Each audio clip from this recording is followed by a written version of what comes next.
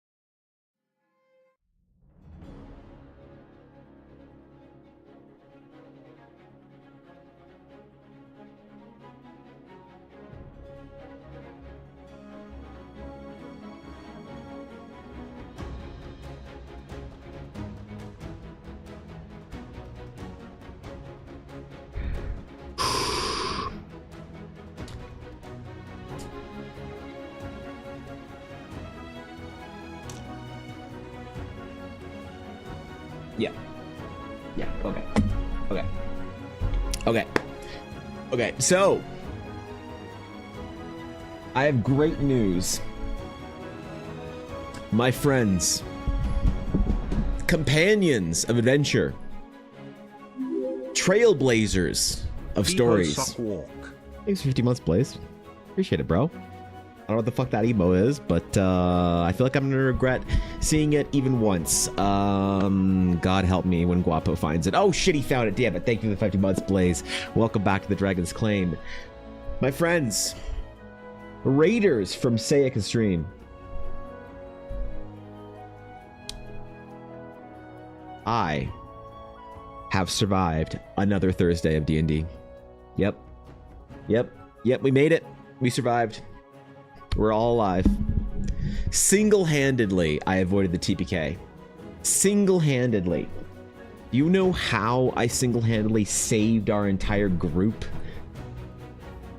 I made sure that I memed hard enough about Uma Musume that Ashi needed to get us to the city where there was a horse derby, and thusly did not TPK us on the way. Yep. She made sure that I had content to complain about. And in doing so, she was manipulated by my cunning.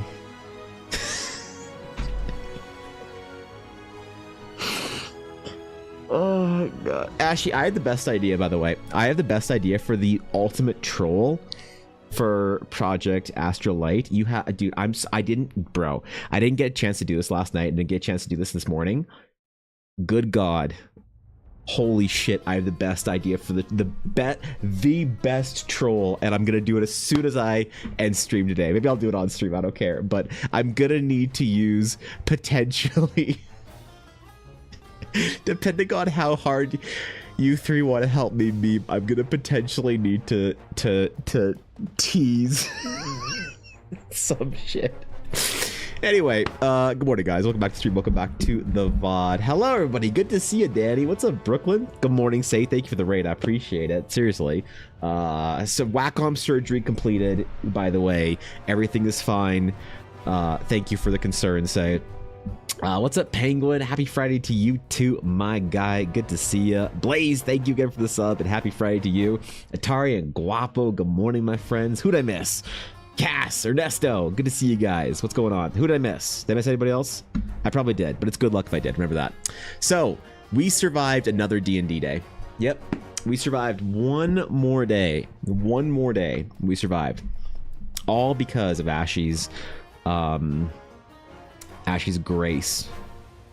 Ashi's forgiveness for the transgressions of Brother Endrick. I might have...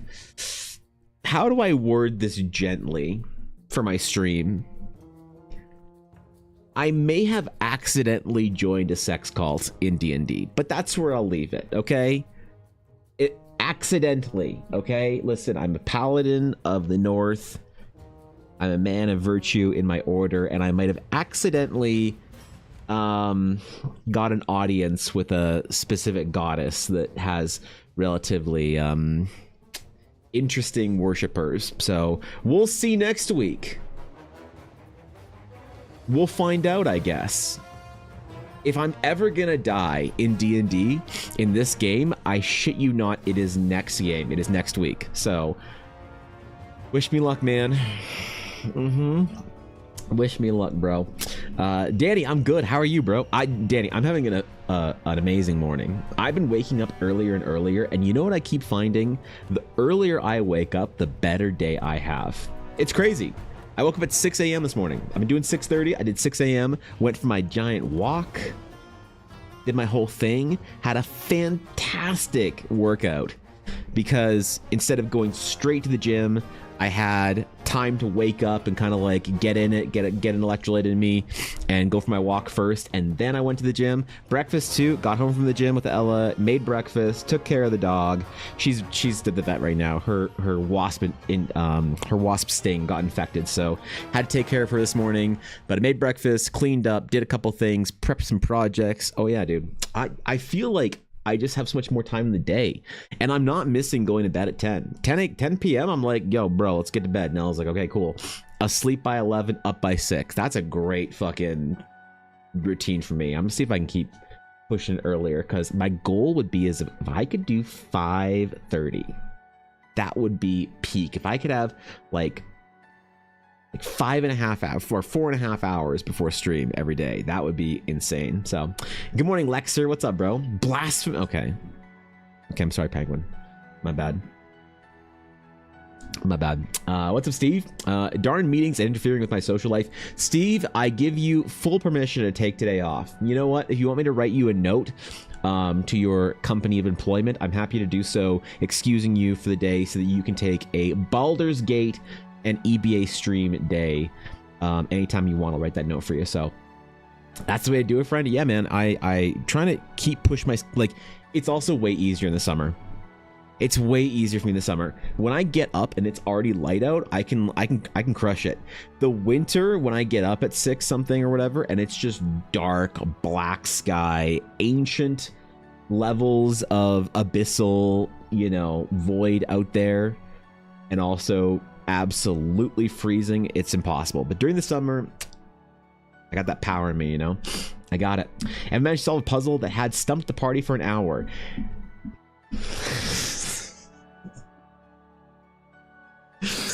Yep, that's the thing that we did last night, didn't we? Yep, I solved the puzzle, didn't I? I solved the puzzle only to get fucking dunked on by my order. So that was great to solve a secret message only to be shit talked by my paladin order. That was really that's really what Endrick needed a week and a half after his best friend died, and then his only male companion on this trip, in which he was trying to form a new brotherhood, also died. All right, first companion, he died. Second male companion, she died. By the way, I said all that correctly. So and then my order a week and a half later is calling me basically a piece of shit because I didn't sacrifice myself in the Black Keep. But you know, whatever, fine, I'll just go drink in the shadows from my maybe evil sword.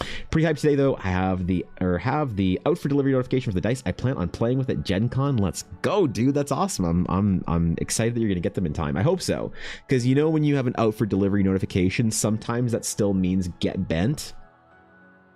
Occasionally with Canada Post and Amazon, it'll say out for delivery, should be there by 5 p.m. And what they meant to say was should be there by 5 p.m. at some point in the next couple of days. Then again, I live a little bit out there, so maybe the drivers are like, sure, I'll add this to my list. Oh shit, that guy's way the fuck out there. No, he can get wrecked up, bro. I ain't driving out there.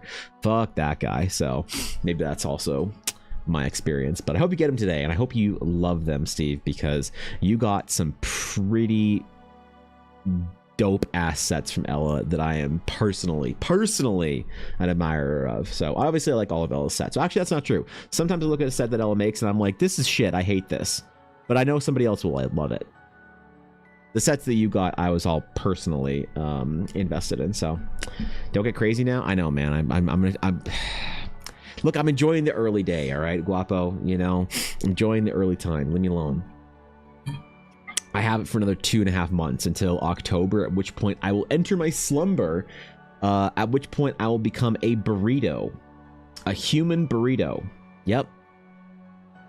I will roll in my blanket every single night like a fucking cannoli, and I will slumber. And then I will drop my routine of going to the gym.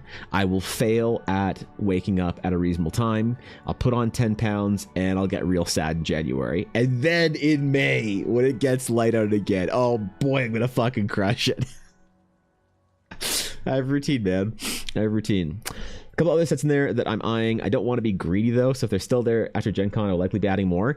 Usually Ella's So usually, I mean, first of all, Steve, you can Ella can remake sets and stuff. If there's stuff you want from Ella, it is the honor of her fucking, you know, entire art to have people grabbing them. So don't think that you're nabbing them when other people can't. She can make more sets for stuff. So that's that. But also, typically, if sets do sell, I know that, like, I think a good chunk of the sets sold, not including the stuff that you grabbed from her. She said a bunch of her chonks and whatnot sold. So I think so anyway. Usually by the first Friday or so. So today, I guess, was when people go to her store and nab them. But if you guys didn't know, Ella did a shop update. Oh, there we go. I was like, wait, what? Why the fuck is that command not working? She just saw shop update. So she's got a couple of her dope ass sets. I'm still serious. If nobody, what the fuck? Hello, mouse? If nobody yoinks this set, I'm fucking yoinking this for myself. I love this set so much. So if you want it, I'm happy to whatever. I'll grab the next one she makes. But I am absolutely getting her to remake me this set when she's done, because this is exactly my vibe for paladin shit. But yeah, man, she did shop update. So a bunch of shit's gone, some geodes, some sets, some whatever, some cherry blossoms are gone. I think she's only got 2 colors of cherry blossoms left. But yeah, man. Also, her advent calendars are up for pre-order, and they'll only be up for pre-order for a little while longer because she has to now make like 10 of them.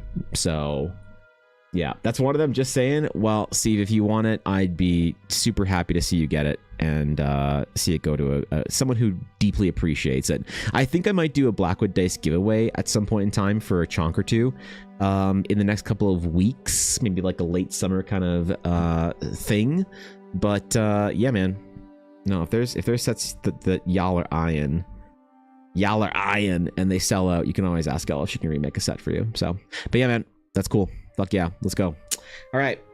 The blue ones. Wait, which blue one? This one?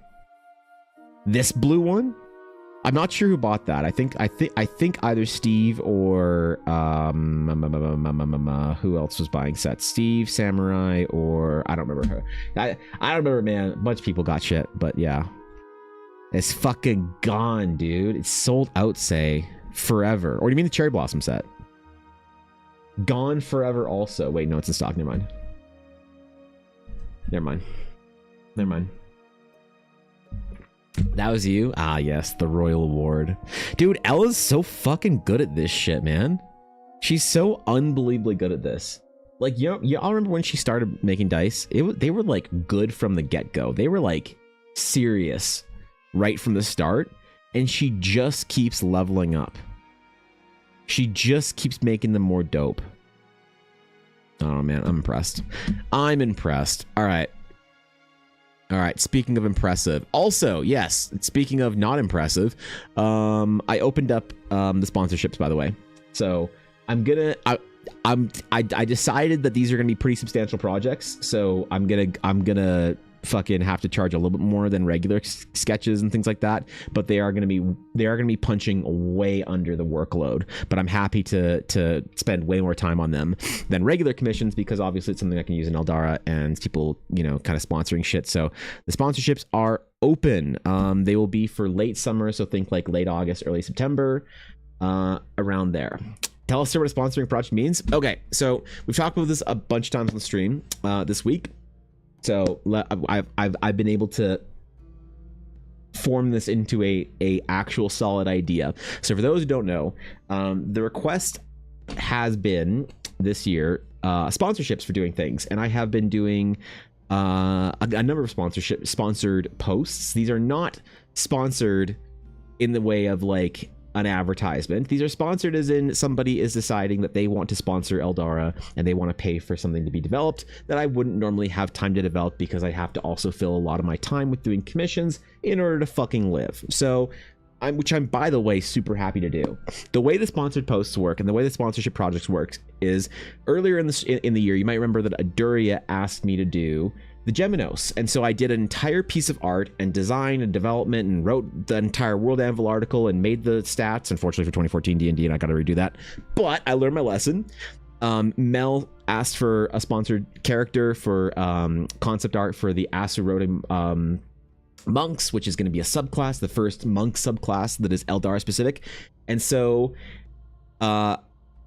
I decided to make it a formal thing that people can go grab instead of a thing that's like an arcane concept that people have to like maybe ask me about, because the questions were piling up and I feel like I wasn't doing a very good job of making it available to people. So now I'm just going to put it up there and leave it. So if you would like to sponsor a project in Eldara, you'd like to contribute to the stream, contribute to the entire thing, and you want to grab some art and some whatever for whatever it is that you want to see made, these are things that I'll have a couple of projects available for as examples of things that need to be done that are on the list that are kind of like more common requests from people. So things like the Azael, the Rokari, the Mithara, the Twilight Elves, more Astral Sage development, the Alabaster Consortium stuff, Growlhammer Paladin concept work. A lot of people want to play a Growlhammer Paladin when they started their Eldar campaign, because Ella Blackwood and Amelia Hearthwood are both of Growlhammer origin. Also a dealer's choice, and this is something more for people who are like very frequent kind of TDC enjoyers. If there's something that I've been talking about or developing over the last couple of years that you're like, man, I really want to see art for this, like Aduria said for the Geminos, or Mel said for the Astral Monks, that's something that's available. People just have to message me about it and say like, hey man, can you develop this thing, as opposed to just like buying the fucking thing and saying, I would like an orb,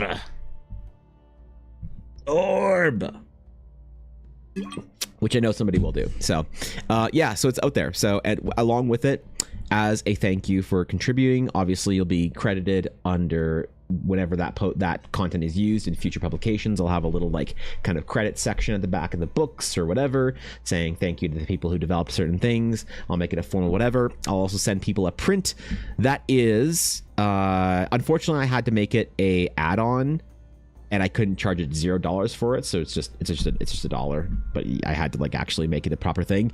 And I'll send you a print, and I'll make you a 1-of-1 promo. I might use the art for other promos or other cards, but there'll be a 1-of-1 version of it that'll be the only one in the world that is that art and that idea within Eldara that I will send you as well. And when Eldara becomes the next Star Wars, that card will sell for tens of thousands of dollars. So consider this a unreal investment, man. Anyway, that's a sponsorship thing. So there it is, man. They're up. So they'll be later, like late August, early September is where I'm thinking about maybe I'll start them after I finish my project for Quincy and some other things. I just wanted to put it up there because y'all were getting itchy and wanted me to fucking get it done. So there it is, dude. What are these advent calendars? So say the advent calendars are really dope. Ella's done them for about 3 years in a row now. She's done them every single year, but the advent calendar is a dope thing that she does. That is, wait, how do I get to her page? It is a 25-day advent calendar for the Christmas holiday season, in which every day there is one or more dice, as well as other things like I put sketch cards in with them. I'll do some art and whatnot, some other little goodies. Ella does she does 3 sets typically. I don't want to spoil anything. She does 3 sets, typically a mini set, typically some other chunks, some like insert dice that are pretty like cool. Like this had a sticker pack along with it for all the postage stamps, things like that. So there's a lot of stuff in here. It's a really packed like advent calendar of like, you get your percentile dice, both of them in a day. You know, this day was, I think the squishy chonk was the 24th or whatever. If you're curious about it, you can actually look at the entire unboxing, like every single day. I think she posted it through December last year of like every, you know, whatever. She got me to unbox it by our Christmas fireplace, and I need to get better light for this next year, or for this year, I guess. But yeah, so it's a bunch of full sets with some dope stuff, usually stuff that she hasn't done before. So like this was the first place anyone could get any of her geode sets, were in this advent calendar last year, and they're really fucking cool. So Ella can only usually make about 10 of them every year, but I think this year she's opening up pre-orders early, like literally in the summer, because people put pre-orders in, by the way, who've gotten previous advent calendars in April. So she has more time in which she will do cool stuff with, I guess. And yeah, man, I think she has about 15 slots in total this year, and I think she only has like 5 or 6 left. I don't know specifically because she didn't have on her website a inventory posted publicly. I know she has one behind the thing, and they'll just sell it at a certain point in time, but I don't know if she has it posted for one reason or another. I think it's a weird kind of post, and she doesn't have like inventory for things public, because all of her sets are like basically one of one. When you buy a set, you get that set, even if they're like the same similar set pour or whatever. It'll be an individual post and pictures for each one. So maybe like, because I can do inventory and show stock and stuff on my store, but she doesn't on her store, even though it's run through the same fucking platform. I don't know why. Maybe it's a thing she needs to set up or whatever, Shopify being weird. But yeah, I don't know how many slots she has left, but she has enough that people shouldn't worry or rush or whatever. I think she'll have pre-orders open until mid-September, something like that. But yeah, these are really, really dope, and the people who have grabbed them have always been very, very excited. So look at these geodes, man. The first time she ever did geodes was this last year. Holy fuck. Yeah, and like a bunch of people like Steph and Viddy and a couple of other people made like TikToks and videos of unboxings, and it's always really fun. So we all talk about what they get in their advent calendar every, you know. I remember one year, it might have been last year, Cobalt and Guap or whatever, I forget who, but two of the mods wanted to talk about what they got in their advent calendar. It was Blaze. Forgive me. They want to talk about what they got in their advent calendars, but they didn't want to spoil it for other people in chat. So it was very fun. It was a cool Christmas little thing. Unreal is exactly the word I'd use. Exactly, Atari. Yep, you knows. There are 4 sponsorships, but okay. Wait, did you say? Okay. Okay, dude. Thank you, Steve. Thank you for, let's see. What did you want? What did you want? Oh, you gotta send a message for it. Oh, right. Okay. All right. I eagerly await and anticipate what it is that you are going to be getting, so I can cross it off on the page, or if you're going for dealer's choice thing, that as well. Wait, are my alerts broken again? Damn it, my alerts are broken again. Shit. Oh god. Ruby Rose, thank you for the follow. I appreciate it. Well, if I miss anything today, guys, I am not seeing my alerts in my actual alert column on OBS. So if I don't say thank you for something for today, or if I miss this follow or something, can somebody please at me and say, hey, idiot, this person followed you or whatever. So, and I'll try and make sure I catch it. Good morning, Koi. How bro, Koi, you and I need to talk, man. I need to have a whole ass conversation with you. I need to entreat your knowledge, because I am planning on doing a massive Vogue race type thing and doing a much more substantial keychain and whatnot thing. I've been designing some keychains for Ella for conventions. I've been redoing some of mine to make them super fucking dope. I want to order like 200 keychains and a bunch of other shit, and I need some advice from obviously the master yourself. So at some point in time, I might send you a message or ask you if you could hop at a call with me for a little bit and use your wisdom if you're willing to share it. As you've been my guide, my Sherpa into the artist alley scene. So packing orders, you fucking successful artist. You're so cool. All right, yeah, I'll hit you up probably soon. So thank you, I appreciate that. She does tell you the main things on the shop site. She does. Wait, does she? What does she say in the, hold on, Blackwood Dice. What does she say specifically about what is like the base? Because she tries to, the advent calendars are always kind of fickle, because she wants it to be a surprise. So she wants to tell you generally what to expect in there, but obviously there's surprises and shit. So 3 handmade dice sets, which is awesome. A squishy chonk, a set of minis. The minis she does are always insane. 1 chonk that is not specified what the chonk will be, and other dice goodies and surprises. Okay. An exclusive Blackwood Dice piece of art from master artist Evan. What the fuck is this master artist shit? Wait, hold on. We need to have a conversation about this. Wait. What the fuck is this shit? An exclusive Blackwood Dice piece of art from master artist Evan Blair? Can somebody call Ella and tell her to shut the fuck up about this? Cobalt wrote that for sure. Dude, she's getting Cobalt to write her shop updates? Oh my god. You're not a Padawan? Correct. But I have been added to the council, Atari, but I have not been granted the rank of master. which is why I'll have my inevitable fall to the dark side. In case, you know, anyone's wondering, the dark side is not, in fact, killing younglings and going to Utapau and Mustafar. It is, in fact, in this case, drawing coffee requests for fan art of OCs in lewd positions with each other. So it's far more sinister than simply killing younglings and slaying the separatist leaders of Utapau and Mustafar and Geonosis. So just in case anyone's wondering. Do you prefer Art Mastered? I actually prefer Art Wizard, Ashy. Also, Ashy, I didn't ask you how to leech your support card. I gotta figure out how to do that.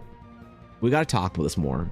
I also need to hang out with you on Discord and have you help me get my character into fucking Roll20, because I feel silly rolling all my skills and shit and whatnot when all of you guys are using Roll20. So it's one that I can afford this year, but I'll try for next year. Yeah, they are a lot. They are a substantial amount of work for Ella every year. Like, she spends a shitload of time on the advent calendars, and they have to unfortunately reflect that. So I understand they're a bit up there, but they're worth it, man. There are a lot of cool shit in there. So gods, I beseech thee, please bless us this day.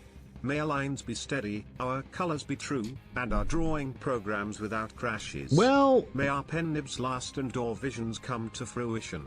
We're kind of at a bad start already. The pen and carpal tunnel relief. Amen. Hello, Amen. Evan, I have 1,300 bits until next batch, so 13 days of prayers and blessings. What's your next fucking badge, Fox? What's your next badge? The Diamond Crumb badge, your first die? Oh my god. You'll be just in time for the Orbathon, Fox. Holy shit. Thanks for the 100 bits, Fox. I appreciate it. Thanks for the blessing upon the stream. What's up, homie? What's going on? How you doing? What's good? Thank you for your art blessings. Yes, I appreciate it. I think you stick with killing younglings. It would be better on the soul, probably, than drawing lewd fan art of Say's OC. Because, you know, if I start doing lewd fan art of anything, Dark is going to basically pay any price to get me to troll Say with that. So, if I'm not live, I'm free to help out. If I am live, well, we both know how chat is. I'll just start just cold calling you on Discord.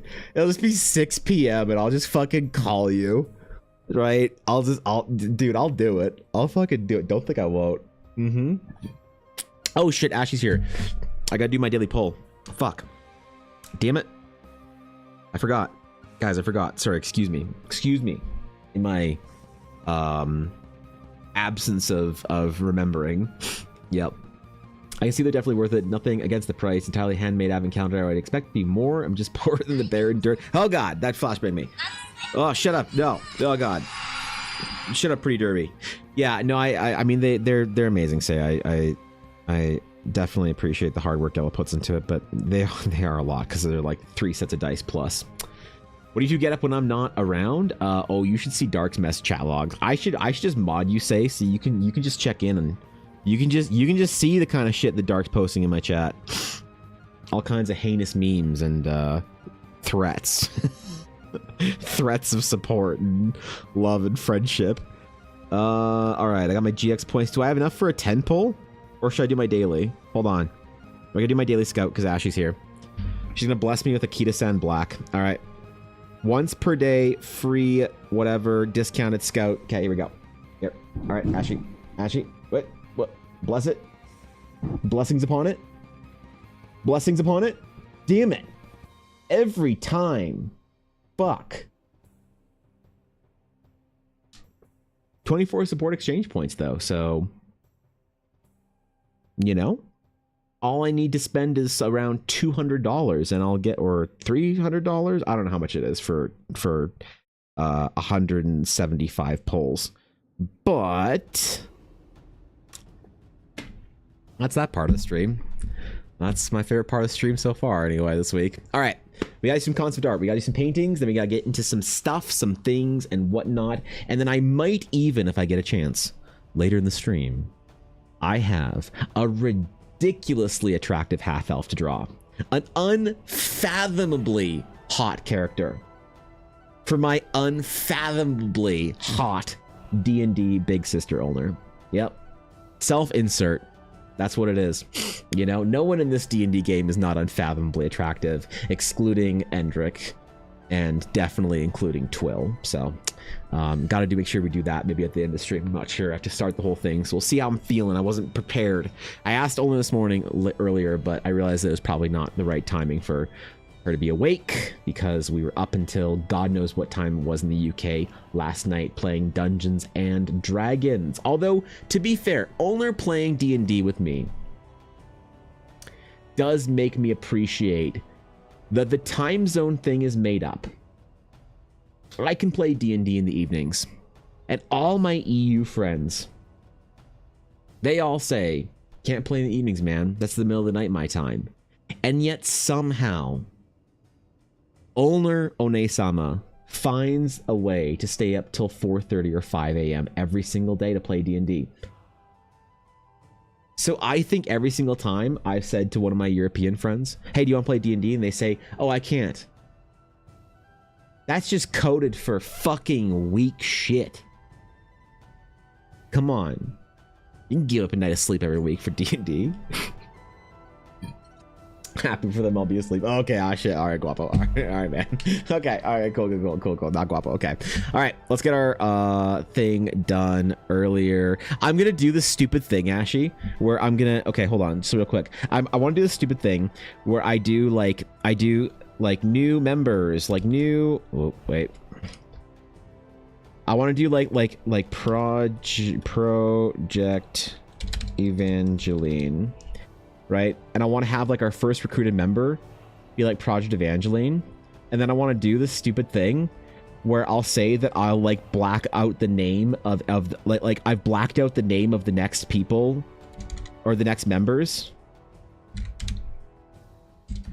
to make sure that the surprise is there. But what I'll do when I black out the names of the next members is I'll just do this. I'll say I've blacked it out so that you don't know who's coming, and I'll have a little blacked out silhouette of whoever. Oh god, I'm so ready to troll even harder. I'm so fucking ready. It'll be like one of those things. I'll have like the like and retweet thing for like the cutaway so that you can reveal the name.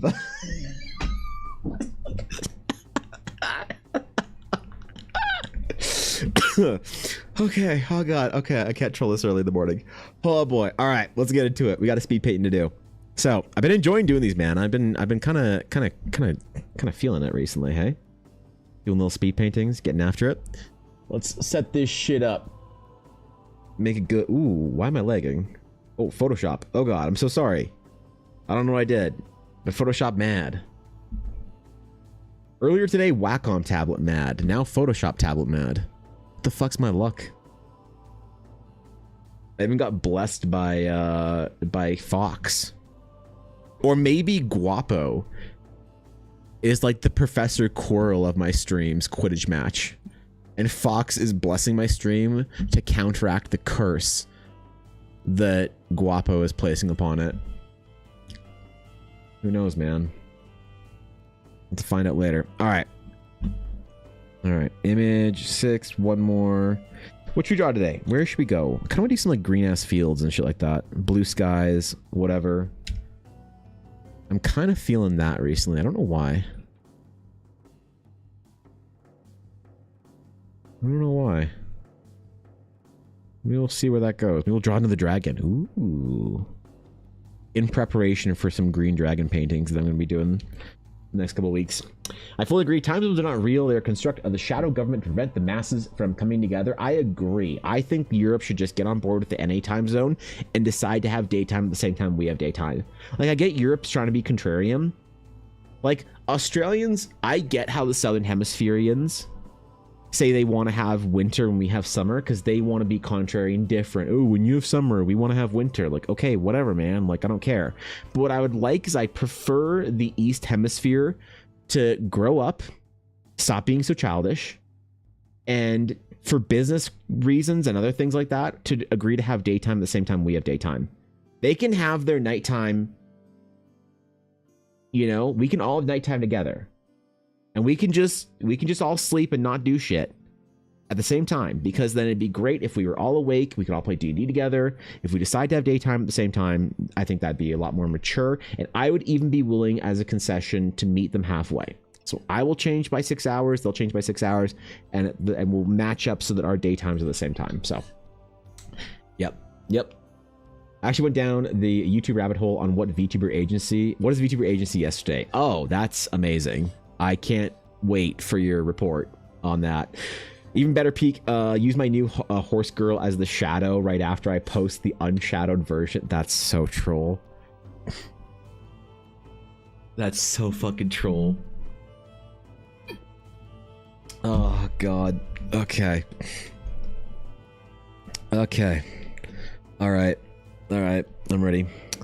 Create, clipping, mask, and this one. Okay, let's do something kind of cool. Let's do something all blue and sunshiny and whatnot. Let's try that out. So, I'm gonna hit record. 100%, Say gets it. They manage stuff and they steal wages from people, that's pretty much it. So you understand why I'm trying to create my own VTuber agency, right? You finally understand now why I'm trying to create my own VTuber agency. Yes, good, okay. As long as somebody gets it now. As long as I am understood, that's probably okay. I'm going to be inviting a couple of people to my VTuber agency. I'm going to try and recruit Vixie. I'm trying to try and recruit... I can't recruit Ashy unless I poach Ashy from the Waifu Alliance, which I might still do. I'm going to try to recruit Fishy. But she's going to be a tough recruit. Fishy's not the biggest fan of agencies. So, yeah. We'll get her, though. We'll get her. I'm going to try and recruit Amma as well. If we can. That's doable. And we'll see what happens, man. We'll see where this all goes. All right. We're going to start with our background and go forward again. I'm going to do it much more efficiently this time, though.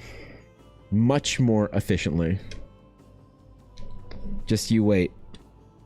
Which means I'm going to use another brush to start, and then I'll work that texture into it later. So, I think this one should turn out better. I'm excited. I'm looking forward to it.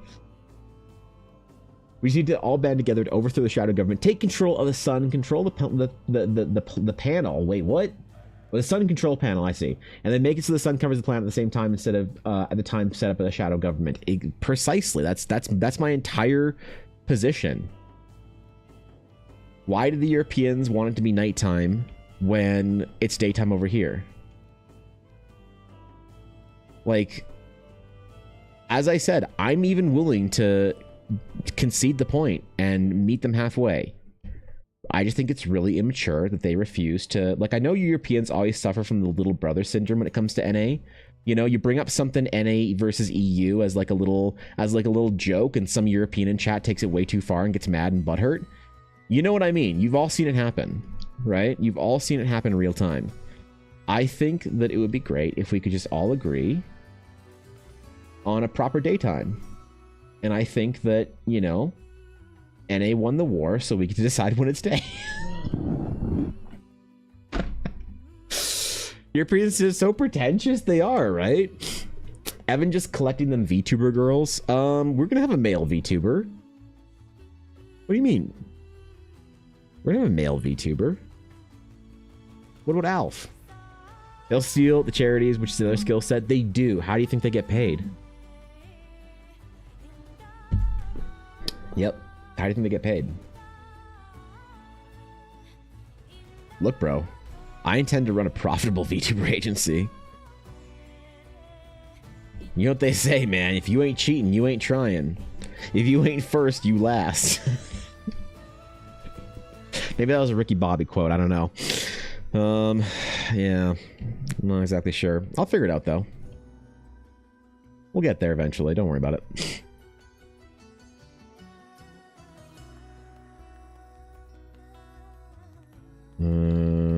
Okay. Okay. Ooh, this brush is way better at doing clouds than the other one is. Ooh. Okay. Made the right choice today. Definitely made the right choice today. This will be way easier. You'll be my male VTuber, you think? Okay. Well, guys, we'll be hosting VTuber auditions for Gen 2 after we reveal Gen 1 and become profitable, okay? The auditions will come in the form of a trial, a tryout. There we go. Tryouts. We'll have team tryouts. Because don't forget, this is not just a VTuber agency. Project Astral Light is also a competitive D&D esports team. Please don't forget that. That's a core part of our brand. So Project Astral Light will need only the most serious D&D players to compete with.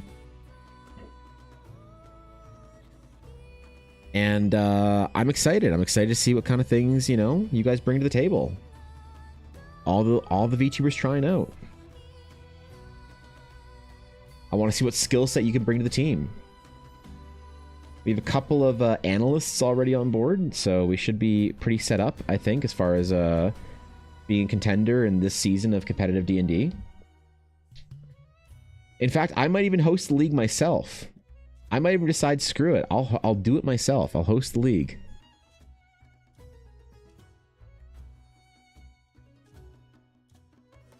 That, or I'll start the first ever D&D boxing tournament. It'll be like chess boxing, except this event will actually make money. I'm kidding. Oh, shit. I'm sorry, Ludwig. It was a joke. It was a joke. Fuck. Damn it. Damn it. I was just offended Ludwig, who clearly watches my stream in his off time. Can we get a league for television rights on ESPN 8? I don't know, because ESPN's owned by Disney, I believe, and I want to be able to swear on this one, so yeah, it's the only complication in here, isn't it? I want to be able to use profanity in the league, and I don't know, ESPN, Disney, you know, I don't want to upset the mouse, as it were. I know what happens to people who've upset the mouse. I've seen it myself. I've seen it in person. Not pretty. You think people disappear from Disney World all on their own? Yeah, that's what they want you to think. Yeah, I bet. I bet you think that. Just gotta get rid of the Neil deGrasse Tyson character. Shit, which one? I mean, I'll take an EBA to the European Court of Human Rights, though. I mean, I'm filing a motion right now, Orb? For what? What did I do, man, this time? Shit. Wait, I live in Canada. They'll give me up, too. They'll give me up here, man. We LARP as Europeans all the time. We love that shit in Canada. We like to pretend we have all the sort of the culture and dignity of our European ancestry, when basically we've just been in the proximity of America far too long. We speak American here. What else do we do?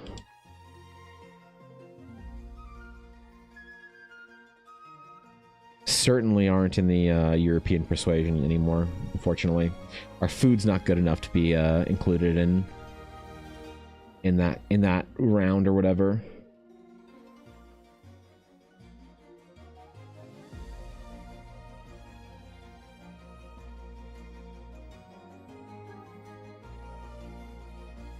Okay, hold on, I'm gonna try something here.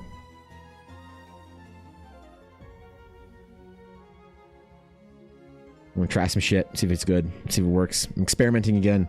Remember, these are not always supposed to be successful. These are all supposed to be experimental. And if they work, great. If they don't, then job well done. So that's as far as I'm willing to complain on.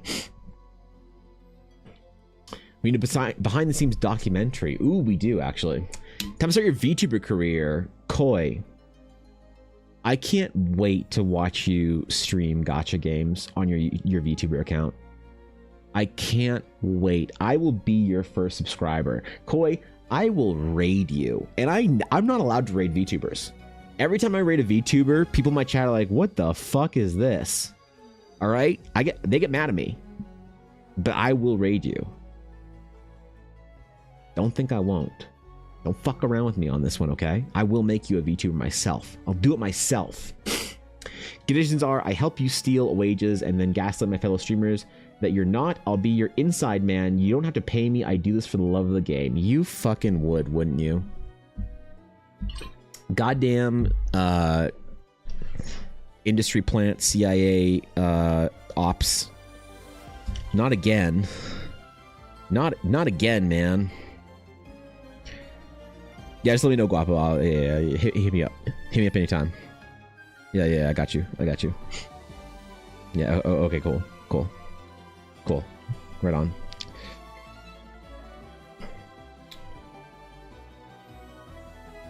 Okay, I want to do a little floating island thingy in here, so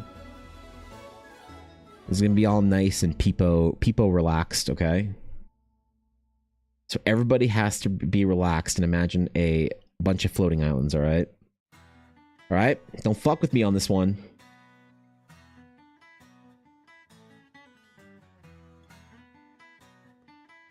Don't think that I won't force you to be relaxed on a floating island. I absolutely will. We're gonna do some little hacky kind of schemazing here too, because we are 10 minutes into this already, and I need to actually be doing more completed paintings in the time that I've allowed myself. Otherwise, I have to send Blaze my biggest shiny in Pokemon Go. I remember on a stream kind of video thingy, Ludwig years ago said that there always has to be stakes every stream. Every stream there has to be, everything you do has to be a challenge or stakes. You have to make stakes for everything you do. So if you fail, you mess something up, you gotta do something, right? So I mess up, every time I mess up a painting, I'm gonna send Blaze my best shiny.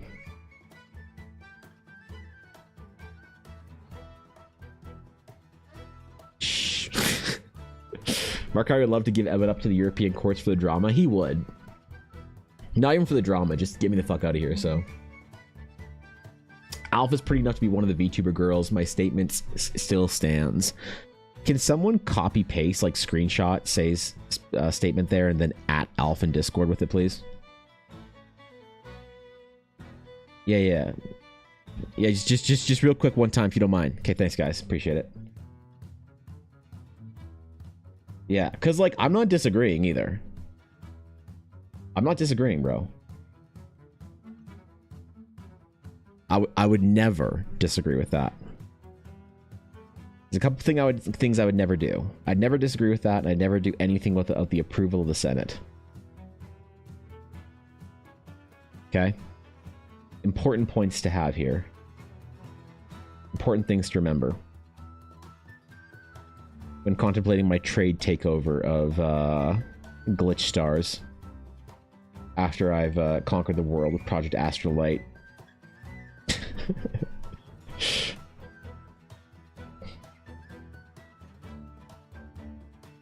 Oh wait, shit, he revealed the plan. Okay, we're gonna try something here. This is an old speed painty trick.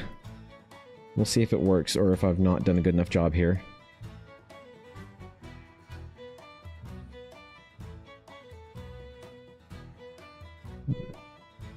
It's a bit heavy-handed on those. I'm ready to try an overlay layer, I think. Let's try that. Nope, not that. Nope. Multiply wouldn't be it either. No, okay. We'll just dissolve them into the background a little bit.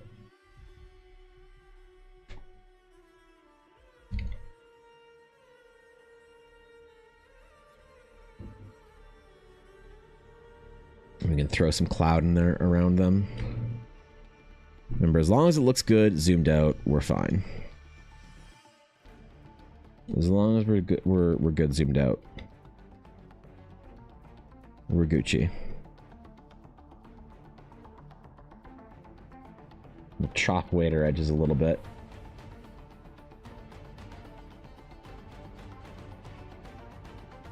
We'll slice them out.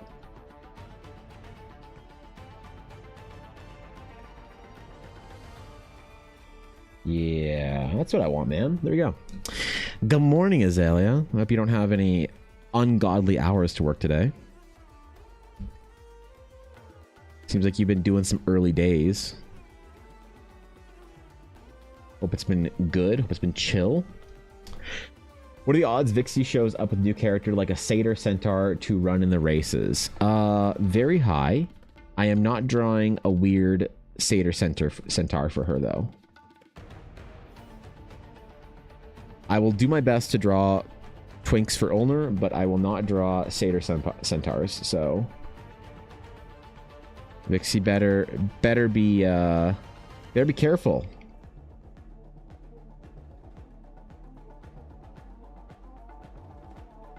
When she comes to inevitably farm free art from me. As all of them do. Friendship with Evan is really only a precursor to asking for free art. We all know it's true.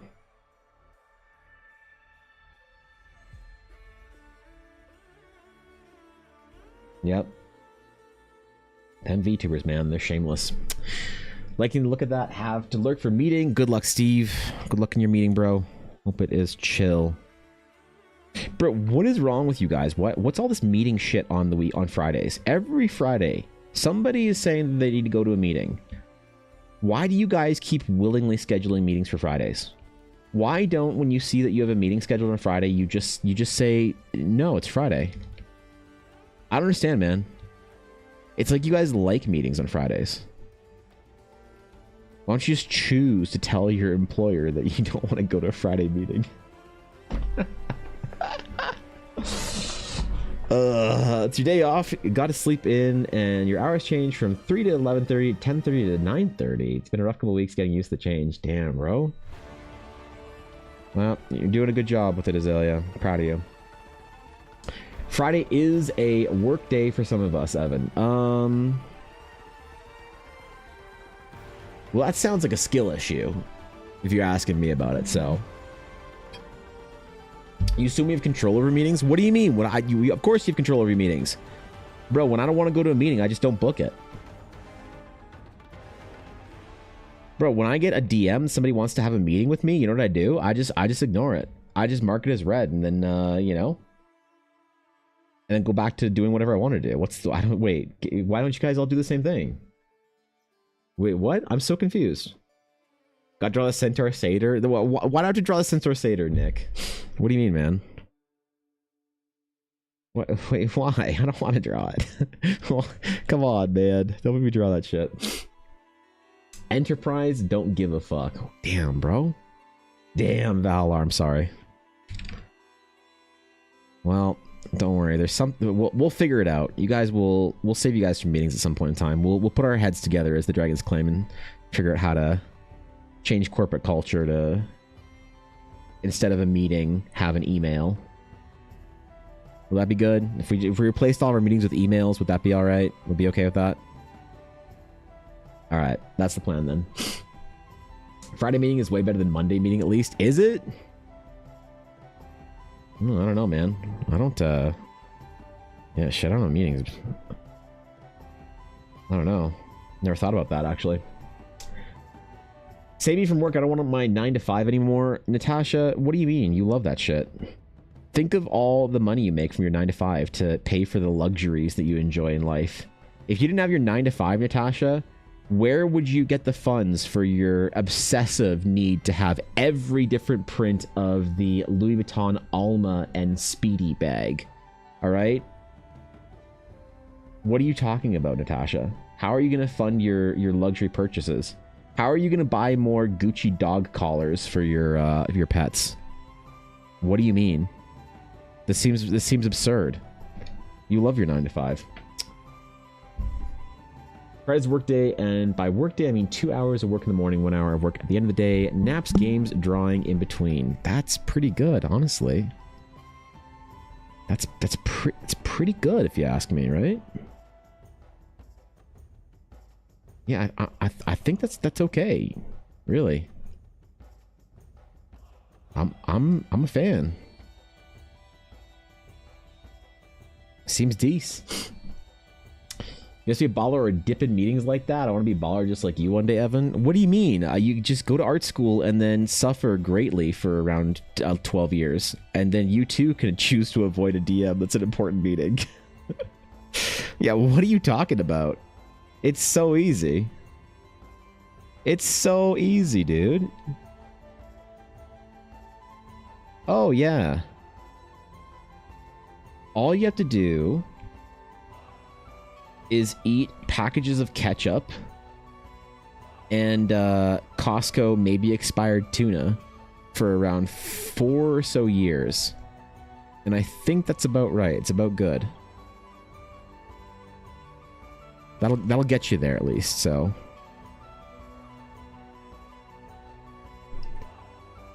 Wait, why are you guys acting like this is weird?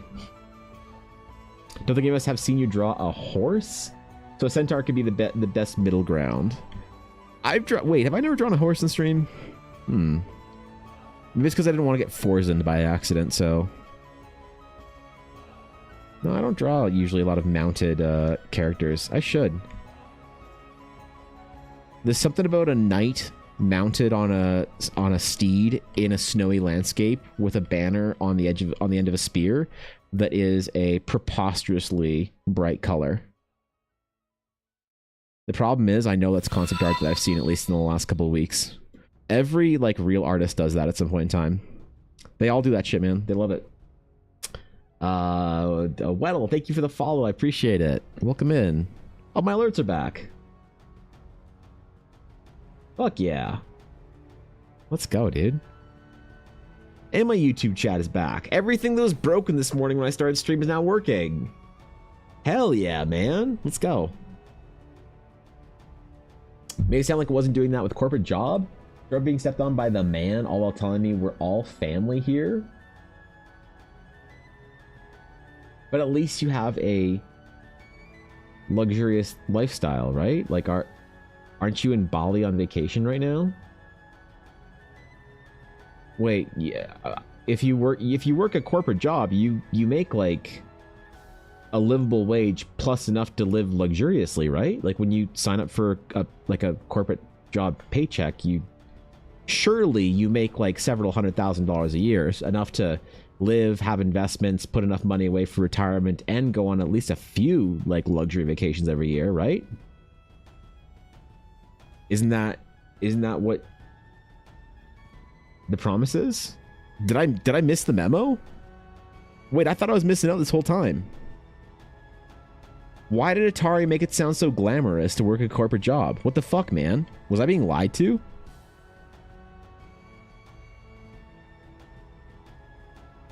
I don't know about this, man. I don't know about this. I'm starting to question things a little bit.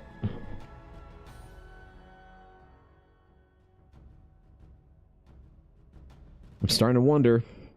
You're making me second guess my decisions. You cry. Stop talking like that. Okay, I'm sorry. Shit, I'm sorry. Listen. Sometimes reliable sources of income aren't all that bad. And sometimes you have to get the fuck out of there like your life depends on it, because it literally does. And if the latter sounds like you, then I am here to support. I am here to encourage you making bad decisions. I am here to encourage you making poor choices that will lead you to an unemployed situation where you get to actually work on something fun that you care about. That's what I'm here to do. So, quit that fucking job. Go full-time, do whatever you want. Suffer greatly for years. And then it might work out. You can put that shit on a shirt, man.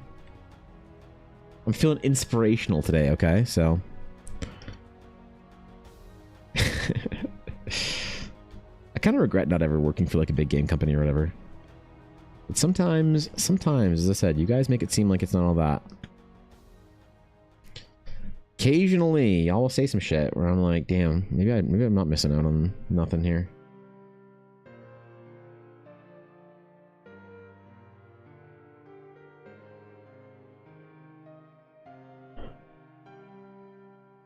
Maybe I'm not missing out on shit. Who knows?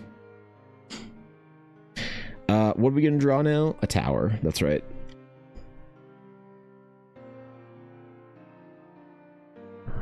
Because that's what we draw in this stream. We draw fucking towers. Because it's my third favorite thing to draw.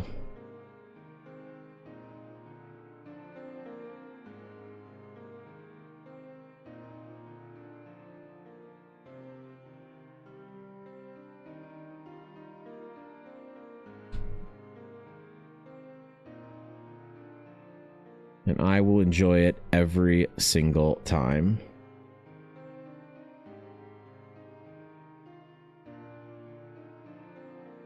And I'll continue to draw towers until people stop paying me to draw them. Wait, shit, nobody's asking me to draw a tower. This is awkward then.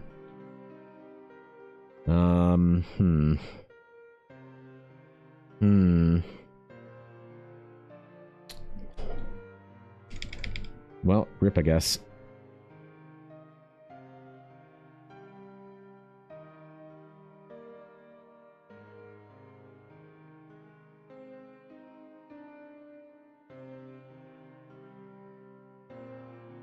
Look at that, man. Look at how nice that is. Oh, shit, dude. Got ourselves a little tower in there. Look at all the cool stuff we can put in there. We got room for all kinds of little trees around it, and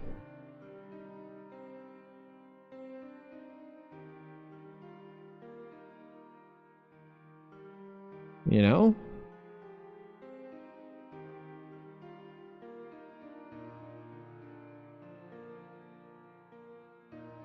little I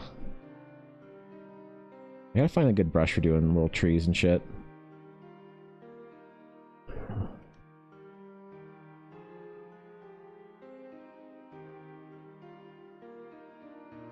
Anything with a lot of texture in it like this will kind of work. Remember, we gotta stay zoomed the fuck out on this shit, or else it's gets in there. It's too distracted. It's too busy. Tower looks like a corporate office dungeon right now, but that just might be my confirmation bias. I think it is, unfortunately. I think your trauma is showing. Mm-hmm. You want to get an office job in your 40s? Why do you want an office job in your 40s? Because that's like a week from today. So, what do you want to do as a corporate office worker then? Tell me what the allure is here in corporate office hell, and I will support you. Good to see you, B-Town. Thank you for the lurk, dude. Appreciate it. Stability's nice. You do trade quite a bit of sanity, though, so pick your poison. Yeah, I can't function in hierarchies, unfortunately. And it's not a good thing. Like, a lot of people who are kind of disagreeable people, I find. And it's not bad to be disagreeable, by the way. A lot of disagreeable people, I find, take a lot of pride in their disagreeability. Like, you ever have a friend who sits there bragging about how, like, they, you know, got cut off in line, and they were the only person that stood up to the person that, like, budged in line? And they have this whole heroic story about how they said, excuse me, the back of the line is over there, and everyone cheered for them. You know, you have to be, like, everyone knows a disagreeable person like that just revels in their own fucking disagreeability. That's not me. I try very hard to, like, repress that part of me that's very disagreeable and whatever, to just, like, you know, but unfortunately it means that I can't really function in hierarchies that well when I don't respect who's at the top. If I'm, like, studying or working under somebody that I think is, like, really awesome and, like, really deserving, I will happily absorb every piece of information they're willing to share with me. But if I'm working or studying or whatever under somebody that I don't have the greatest amount of confidence in, I have a very hard time playing the respect game. I have a really hard time playing the power game. And like, I know how to play it, and if there's enough, like, money on the line or whatever in my previous life, I could play it. I could be the graphic designer, the yes sir, what a great idea sir, like, fucking get me out of this project, but I get, you know, paid a lot for it, so whatever kind of thing, and I could do that. But I'm pretty bad at it, and it takes a lot out of me. It takes a shit ton out of me, so I don't know if I could ever really survive in that kind of corporate environment, because a lot of it is like the nepotistic sort of like progression of individuals and their own you know, whatever. And you gotta kind of, you know, do those laws of power kind of rules and shit and make sure you're not upsetting the balance and whatever else. And it's a whole thing, man, that I'm just not that great at, and it's not a good thing. I don't think it's the thing to brag about. I think it's honestly one of my biggest weaknesses, which is why I have to basically do what I'm doing, because I couldn't work under or with people that I thought were, you know, like I couldn't be civil in a way that I think it's healthy to be able to force that and to fake it. You know what I mean?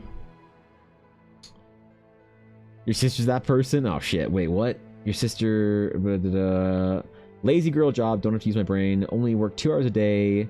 Just kidding, I can't stand people, probably unlikely to have a future in an office. Damn, bro. The same person, really? Wait, your sister is the like the disagreeable person that thinks that they're so cool because of it? Good to see you, Loon. She bragged at the family barbecue. She's literally started at this company at entry level and went to told the VP because he was being inefficient and doesn't understand how the department works. Oh, I see. Yeah, you can't be that, you know? Doing it for so long, it's just second nature. I mean, like, I can feign interest in things. Like, how often do you guys see me feign interest in someone's D&D character when they tell me about it in chat? I'm really good at it now. I'm kidding. Relax, bro. It's a fucking joke, man. It's a joke, bro. Just chill out. I like your D&D character. I think it's cool. No, I can't really do it, man. I can't play that game. And it's not, again, it's not a thing to brag about. It's like a big weakness, because that's like how you get by in the world. You have to play nice with people. You have to play and be civil and whatnot. And it's just a struggle for me, man. It's just a fucking struggle. I have a hard time. Can't do that shit that well. You find the right green here. We'll just reference this kind of yellowy green. That could work. Where am I at? 30 minutes? Oh shit, how did 30 minutes go by? Fuck. Okay, well I'm not done yet. So you know what? I'm not gonna put my pencil down. Pencil? That's not a fucking pencil. My brush, my pen, my Wacom stylus. I'm not gonna put it down until I'm done. I really want to do a good job on this one, so. Screw you, 30-minute timer. I'll extend past the whatever if I have to. I'll go to 40 minutes if I must. I don't even think about all things you seem afraid of about a corpo job. Yeah? Well, that's probably good. It's probably good. I've existed in tried to exist in hierarchies before Atari, and it's gone very poorly for me, so I know that these are like issues. I'm personally aware of the problem. I find that nowadays the level of respect in the workplace has gone down. You think so? Question every time you laugh at my jokes. Good. You should live with a healthy sense of fear. Wait, hold on, Tasha. Do you have a... Oh, yeah, you don't have a big bit badge. It's fine. If I laugh at your jokes, you know you're being funny. Yeah, it's fine. Yeah. No, you're good. You're good. Absolutely. Okay. Damn it, I almost had that. Shit. Fuck, I almost got back into what I was doing. Shit. Damn it. Okay. Fuck. God, I gotta keep trying, man. I gotta get better at this shit. Yep. Basically impossible for you to be civil. You can be civil, Koi. You can do your best, please. Come on. We both know it. You're real good at it. Civility is your it's your middle name. Wait, shit. That's not how it works. Hold on. Look at these muted colors coming together like this, man. It's almost like it's intentional.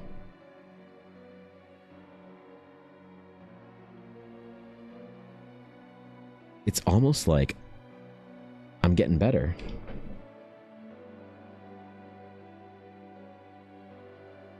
I don't want to get ahead of myself though, so let's not say anything we regret, all right? As a guild, let's not all say something we might regret in the future, so there. I made it dependent on all of us now. We're all in this one together, so good luck.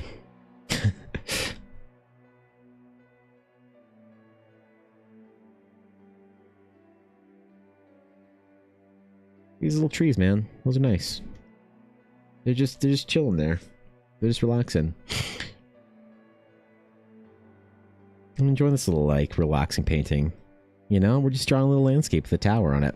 Oh, I gotta do my obnoxiously bright, shit. My obnoxiously bright, flag. I completely forgot. I'm so sorry.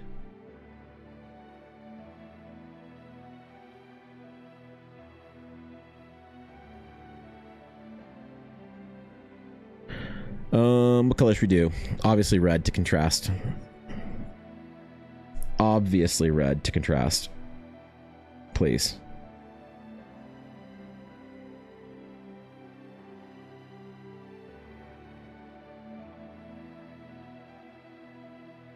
With little flecks of maybe gold through them. Oops, it's not the right yellow. That is, in fact, the wrong yellow for our gold. That's the correct one. There's some form of a design on it that one might be privy to. Oh, look at that. With this little snap of color there, man. Look at that. Look at that. How about that shit, man? We got it there. Managed to save a game file for life gen, and now I'm trying to put it in my current game folder. Well, good luck to you, I guess. I wish stupid people didn't think me setting boundaries is rude. Ooh. Yeah, it's not very civil of you, Koi. Now draw an astronaut figure standing at the top of the battlement. You want an astronaut standing at the top of the battlement? Alright, fuck it. Why not? Shit. Sure. I don't mind.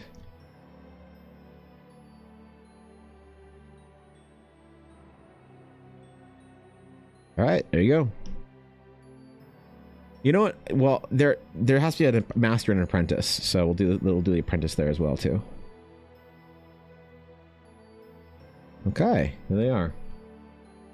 There they are. All right, good idea. Always place more astronauts in there. That's I'm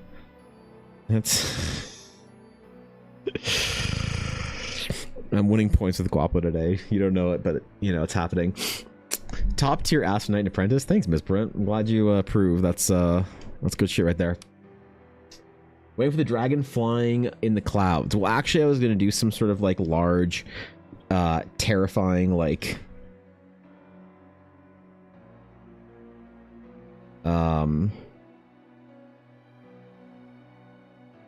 abyssal kraken.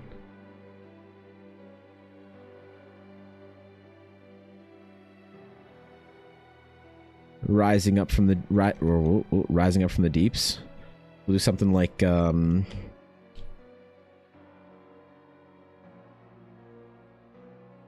yeah, just getting after it. yeah, something like that. Yeah, put your BF Cthulhu in there. No, not today. Okay, you get your weird fucking Cthulhu hits somewhere else. All right. Okay, fucking song, man, lives in my head rent free, and I want it out. I want it out. I want it gone. It's the best and worst thing I've ever seen on a stream. All right, we smash into one layer, and am I good with this last minute thing? Let me do a couple of quick little indicators of color, and some of the foliage, maybe. And some of that through there, and then some of that. You know how saturation needs to be a very carefully guarded thing. Good morning, Avail. Good morning. Yeah, YouTube tutorial worthy? Maybe I should make a YouTube tutorial, Guapo. What is about Cthulhu? It's the tentacles. Stop encouraging her, Koi, please. Please stop encouraging her. She will take it seriously. She will unfortunately take the encouragement very seriously, so we need to, we need to be careful. We need to be measured, guarded with our encouragements. Oh, wait, I was gonna do one thing. I was gonna do little sparkly stars. Ah, shit. Damn it. But Pencil. Pencil. Nope, that's not my pencil brush.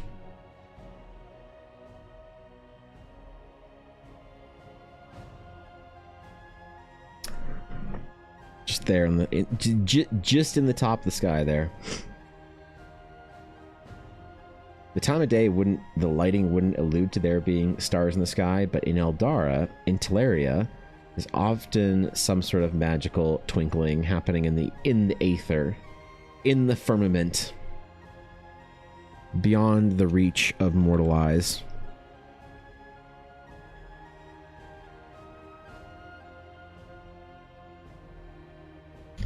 Okay, done. Wait, no, I gotta sign it. What is this? Number 7. All right, ready? Rate the signature today. Oh, it's too dark. Here we go. Ooh, that's an aggressive E right there. I give this one like a... You know what? Honestly, it did the difficult things well. Even though it missed a little bit at the backside. I'm still give it like a 6.5 or something like that. This is project number 7. Okay, end recording. He's kind of flat. It's a little lacking of body. That's fair. You know, it's a little, could be better. But hey, man, we'll take what we can get. We'll take the victories that are available to me. So 6.5, 6.4. That's pretty good. Yeah. You could go on the bottom side of 6.5. I wouldn't be mad. I wouldn't be mad. You know, that range, 6.3, 4.5, around there. It's fine. Cool. All right, that is project number whatever. Let's see how it turned out. I deleted a bunch of recordings today. I realized I didn't actually record the majority of the character I did yesterday of Whist. I'm really mad. I didn't record the first part of it, just a second. So that's a letdown. All right, 40-minute one this time. Let's see if it shows.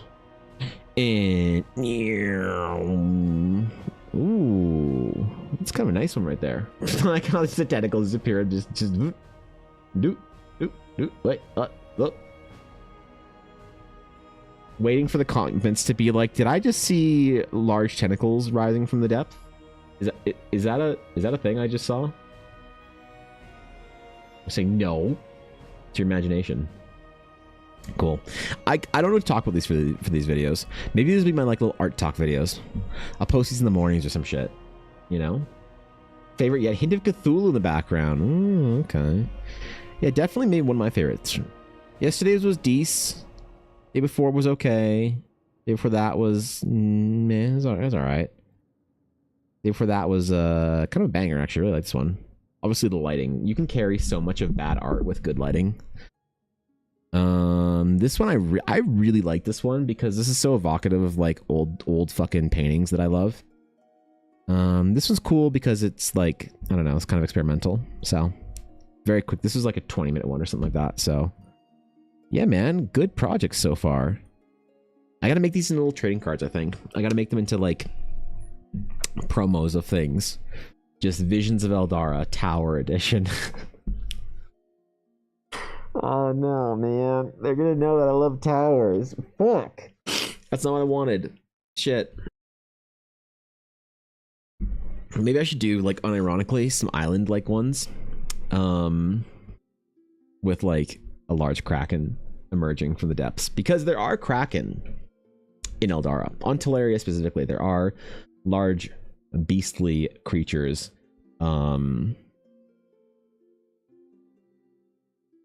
Legend says they battled the dragons in ancient days. That the kraken are a manifestation of an evil that haunts Teleria deep in the core, even to this very day. Hidden, even. Arm sleeve when? Like, you mean like compression sleeve to keep my elbow good, or do you mean like full tattoo sleeve? Because full tattoo sleeve, probably at least another like 3 or 4 years before I'm good enough artist to deserve a full tattoo sleeve. If you're an artist and you're a mid artist and you have a tattoo sleeve, you should probably rethink your decisions in life. Oh, my t-shirt's showing through there. Wait, hold on. I'm gonna roll that shit. Can't have t-shirt showing underneath tiki shirt for Hawaiian Shirt Friday. Push that shit up there, man. Get in there. All right, there we go. Nice smooth transition then from sleeve to skin for that one. Right in there. Yeah, I don't know. A tattoo sleeve would be cool. I've thought about it. I've thought about getting a tattoo sleeve, but I don't know, man. There's good and bad. There's ups and downs. There's pros and cons, and I'm not entirely sure if I would want to get like a proper sleeve or whatever. I will get a tattoo, something commemorating Eldara when Eldara is released in a like proper fashion. I'm gonna get the Eldara, sort of like the main Eldara logo somewhere on my body or whatever. There's also a Lord of the Rings quote that was important to my grandfather that I really want to get somewhere. So maybe I'll do that. Maybe I'll just like build that into a sleeve and make it a whole thing once I'm done with my like weight loss journey and I'm a good enough artist to do it. But you can't have a good tattoo sleeve if you're a shit tier artist. If you do, Dave Greco will come find you and he'll cheese grater that shit off you. So you gotta be careful. Where is the Asterian Gunnar content? God damn it. Where the fuck do you think it is, Natasha? God damn it. What do you mean, bro? I mean, where is it? It's not a thing. It's not a thing yet. I mean, it's not going to be a thing. I don't need followers that bad on TikTok. Okay? I can get followers the healthy way by drawing hot cat girls and Ulnar's half-elf character. I don't need to draw Asterion. Please. Please. I don't have my stream age gated. I can't draw anything too hot on it anyway, so. He's just tsundere about it. Shut up. Shut up. Shut the fuck up. Shut up. Shut up. Shut up. Shut the fuck up. Okay. All right. Good sketch. Good sketch. Good painting. We got a good one. Maybe I should just do speed paintings all day. I need to do some other concept art for some things in like location-based things, some runes.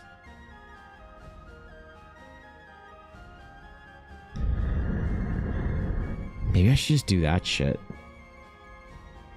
You do all day the tarot card art.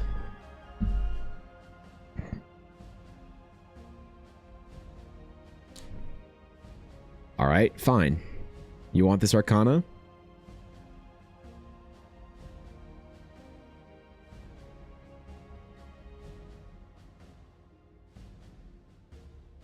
There you go. There you go. You happy? I did my first ever tarot card. Visions of Eldara. It's an entire deck of just the tower. Neat. All right. I am in a location-y mood right now. There's some little runes I gotta do. Oh, also, Natasha, if you want to join my VTuber competitive esports team, just let me know. I started it. I don't think you have Twitter. I don't fucking know if you do or not, but I went on Twitter and I teased that I was starting a VTuber agency because Vishojo showed me that you can do anything, man. Like, bro, you can get away with fucking anything as long as you do it better, so. My first talent acquisition is going to be Cinder. All right. Sketchbook time. Let us go here. So I also have another portrait thing or commission thingy on Coffee, the next order up that I want to do, which is mountains for samurai, actually. So I might actually do that first before we jump into anything else. We're gonna be live for a big day. It's gonna be a long stream, man. It's gonna be a long fucking stream, yo. Okay, where do we go? So let's do some mountains real quick. Let's do some fucking mountains. Some of the good shit. View details. So the next sketch, the next location sketch for Location Sketch Friday. To which Samurai rolled and won. Samurai has won this week's location sketch. And so it is going to be, yes, hello, Friday. That's me. Happy Friday. I was thinking of becoming of tuber, muscle and bro themed. For name I'm thinking, Barack Obara. Oh, God. Lapo, the point is to get canceled after we've stolen $500,000 from charity. Not before. Not before, okay? Jesus, man. Yeah, you're in. You're in. Is that a sheep Shota? Basically. Basically. This was the character sketch I finished yesterday for somebody on Coffee, so I hope they like it. They haven't messaged me back, so I don't know if they like it or not, if they fucking hate it. Alright. Triple Peaks, Here Be Worms. 3-peak mountain with a river cave, home to his version of a cryptid lambton worm. So, a full mountain, triple peak mountain with a cave hosting a legendary dragon. Lambton worm. So what do we gotta do for this? Let's see. Alright. What the fuck does a river cave look like? A cave with a river coming out of it?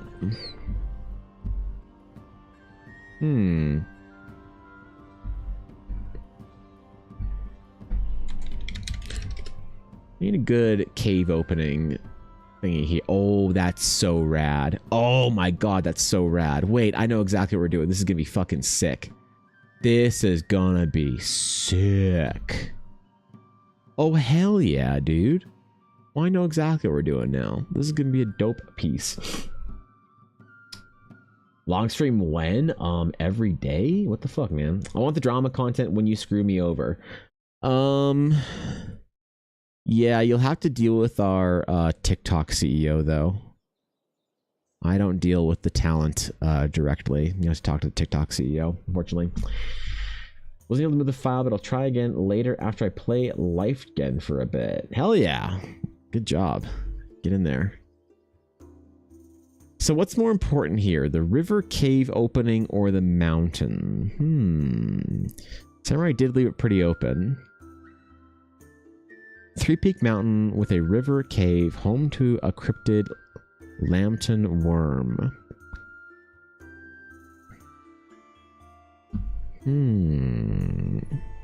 Why don't I draw rivers ever? What is my problem? What is my issue? This is a great idea here. I need to do more of this shit. Alright, we'll jump into this shit. It'll be fun. It'll be good. Okay, Samurai River Cave.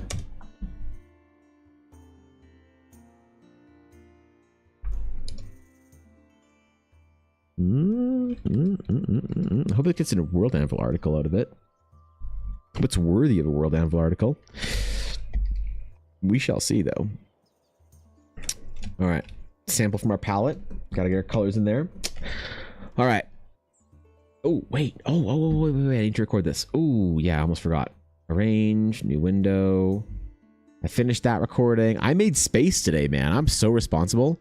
I made space in my hard drive for more recordings so that I wouldn't lose things like I lost my cool Twink RAM boy. So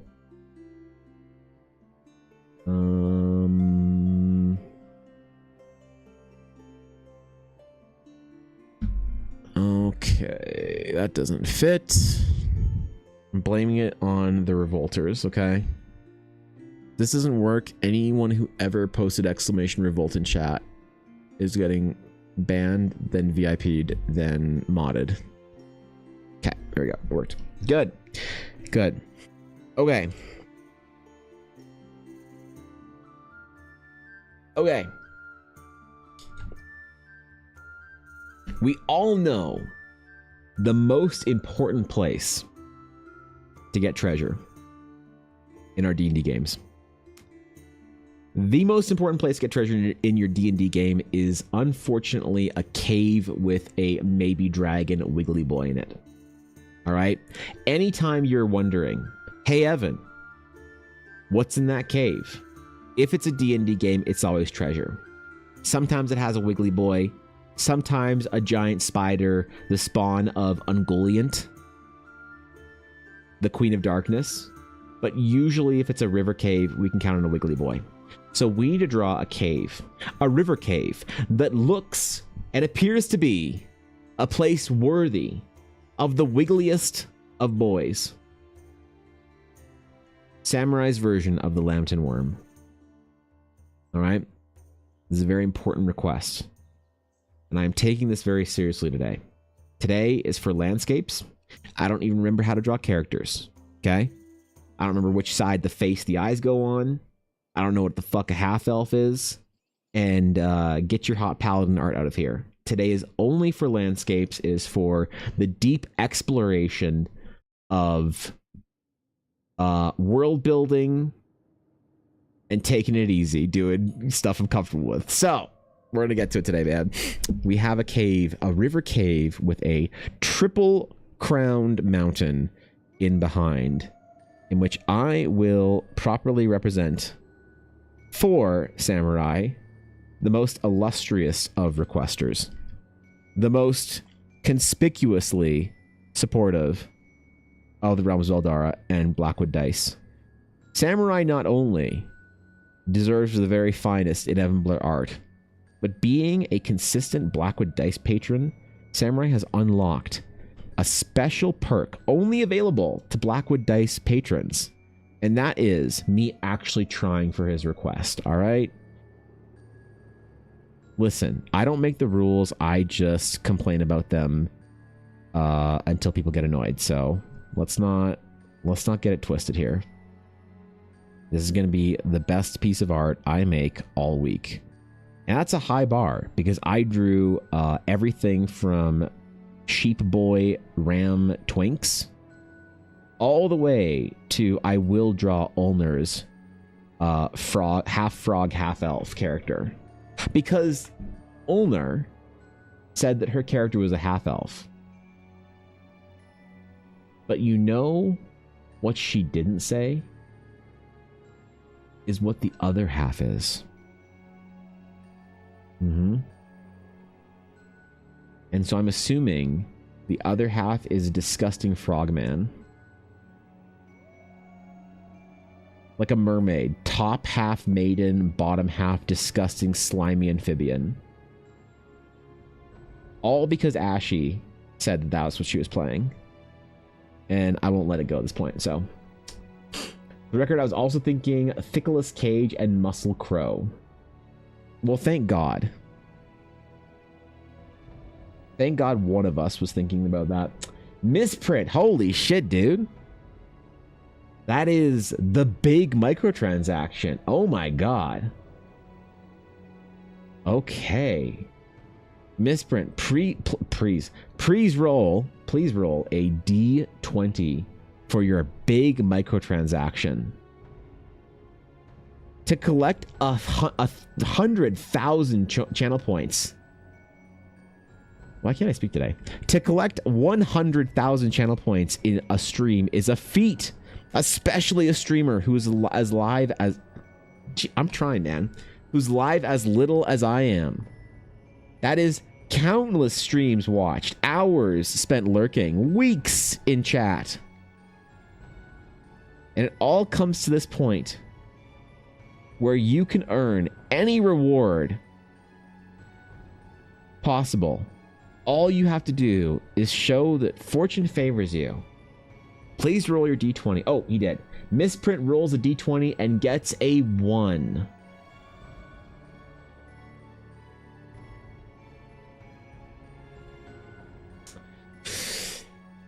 Look, man, I don't make the rules. I don't make the rules here. I wish I could do anything about it, bro. I wish I could save you. Unfortunately, a natural 1. The first ever rolled in the big microtransaction. No one has ever seen what you get for a natural 1. Holy shit. This day, a historic day, some might even suggest. Misprint rolls a natural 1. Well, Misprint, like your expectations were going into this, for your large microtransaction, for your 100,000 channel points. Thank you. Electronic Blair Arts is stronger for it. Thank you for contributing 100,000 gems to the in-game item shop. You get a loot crate with, unfortunately, an item, a weapon that you don't use in-game. You get matched against players that use the weapon you do want to actually get to encourage you to spend more money in the in-game shop. You have also been placed in loser's queue because we find on the back end that you are more tolerant of losses as a player. And as such, it means that you will not rage as hard as other people when they unfortunately get stuck in loser's queue. So thank you for your contribution to Electronic Blair Arts. We will happily use you to farm other whales with the in-game item shop. It was an honor. Thank you, Miss Print. That's fucking crazy, bro. That's a lot of channel points, man. That's a rare redeem. That's a rare fucking redeem. Thanks for sticking with me for 100,000 channel points for the streams, bro. That's a lot, man. Somebody get this man a cigar. That's fucking sick, dude. The big microtransaction. Never see that shit, bro. It's because I'm here. I'm a curse. Do you have bad dice, say? Is that a thing? Are you known for having bad dice? Is that like something that is common to you? Everyone knows better than to ever give you any sort of important position of rolling authority in their D&D group.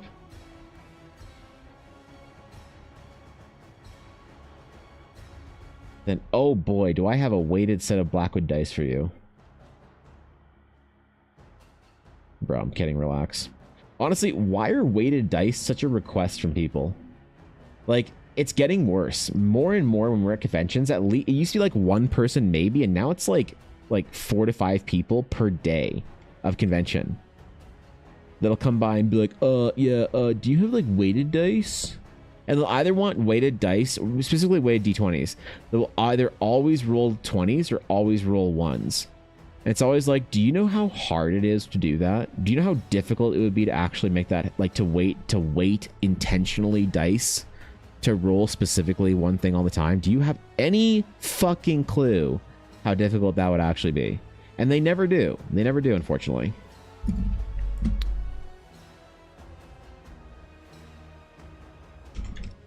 Triple Peak Mountain. I want to see what we're doing here. What are we looking for Triple Peak Mountain? Oh, okay, cool. Yeah, that's actually rad. Do something like kind of a crown.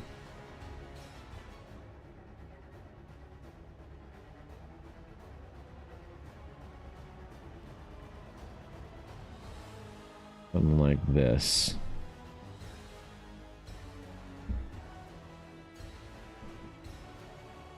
Ooh, this could be dope, dude. This is gonna be a substantial project right here. I'm kind of liking it. Negative luck stat. Oh no. The only reason I have big microtransactions is because I keep paying for the green dragon checks. That's true, actually. It's probably a better way to spend your channel points. A lot of people have opinions on how to spend channel points, or how to like what to do with channel points. You get a lot of like suggestions for things. And you know what? I've never liked maybe a single suggestion that anyone's ever given me for what to do with my channel points. It's always too disruptive.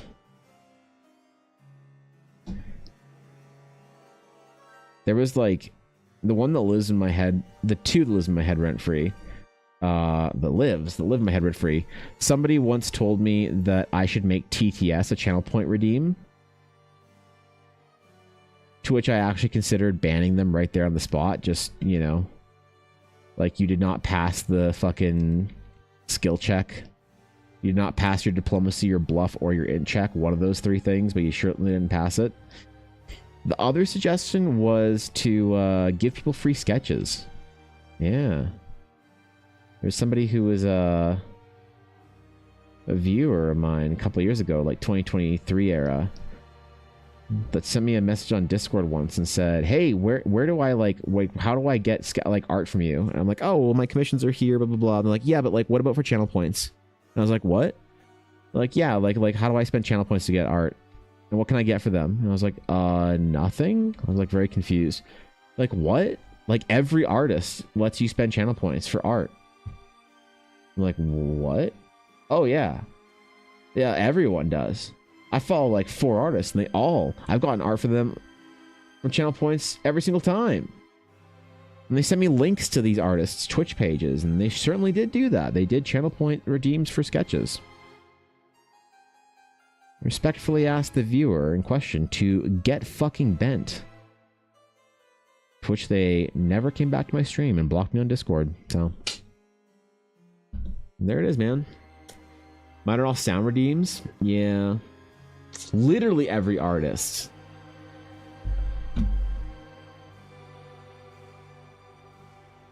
Wait, I got rated into an artist here. I don't know who this is. Channel points. First, second, daily Pop-Tart, balloons, hydrate. Fucking VTubers, I love this shit. Choose an emote, decorate a house. No free art. What about Nephra? I think Nephra rated it here. Yeah. Okay. Nephra. Let's see. What does Nephra do for 3 channel points? I like the art. Hi, I like the art. Wow, dude, I should do that. Hydrate. Yes, you too, chat. Let's see. Channel point. VIP for 50,000 channel points. That's so low. Oh my god. Custom goose accessory. Well, guess not. Guess not. What about Lighty? Does Lighty have redeems? Does Lighty have redeems? Let's see. Don't sass me. Pinch. Cheek pinch. Daddy, yes. What the fuck, Lighty? Deep meow. Ara. Kitten gets a treat. Yeah, no, I guess all the real artists don't actually have channel point redeems for art. Shit. Get a custom art doodle. Wait, really? It's under the new, so it came first? Oh shit. I actually missed it? Fuck. Wait.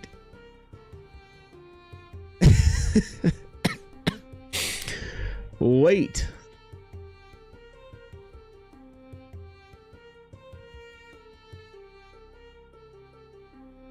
Well, rip.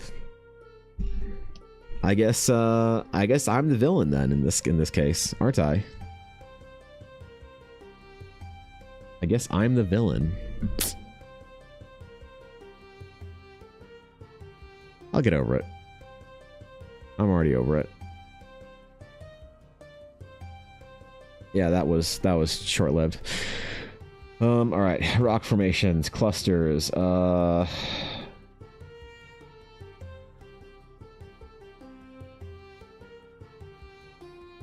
Took me a minute there, but somehow emotionally I pushed through. Nobody looks at the new? Of course not. Why would I look at the new? Yeah, what? Well, what? Why would I look at the new section? What's in the new section that I care about?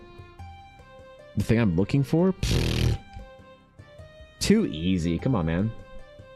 You only get drawn as a marketable plushie if you show up on your birthday or mine. Ooh. Wait, but I didn't show up on your birthday stream and I still got drawn as a marketable plushie. I'm fucking hacking the system, dude. I'm cheating the algorithm. I'm scamming and scamazing the stream. Let's go. Bunch of soundbite redeems so we can troll you might be fun. The problem with soundbite redeems to troll me is that soundbite redeems troll the rest of chat too. And so I think from what I've gathered, people are okay for the most part being trolled if they know that the streamer is getting supported by it. Like, I don't mind Evan's stream being obnoxious for here and there for a little while because it's paying Evan's bills. All right, keeping the stream lights on, you know? You know what I mean? But if not, oh my god, I forgot to fucking hit record. All right. shit.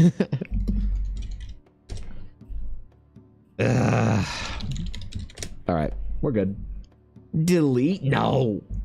No, you can't make me. You will not stop me. Darth Thorkin will become more powerful than either of us. Line work. Line worky. All right, cool. We're good. It's fine. It looked intentional. Like I made the delete sketch off stream. My TikTok and YouTube viewers will never know. They'll never know. Why is this so much brighter? What the fuck? Oh, because the layer is a hard light layer for some stupid reason.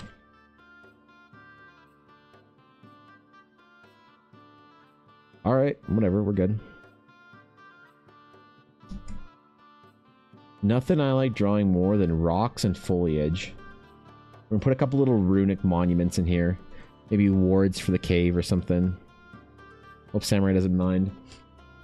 Where's the redeem for delete? The redeem for delete is I will delete my entire day's progress on whatever I'm doing for a very secret hidden redeem.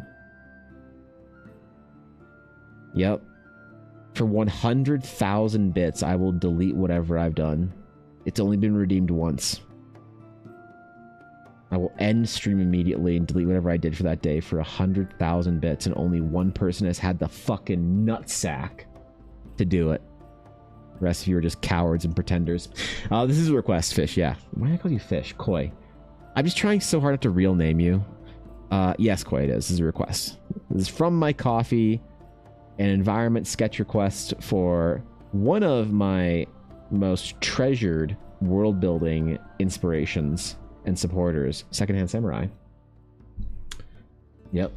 Please no doxing. I'm trying, bro. I defaulted to fucking Fish instead of Koi. It's because it's really hard for me to call people a name that's not their Twitch name. Right? It's really hard for me to do that.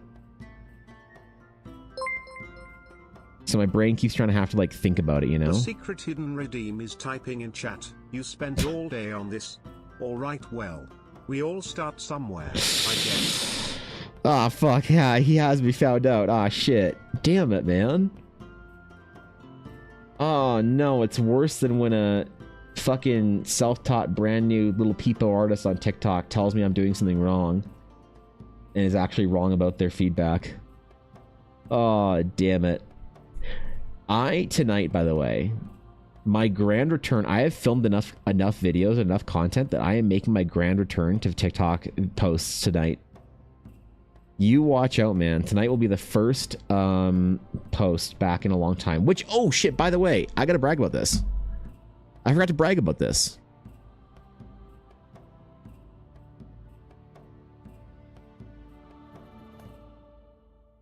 I forgot to brag about this.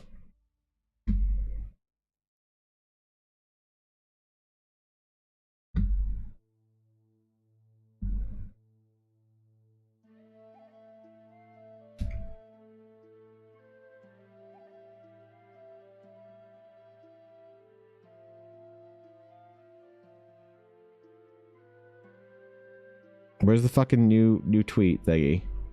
Where's the new tweet button? There it is. TY for watching my videos on Insta. Jesus Christ. What the fuck kind of train ass shit is that outside there? TY for watching my videos on Instagram. Peepo Shy. 20,000 individuals. 20,000 individuals anticipating the videos. Every day, pining for another Evan Blair Art video. Yep. And today, I will make my grand return back to videos on the daily. So, look forward to it, man, because I have been looking forward to it for a while. I don't ever read my Instagram comments, but I really should. I really should, man. Your art is so beautiful. I love it. I'm a junior artist and D&D player. I love what you're doing. I also have a question. What are your brushes? Your line art is so beautiful.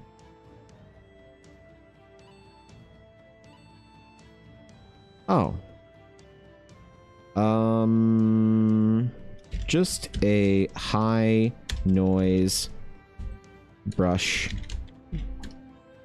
that simulates a rough edge.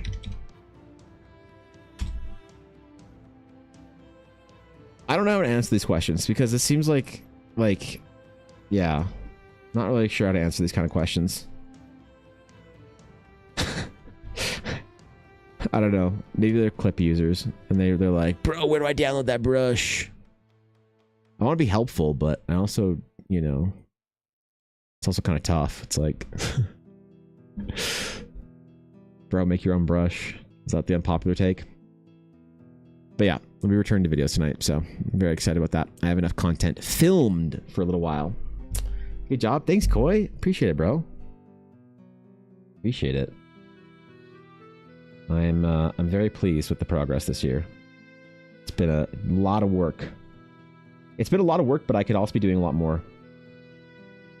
You know, I was talking to one of my old, a couple weeks ago, I was talking to one of my old, like, marketing people.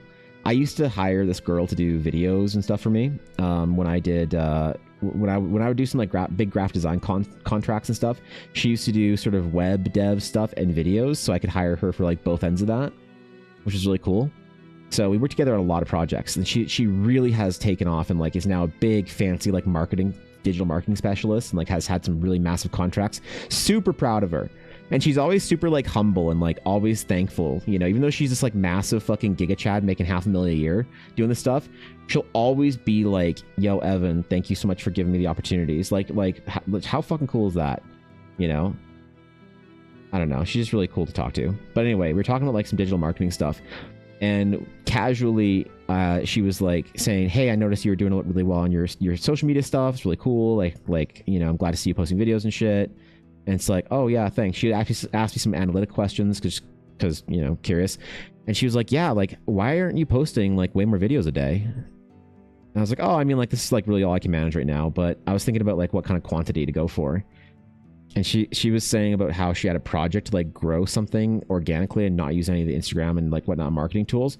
And she's like, the minimum that she recommended that client post in videos was at minimum Visitors, 15 a day. How exciting. So, oh shit, yo, Phil Tomato. Oh my God. Welcome into the stream. Hello, I'm honored. Wow, geez, dude. Welcome everybody. Thanks for the raid. Come on in. What's up, guys? Yo, if you guys aren't following Phil Tomato, you are missing out on probably one of the art categories, one of Twitch's greatest legends. The ancients speak the name Phil Tomato. It hums on the dark wood all the way to the sunrise in the ancient lands of our forefathers of Twitch streamers and beyond. They all look proudly upon the dawn that is a new horizon.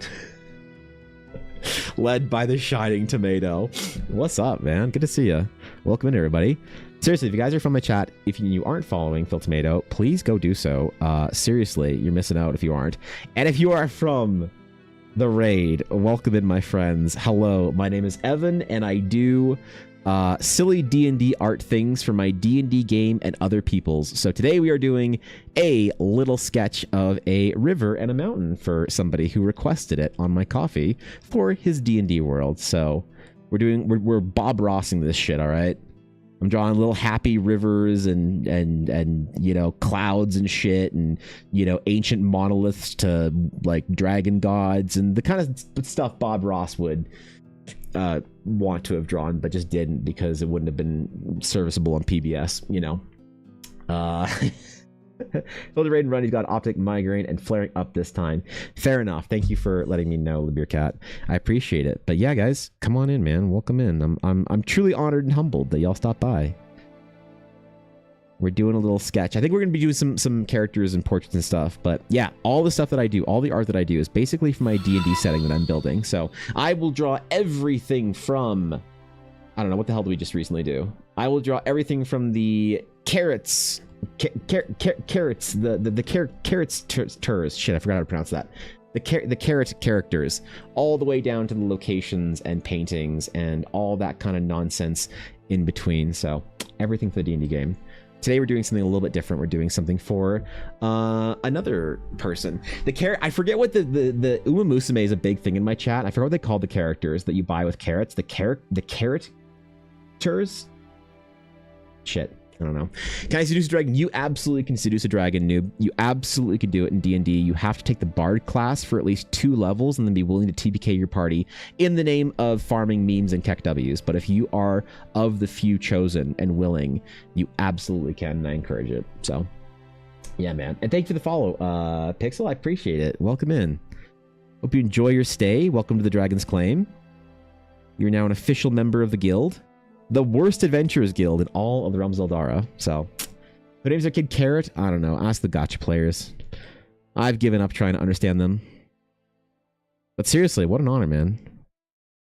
That's a legacy stream for... It's like your favorite artist's favorite artist. There's a couple of them out there. Alright. Back into it, man. I gotta be on point today. I gotta be pretty focused, so... I apologize if I'm not as attentive to chat as I should be, and as immediately I will see it. We got a long process video to record here, because I actually have an idea of what I want to talk about for this video that I'm recording right now. I kind of want to talk about world building and adventures. I feel like if Samurai requested a video, or sorry, if Samurai requested a piece, the video I make out of it should be something that, like, reflects it. Evan, yes, hello, it's me. What's up? This. Yes. Just because we get arrested by the guards a lot. No. Doesn't mean we are the worst guild. No, listen, you guys get way too much trouble with the town guard. The last time I had to summon the paladins to the order to clean up the rituals you guys left in the guild basement, that cost us our entire guild snacky fund for at least 2 weeks. All right. Look, I appreciate the 100 bits. That's going to go towards buying paper towels from D&D Costco to clean up the next time you guys try and summon the great old one. So everyone knows that athletics is the skill you should use to seduce a dragon. You're not wrong. You're not wrong. I haven't had a dragon seducing bard in my party in any of my games in a long time. I kind of feel like it's like, I feel like I'm missing out, you know? Just a little bit. To be fair, I haven't had a dragon that the party could seduce. It's always dragon appears, roll for initiative. And never dragon appears, what would you like to do? So maybe that's my bad as a mediocre DM over here. That's like, yeah, oof. Oof. I'm kind of throwing, aren't I? I'll admit when I'm the problem. I'll admit it. I will. But yeah, we're drawing a river cave here that is hosting a large wiggly boy. An ancient monster. A cryptid referencing something from the UK called the Lambton Worm. Lambton Worm? Lambton. The Lambton Worm. If you're familiar with the cryptids in the UK, that's who lives in this river cave we're drawing. So, love learning about D&D in this way. I'm glad you do. I want to play D&D with you at some point in time, Koi. I really do. I want to play. You know what I want to do? I want to play D&D with you and Lack. I don't think Lack's ever played D&D either, but it seems like the kind of nerd ass thing that she'd be into. So, hello, Salesian. Good to see you, dude. Good morning. Welcome in. Sorry if you popped in a little while ago and I missed the message. YouTube chat wasn't working for the first like 20 minutes of stream, so I basically didn't see shit. So looks just like canvas. That's the goal. Images and words. That's the goal. It actually is canvas. Like this, my texture that I do all my work on, that I've done all my sketch work on. This is actually a canvas texture that I weathered with with a cloud brush. So you make a brush out of, you know how you can make a brush out of an image and it has the transparency. I made a brush out of a cloud and it actually kind of like spreads and splotches and collects like ink does. So I made my own canvas texture with that to look and be reminiscent of parchment. So that's actually, I never get people ever saying that like, they recognize as canvas. They always say like, oh, that's a really cool parchment texture or whatever. Hardly ever does somebody say something like that. Like, bro, that's a cool canvas texture, you know? Trying to debate whether or not my MC adopts 2 kits. What kind of dice should I roll? D7s and only on a natural 7. And then you get both of them if you roll that, so. One of my paladin's cousins is half-white dragon. She's a sorceress, and for obvious reasons, she is equally horn dog. Well, sometimes you have a good opportunity for the bard to shine, and sometimes the bard gets to be swept off their own feet or something along those lines. You know what? We're going to fade to black on that one. I think that's the best way to handle that scenario in our D&D games, but...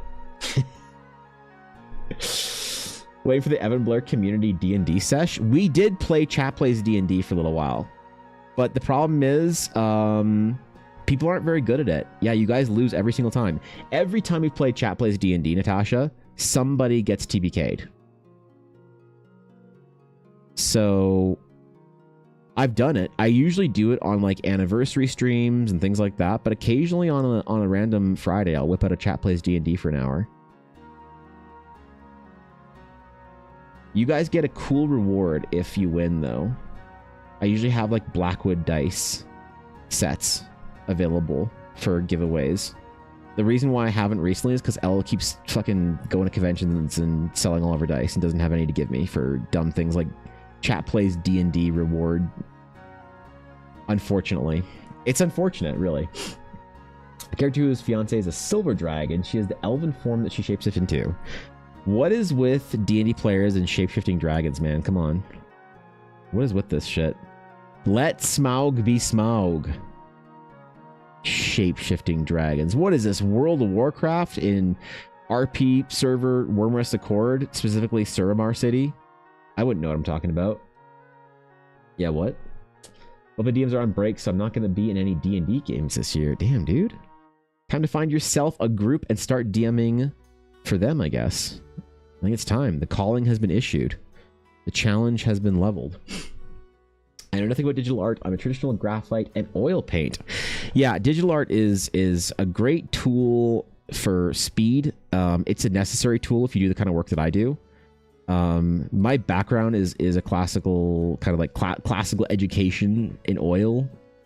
So I get it. It does seem arcane. But no, if you want to be like a production artist, concept, anything like that in the gaming industry or anything around there, you have to do digital. There's just no way to be fat. Like you can't produce work fast enough. The only traditional artists that I know that like make it anywhere in the field that I'm in, they are all artists that have been part of like their company or team for so long, they basically get to do whatever they want. Like there's one guy I know that works on the Warcraft team that's been there for almost 20 years, and when he says he wants to do fucking finger painting or whatever, like he's been there longer than any art director he works for. So they're just like, all right, man, whatever. Like, you do your thing, bro. Have fun. Godspeed. We'll see you later. And then he just like comes out of his like special office or whatever, like 3 weeks later with some masterpiece or some shit. But for the kind of like quantity of work I want to do, there's no chance that I can do it traditionally, which is good and bad. I do miss doing traditional work, but obviously I have creative ambitions that require me to make those sacrifices. Can't build a whole project on a traditional timeline, unfortunately. That's the problem about running game. I'm not planning to be the Gygax this generation. What do you mean? You just have to be a mediocre DM and your players will have the best time ever. Yeah, what? Rolled a 7. Looks like my MC and her mate is adopting 2 new kits. Fuck yeah. Hell yeah. Let's go. Congratulations. To be fair, we didn't create the lore for those shapeshifter dragons. It's hard not to think that they're cool sometimes. I'm planning to use steel dragons in my campaign. Where did the shapeshifting dragon lore come from? Who was the first person in lore, myth, legend, whatever, to suggest that a dragon could change shape? Does that come from some Gilgamesh shit with Tiamat and whatnot and whatever? Or is this something more contemporary from like the gaming age or whatever? Way too competitive to be any DM besides Gygax. Well, then be the better DM.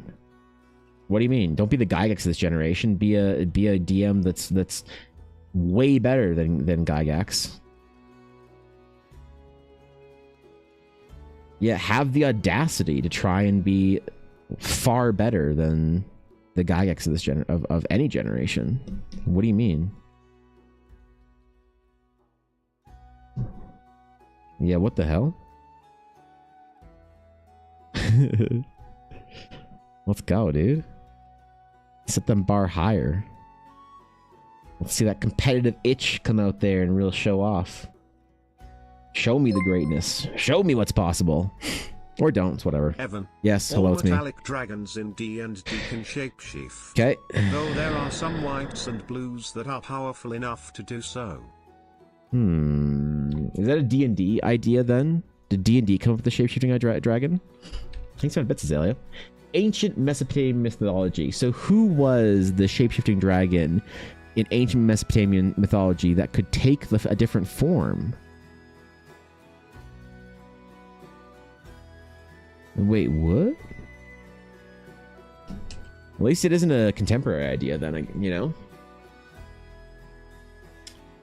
Tiamat definitely changed shapes? Oh, really?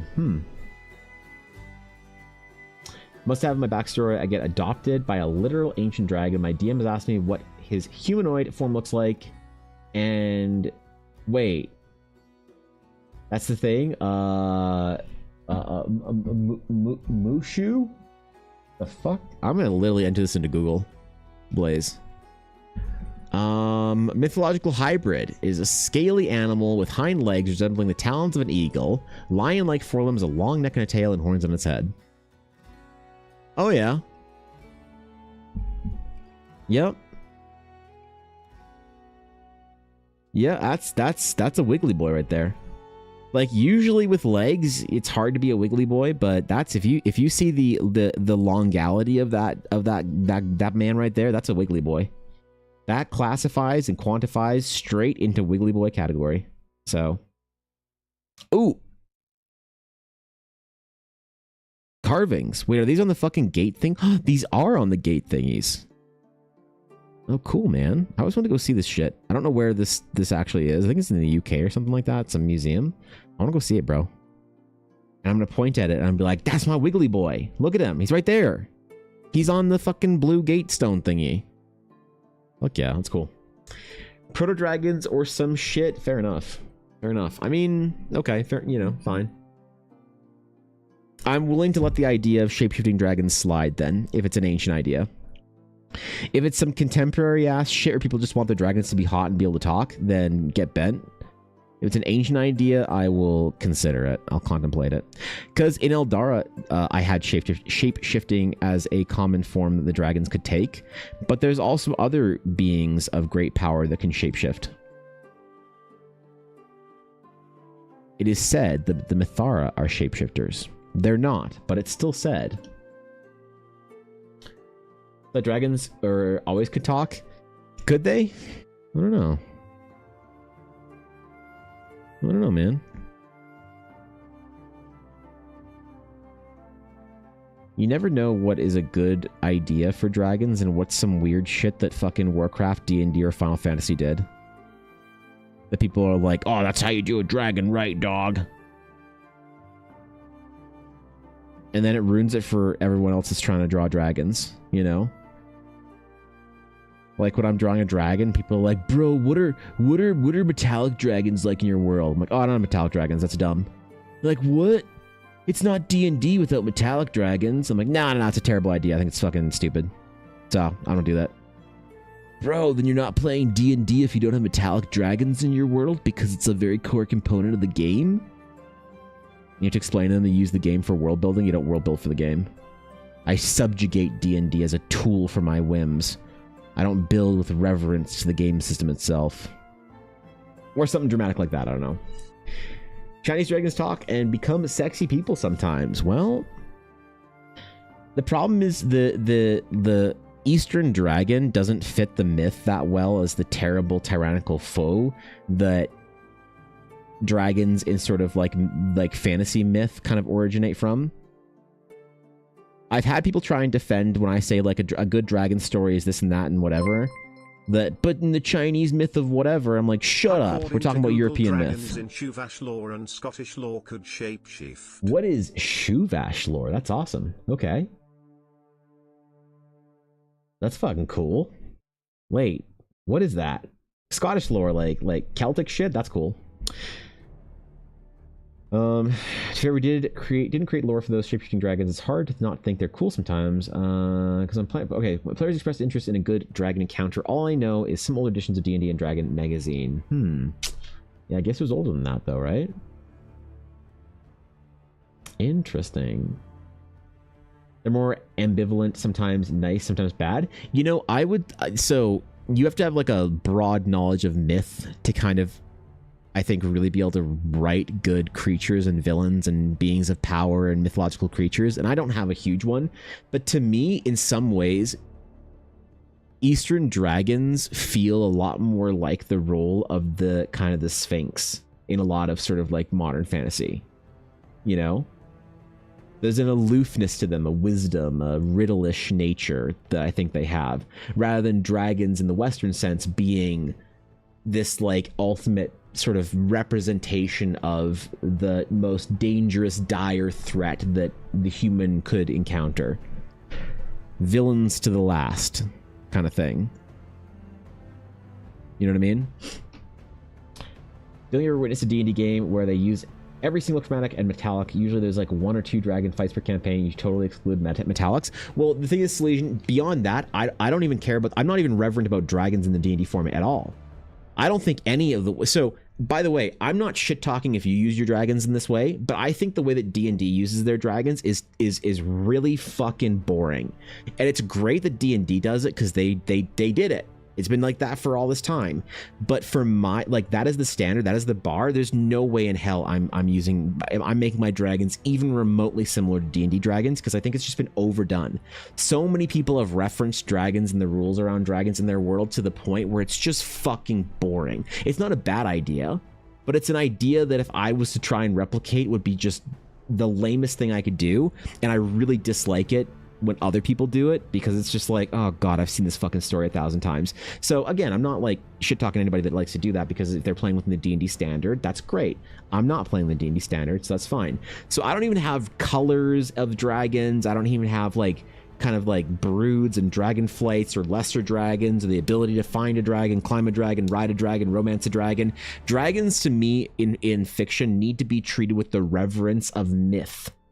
There is not dragons, there is a dragon. There's Smaug, who is under the mountain. There's fucking Ancalagon the Black. We all know the dragons that exist in Teleria because they're like important features.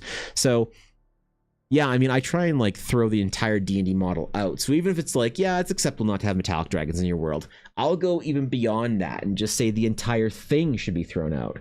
You know what I mean? Shuvash comes from the ancestors to the Tartars in Siberia, if I recall. Oh, okay. Interesting. Okay. That makes sense. They're usually just bureaucrats. Yeah, that's kind of true, actually. You know? Sphinxes are cool, but sometimes they're arrangement childs. I'm not sure I follow. I don't disagree. I think dragons in basic D&D campaigns are boring AF. And that's, to me, just because that's the way they've been handled so many times. It's kind of like a lot of the elven or like dwarven sort of like design and characters. It wasn't bad when Tolkien did it. It wasn't bad when Alan Lee and John Howe did it. But to continue to represent that stereotype and perpetuate it would just be fucking boring to me. And that's like a way that a lot of modern fantasy goes. Like the amount of people that talk to me about ideas in fantasy with this presupposition that that's the way an idea should be because it's fantasy, and in fantasy elves look like this and dragons look like that, and this is this and this is that because it's fantasy. To me, is always just so disappointingly unambitious. You know? And I think that's why modern fantasy fucking sucks and it's not growing. You know? Modern fantasy is growing only from a character standpoint, not from a story and world standpoint. The world of sci-fi is inspiring enough that the good stories within sci-fi as a genre are inspiring people to get into the genre. But in fantasy, it's almost never the world. It's something that has to do with the characters. Critical Role is, and I love Critical Role, I'm not taking anything away from it.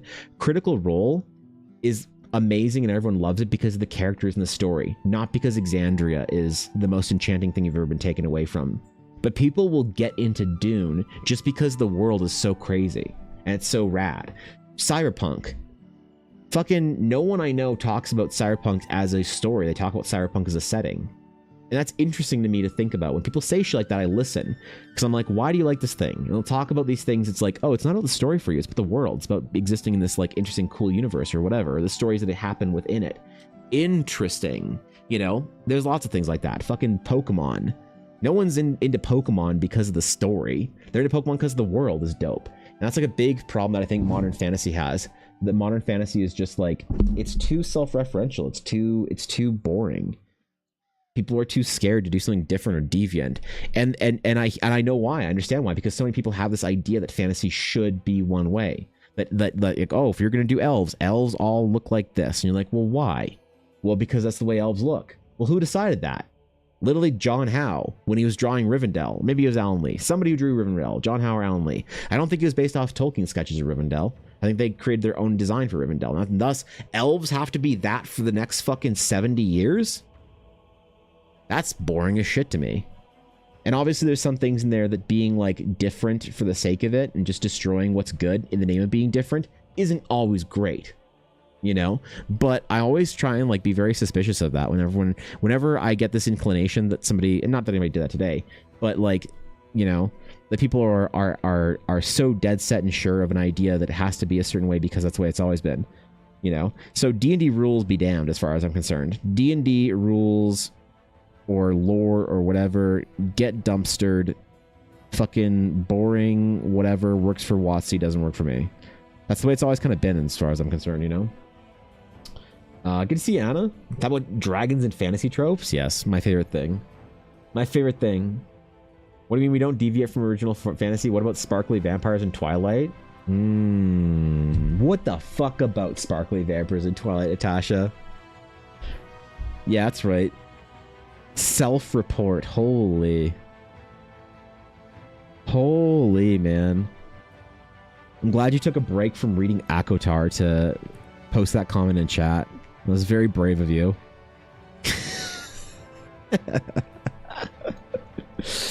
Cool art. Thank you, Tatiana. I appreciate that. Thanks, dude. Welcome in. Dude, one of the fantasy balls that Ella and I might be going to this year is Akotar themed. What do I have to learn about Akotar to be able to fit in with them? The fantasy ball looks dope, but the theming is I think it's the Queen Under the Mountain or whatever. I don't know what that means.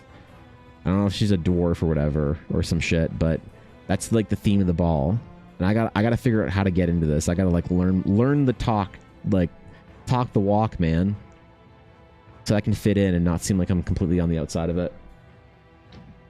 Akotar is great. Stop calling me out. I didn't say it was bad. I just recognized how difficult it was for you to, you know, unstick the pages for a second and put the book down so that you can, you know, talk some shit about Twilight in chat. Like, I'm just saying that was a sacrifice that I recognize you know. She's a really, really evil Fey lady who keeps the main dude hostage. Okay, well, maybe this fantasy ball isn't the greatest idea, actually. Upon reflection, I wonder if perhaps maybe we shouldn't go to this event. Even if Ella is accepted as a vendor, I am now cautious about the, oh boy. Okay. Whew. That's a real morning coffee, starter. You know? I don't exactly know how I'm gonna have conversations then with people at the event over that. Theming. Yeah. Ooh. Well, wish me luck, I guess. If I go to this event, I might not come home. I might say the wrong thing and get skewered. Left out in the fucking cold snow. To think about my transgressions as I bleed out. Worst part is I think some of the fandom, like, glorifies it. Okay. All right. Okay. Dude, maybe I should just read Aquitar. Just say fuck it. Just read it. Maybe I should just read it and read the whole Cosmere. Just read what people like, man, you know? Read the stuff that's popular today. The new age of fantasy. I don't know, maybe that's a good idea. Maybe I should make the investment of time. Oops. What the fuck? What'd I do? Oh, here we go. Don't think you'll like it. It'd be like, none of this makes sense, and it doesn't mostly... Wait, it doesn't... It's mostly for the smut. Alright, fair enough. Well, I guess I'm taking that one off then. I'm not a deviant in that way, man. I'm not an enjoyer. I find the worst part of weeb culture how fucking degenerate it is.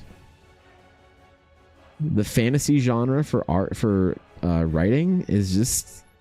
it's just overthrown, man. I'm not into any of that. You ain't gonna find any steamy smut in Eldara novels. Sorry, guys. I'll make all the catgirl jokes that I want, but I'm gonna keep myself dignified in my own writing. Not to say that doesn't mean that, you know, dignity and... I'm not calling anyone out here, alright? Yeah, wait, what? What? It's cliche, but some of us girly pops just want unrealistic 2D boys. And that's fine, man, you know? That's fucking awesome. And I'm happy for you. I just have this, like, inherent difficulty with it. It's why the whole, like, gacha VTuber crowd is, like, hard for me to deal with sometimes, you know? The modern anime fandom is a little bit much for me. I'm definitely definitely the weird one out here, I guess. So, and I get it, it's fine. Dorntasha, we will write some steamy fanfic. Please do not make steamy fanfic of the Eldara stories. And if you do, for the love of God, don't post it on AO3 before you post it on Twitter. I want you to pay for your crimes before you get paid for them.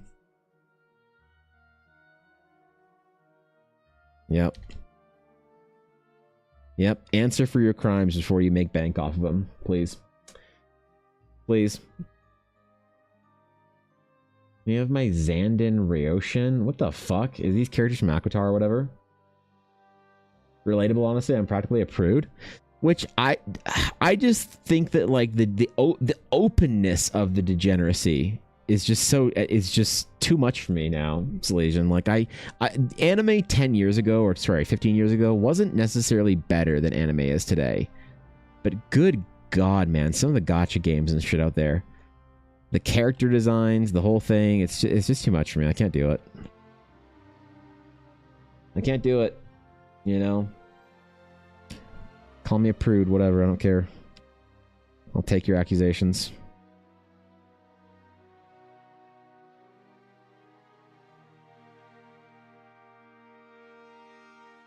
I'll take them. And I'll stick to my own fucking lane, I guess. You heard him AO3 then Twitter? No, it's the reverse. You draw me sexy Batman and or Superman. Well, when you said Superman was acceptable, that changed the likelihood of me doing that anytime soon, Koi. I could in theory draw you hot Superman a lot. I'd be better at it than drawing hot Batman for you, okay?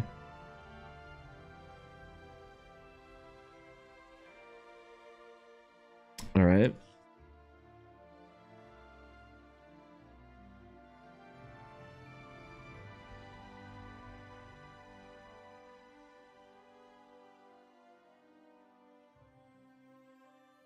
Ooh, I kind of like how this is turning out, man. The texture is actually working. Gotta do my stretches, though. Gotta do our stretches. He growled under his breath. I'm not fucking reading the rest of that. You can't make me. You can't make me. 5 words for me to fucking skip. Holy bro, I'm checked out, man. I'm logging out of this game. I wait eagerly. Okay, cool. Also accept Hot Green Lantern or Hot Martian Manhunter, the JAL design. I am only a I don't know. I don't know. Is this a hot take, Koi? I am one singular Green Lantern enjoyer. There's only one Green Lantern to me. And this makes me unpopular with the comic nerds. But I am a John Stewart Green Lantern enjoyer and not much of a Hal Jordan fan. Yeah, not much of a Hal Jordan fan. Much more in the John Stewart category. So, is that a hot take? Is that contentious? He growled under his breath, "I want you to feel the full power of my staff." She licked her lips and panted, "Oh God, your staff is..." Okay. Oh God. Oh, what I do deserve this. Thanks. Wow. Hey, thanks for our bits, misprint. Thanks, man. Wow. Oh boy. Wow. Geez, that's so nice of you, dude. That's just so nice of you. Oh man. Ah, geez. Wow. That's whew. Hey, thanks for the bits. I think I caught the TTS there, but I'm sure it was a message that was nice and thoughtful, and you know. I'm so glad. I'm just super excited to remind everyone that my stream is not 18 plus. So that's fucking awesome. Oh, hi Twitch. Abila lives in his Green Lantern Hill too. All right, good. All right, as long as there's some of us out there. I'm not a Hal Jordan fan, man. Is that weird? Makes me unpopular, I get it, you know? Fucking Natasha gaining an influence. Gaining an influence day by day. That's my top clipper right there. Let's go, man. My top clipper, #1 EBA fan, Natasha. Thinking about rewarding her dedication to my channel by sending her a signed picture of me. Look at that fucking clipper badge. Let's go.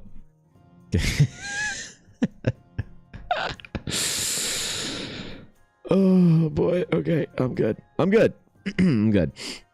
I'm good. Yep. I'm good. Whew. We're chilling. We're chilling. All right, forests, caves. What was I drawing? Oh no, I was doing my stretches and I got distracted. Wait, shit. You know, it's gonna be cheered somehow. I know, right, Legion? I know, bro. It's just if it's at the most disappointing thing that could happen is the most likely outcome. So a little spice to your streams, yeah. That's a way of putting it. That's a way of putting it. That's definitely spice. Yep, that's the seasoning we needed for an Electronic Blair Arts stream. Just in time for me to start microtransacting my players for the Orbathon. Which I don't know, man. When should we do another Orbathon? I feel like we should do another Orbathon in like September. You know, because I'll be home for most of September. Or August. I'll be home basically all of August, I think. Almost. When do I leave? I'll leave soon. I'll leave next weekend. Next weekend, by the way, I won't be live on Thursday, Friday. Yes. Thursday, Friday. I won't be live because I have to go on a trip. Again. Once more. And I'm mad about it. I'm mad about it. But you guys will understand. It's fine. Need the Senate to intervene, my lord. In announcing an Orbathon? I mean, look, dude, you know, hey. As the Viceroy, I would never do anything without the approval of the Senate. What kind of trip? Just a road trip to see some of my wife's family. We have a lot of conventions and markets and stuff that I've had to miss streams for all summer, but this one is a personal trip to go see some relatives of Ella. It's a very important trip to make, so could not delay it, could not push it back or whatever. We had to make it this summer, unfortunately, so Yeah, man, I'll be gone for the weekend. I'll be back for Monday, though. We leave on Sunday. We leave there on Sunday to drive home, so it'd be a long, like, 8-hour drive, though. And if you're familiar with the Canadian West, you know what an 8-hour drive away from the mountains is like. It's fucking grueling. All you see are grain elevators, canola fields, and wild bison. It's gonna be awful. Having fun time? I'm gonna try to. Yeah, thank you. I'm trying my best. We haven't seen that side of the family in a little while. And I have never been out to see them. They've been to see us many times because there's the collection of family nearby. But I've never been out there to see them. In Saskatchewan. So it'll be a trip for me. You know, I've actually never been to Saskatchewan. And that's something that shocks people. I live in the province next door, and I've never, ever been to Saskatchewan. Never been to Saskatoon or Regina. You'd think that you'd at least fly through one of those places, but nope. Anytime you go east, you might fly through Winnipeg, but not Saskatoon, so. Wrecking these wrecking these hoes and their degeneracy. Damn. All right. Listen, if anything breaks fucking stream, fucking Twitch, whatever, AgeGate TOS, you can smite it. Feel free. How'd you get it so you can record yourself, draw, and record? I use a plugin in OBS. Yep. It's OBS and Photoshop. So you have multiple windows open in Photoshop of the same file, and you don't have the zoom tracked on both of them. So whenever you zoom on one or move around on one, it doesn't affect the other window. And then you record that portion of your screen with OBS, with another plugin. Easy peasy. It's not the Hawaii family? No, I wish it would. Well, it's L's, same side of L's family. Just not the Hawaii branch. It's the Saskatchewan branch. I would fucking kill to go see the Hawaii family. It's just very, very expensive. Even with us staying with family, Hawaii is still a tough trip. And then I also have to be away for like multiple weeks if we're going to Hawaii to see them. So, I don't think we'll go back there for a little while. I think we've seen the family recently enough. We might go there just to help Ella's migraines though, at some point in time. But no, not the Hawaii family this time. The in Canada family, which is fine. The elders, as it were. Glad you can do that. I was just doing 4-hour drives in the Alaskan mountains, and yeah, there's no signal or anything. I imagine it's similar to parts of Canada. Yeah, it's well, yeah. We're still fairly far enough south that should be able to get like signal and stuff like that. And we drive through small towns. It's just really not fun driving through the Canadian prairie provinces. You know, when it's like driving, I'd rather drive 12 hours to Vancouver through the mountains than 8 hours into Saskatchewan through Alberta, Saskatchewan. I'd much rather do a longer drive that's more interesting than the fucking mind grinding drive. Because like the thing is, like if you do these long drives or whatever in the US or Europe, there's always towns and cities that you're going through, a lot to see, a lot to do. But in Canada, the amount of space that we have open, like, bro, you drive for 4 hours and you don't see anything. You know, there's nowhere to stop, nowhere to get gas, nowhere to get food for like 4 hours sometimes. So it's a little rough, but we'll be alright. Me going to review TOS to weaponize it? Yeah, thanks, bro. Appreciate it. Yeah. Okay. Have a good trip. We'll see you when you get back, full of righteous fury. Like y'all made it sound weird. It was just a wizard casting fireball. Yeah. Okay. I'm sure that's all it was. Yeah. Thanks, Natasha. Thanks for the graphic description, the gratuitous description. The view boring. I mean,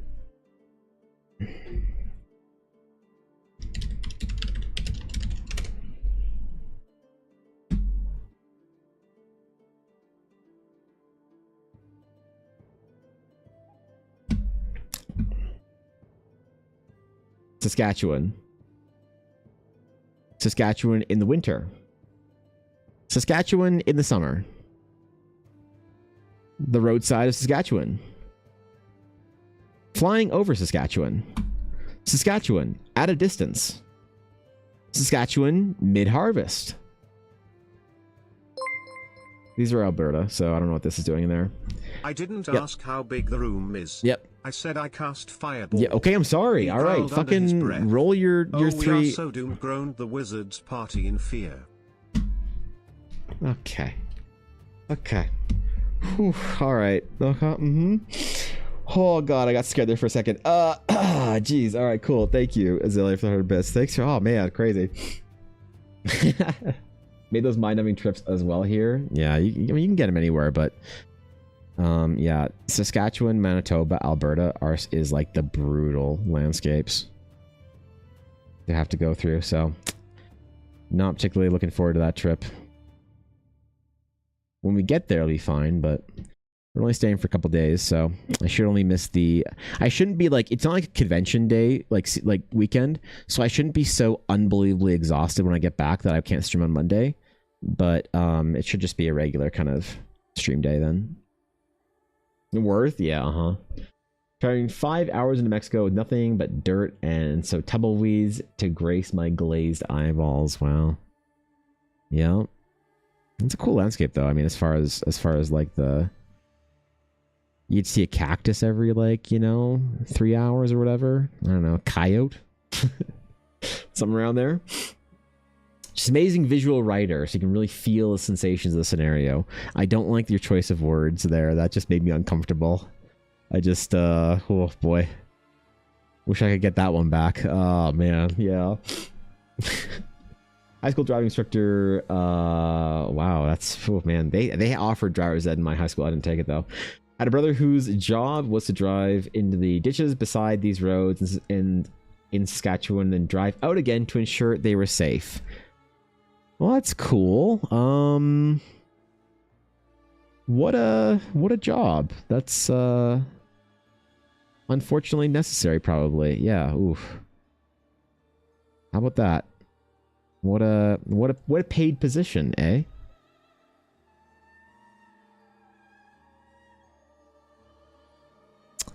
Yeah, and then after this trip, I shouldn't miss any streams or be away. I will be at Strathmore Ren Fair in late August, which is cool. I'll be there on the Saturday only with Ella. And then the Strathmore Ren Fair, and then after that, I will be, where will I be? Next will be Edmonton Expo, which will be sometime in late September. Then I'll need to miss streams for that again, because we have to drive to Edmonton, which is like 5 hours. And then after that, should be good for a while, man. And no, I will not be attending any East Coast Canadian conventions, because I don't want to fucking fly there and have to pay anything to fly across Canada. Good God. Do you know how expensive it is to fly in Canada? We have one airline, and that's it. They charge whatever the fuck they want. You want to go to Ottawa? $800. You want to go to Japan? $1,200. By golly, how does that make sense?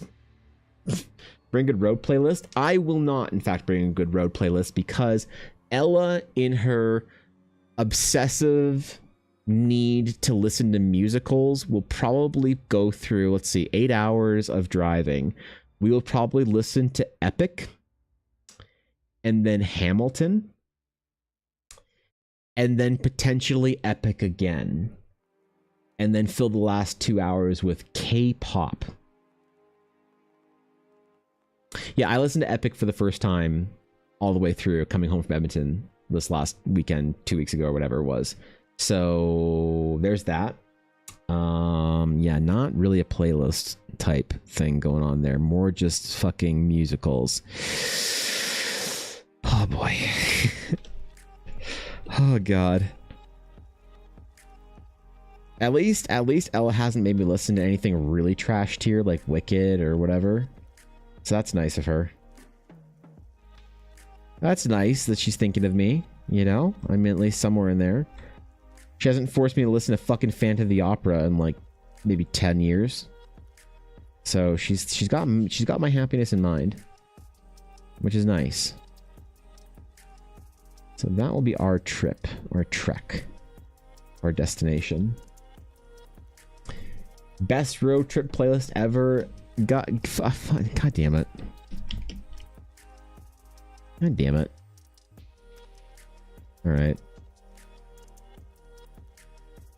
In the words of my Oshi Natasha, heck you. I will fall in love with you over and over again? Is this some shit from fucking Epic?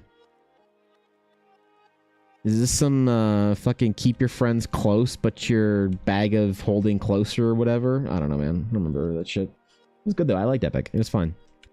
I didn't love Epic obviously because I can't take it seriously as I want, you know, the whole like animatic thing I needed to be, but listening to it on its own, I could create my own visuals was great. That was really nice. I liked Epic. It was great. It was good.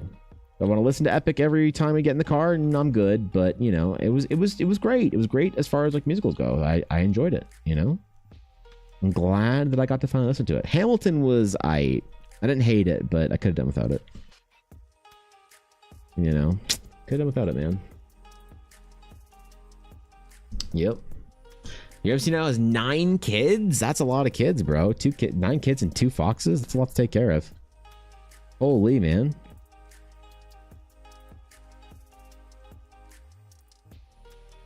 Well, congratulations, I guess. You must be very, very proud. The lyrics from Epic. Okay, yeah. Okay, got it. Yeah, it's emo music. You're right. Yeah, Sleeves gets it. So K-pop Demon Hunters finally, and that music is really good. Would be on theme too, of course, with the musical idea. Right, we'll probably listen to that too. Ella's been listening to a lot of K-pop Demon Hunters stuff on repeat, so there's that. Good call on that one. I gotta be prepared for that as well.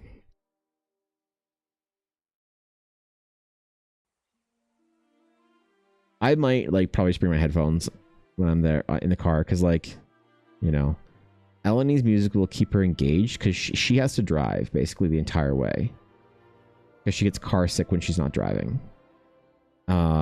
So she needs whatever music will keep her alert and whatever. And so I will probably bring my headphones, and there's a couple of podcasts that I wanted to listen to. Specifically a podcast about some cool studies from Stanford done about protein intake and shit like that and timing for fitness on a neuroscience podcast that I listen to. So I'll listen to that probably. And then I might even listen to the beginning of the Daggerheart game too if I'm feeling a little, you know, a little ready for some fantastical adventures. Maybe I'll bring my book. Oh, right. Reading in the car is a bad idea, isn't it? Yeah. Maybe I won't bring my book. I'm getting through Crime and Punishment, bro, and I'm just sad. I'm getting through it. Fucking Notes from Underground was sad. Crime and Punishment sad. The Idiot, not as sad. Not yet at the Brothers Karamazov yet, so. Now someone has watched K-pop Demon Hunters 17 times already. Apparently when they are editing stuff for their YouTube, they listen to it in the background. My god. How do they edit, like... Well, maybe they're just editing video and not sound as well with it. I can't listen to anything while I'm editing my videos because it will throw me off. I need perfect silence to be able to hear myself. Dagger game? Yeah, the Critical Role one. Yep. Heckin' Light also sick, but still at work. What's this mystery pirate den? Request for Samurai, Cobalt. A river cave hosting a large, formidable Wiggly Boy. For Secondhand Samurai. I'm sorry to hear you're sick, though, man. Instead of being sick, why don't you just tell your kids to wash their hands at daycare? Yeah, what? Wait, what? I'm confused. What's this whole parents getting sick all the time? I told my brother and sister-in-law, I'm like, if your fucking little, like, rat is sick, I ain't coming to family dinners, all right? You tell me. I know you guys are used to being sick all the time. He's got a little cold or whatever. I'm staying the fuck away from him. I don't have a nephew if he's sick, okay? I'll disown that little piece. I'll disown you guys, too. I don't want none of that fucking kid germs on me. You be miserable in your own house there. You don't be bringing that into mine. Washing hands is hard, especially when you're 2. Nah, you just do it, man. What do you mean? Bro, I saw a video of this 2-year-old from fucking Guangzhou playing the violin. Okay? 2-year-old can play a Bach cello suite for violin. I think they can learn how to give their hands a little wash. Like, come on, man.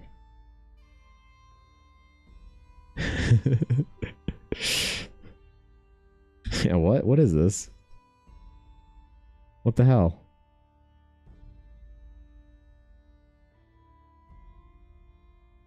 I don't get it. Tell my 2-year-old just do it? All right. I'll try. Send him a letter. Podcast and fundamental sketching is a great way to pass travel time. I don't know if I could sketch in the car. I don't think I could do that. Maybe I'll play a game on the Switch. I started playing the Fire Emblem game with the fucking red and blue haired people, and honestly, I'm trying, man, but I'm real bored. It's starting off real slow. I am fighting tears of sleep when I'm trying to get through that. So maybe I'll give it a real shot and try it in the car, and if it makes me fall asleep, that's fine. What else can I play? I have a...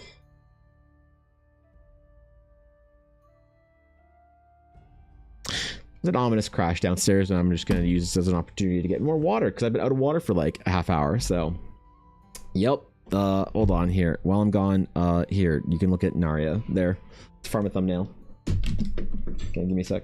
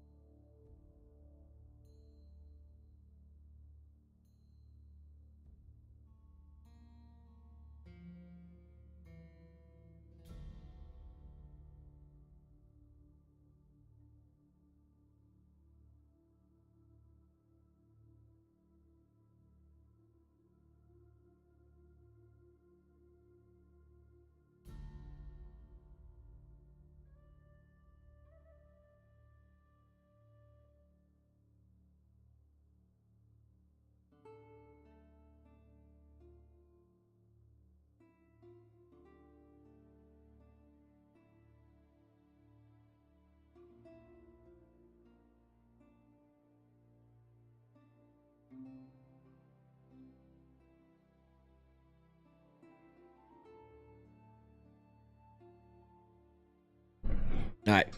All right. All right. What I miss? What I miss? Wait, what? Who can actually draw on a plane? I legit don't know. So I've drawn on planes before. Planes are fine. They're a little awkward, but I've drawn on planes. Cars, on the other hand, Koi, I'm not sure how to. Not sure how to. So where am I working on? There we go. We got in there eventually. Potato Bunny, thank you for the follow. I appreciate it. Welcome back. Welcome back in. As I always say. Okay, never mind. Also, just be nothing to me. Mermaid pretty. I'm not drawing more Azael. Koi, you can't make me. You can't make me. Twitter can make me, but you can't make me. Can't do any vehicle. I also hate being stuck between strangers, not be on the move. Your arm's on a plane. I don't know how to draw when I can't move arm. I guess, yeah, I mean, I've never like, oh God, I never really fly on my own, actually. It's always with Ella, to be honest. So that would be more annoying, I guess, yeah, if I was flying with strangers. Last time I was on a plane and I was like sketching. I think it was to either Hawaii or Vegas or some trip or whatever. And this like old lady was like next to us and she was like, wow, son, you're great at art. And I was like, oh, thanks. And she's like, can you draw my dog for me? What is with old people and asking you to draw their pets, man? What the fuck is it, dude? I can't handle it. I can't handle it. There's only draw the pets for them. Just leave me alone. I'm not drawing any cats or dogs or whatever. No, stop. Macy's drawing in a car today, so she's got a little lap desk. That's a great idea, actually. Yeah. And a light. Wow, holy shit. Tell me all about her worlds and stories, too. I love that. That's awesome.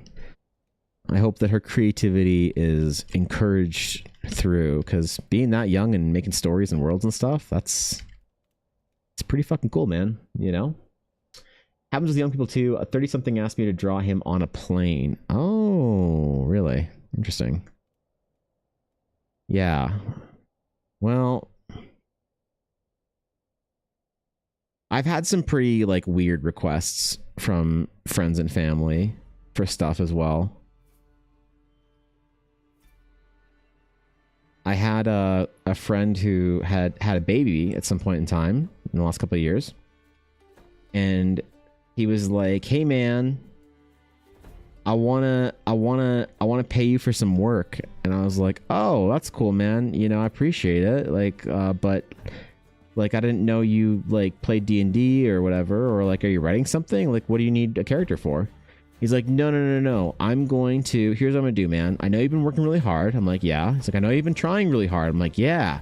It's like, so I want to help you out. I want to support you. I want to be a good friend and I want to help you succeed. And I was like, okay, that's great, man. Thanks, dude. He's like, so I am going to hire you and I'm going to hire you to draw a portrait, or no, sorry, to paint a portrait of me and my wife and our dog and our baby.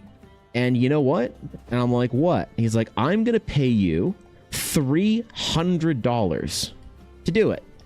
And I don't want to hear any complaints. I don't want to hear you saying anything about it. You're just going to take the money and you're going to be happy. And we're not going to need to talk about it or anything. So, and I'm sitting there kind of like blinking. I'm like, oh, he thinks he's doing me a favor. Oh, no. Oh, shit. Oh, what do I say? Oh, fuck. And a situation like that has happened on 3 occasions with 3 different people in similar ways. I never know what to say about it. And I'm like, that would cost like $1,500. Which, wait, what? To paint a portraiture of 4 figure? What? Oh God! Oh no! How much do you think? How long does he think it takes me? How bad off does he think I am? Oh man! Oh no. Oh fuck, what do I do? Like it's heartbreaking. The confident I'm gonna overpay the shit out of you for this thing and I'm gonna do it as a friend. But it's like lowballing by several fucking $100 or even $1,000. Like, dude, I can't. I'm sorry. I can't. Wish I could.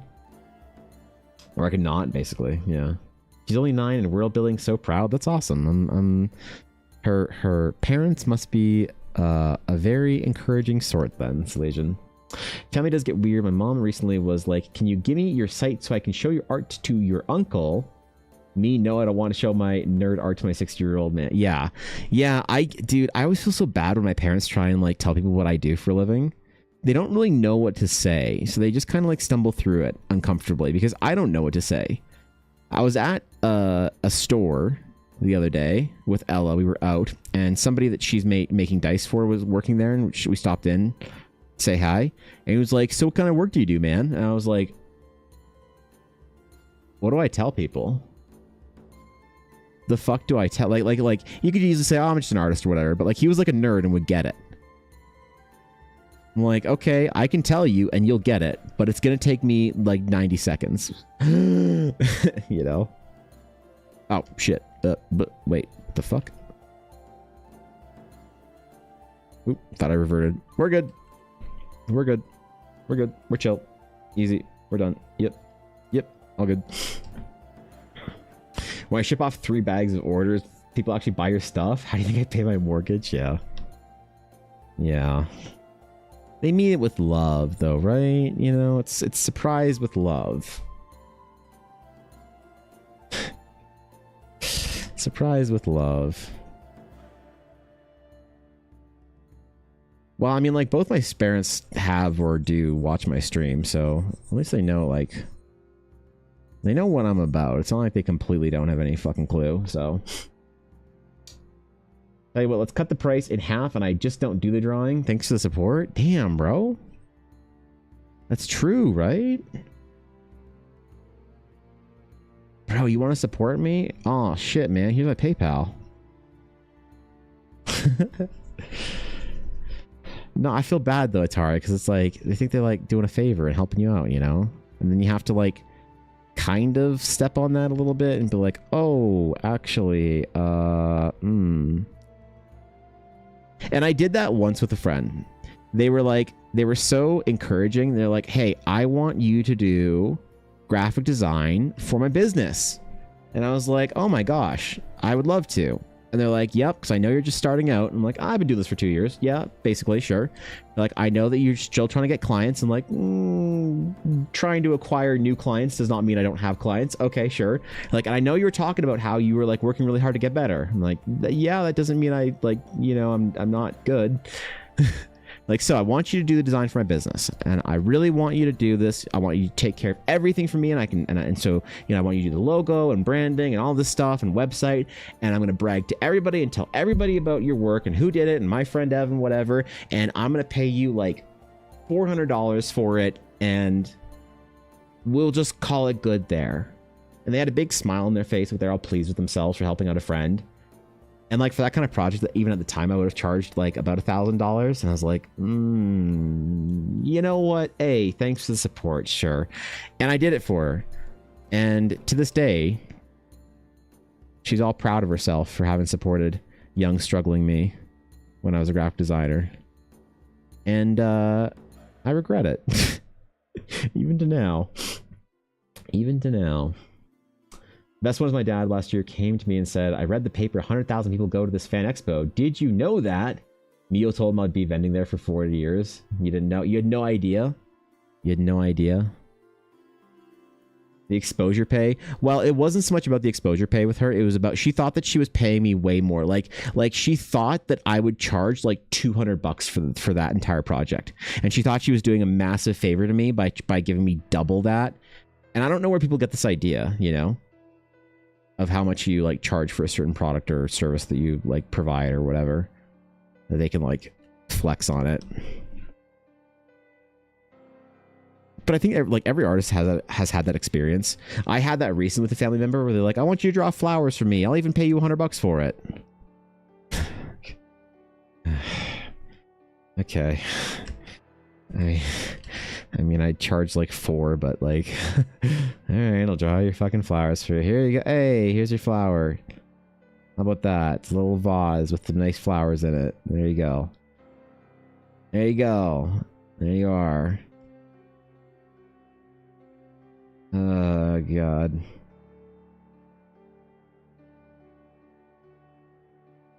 I think I've secured myself, though, and people know that I don't draw shit like that. I don't do dogs. I don't do flowers. I don't do any of that crap. You want some fantasy-ass landscape? All right, sure. You want a sword wreathed in flowers and some magic druidic enchantment spell? Sure. You want a vase with flowers? I'm likely not your man. Like to commission you for a work blank check? Let's chat? Damn. Blank check. Blank check, but the part where it talks about how much money it is crossed out, though, right?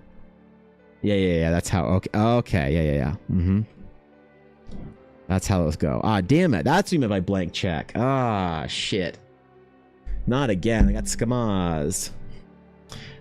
Never done any work for family or friend rate? I don't anymore. I can't anymore. I will do things for free for friends rather than charge them less. Yeah. Rather than charge them less, I'd rather just do it for free for them. You know, as like a gift, a gesture, whatever. And then it's not weird, right? You know, I told Minnie I would do her badges for her, and I finished them, and I just need to package them up to her. But I fucking forgot to do that again this week. So, hey, you know, I'm doing Vixie's fucking channel point badges for her as well, just because it's fun. It's whatever. It's for a friend. I'll do like art for my like D&D playing companions in our adventure, but I don't love the like discount to friends and family rate type thing. Kind of gets into my skin a little bit. I'd much rather do something for free as a gesture of love or friendship than they have to figure out like whatever the F&F rate is. Let them know I'm not giving you a discount. This is free. I don't give discounts. Oh shit, she's such an alpha. What the fuck, man? She's so alpha. That's actually kind of based. I'll pay you exactly $387 if you agree to draw the coolest stick figure you've ever drawn, and I will share it on all my extremely successful social media platforms. I have billions of followers. I mean, if you're commissioning me to draw Fishy, I've already drawn stick figure Fishy. I'll draw her again.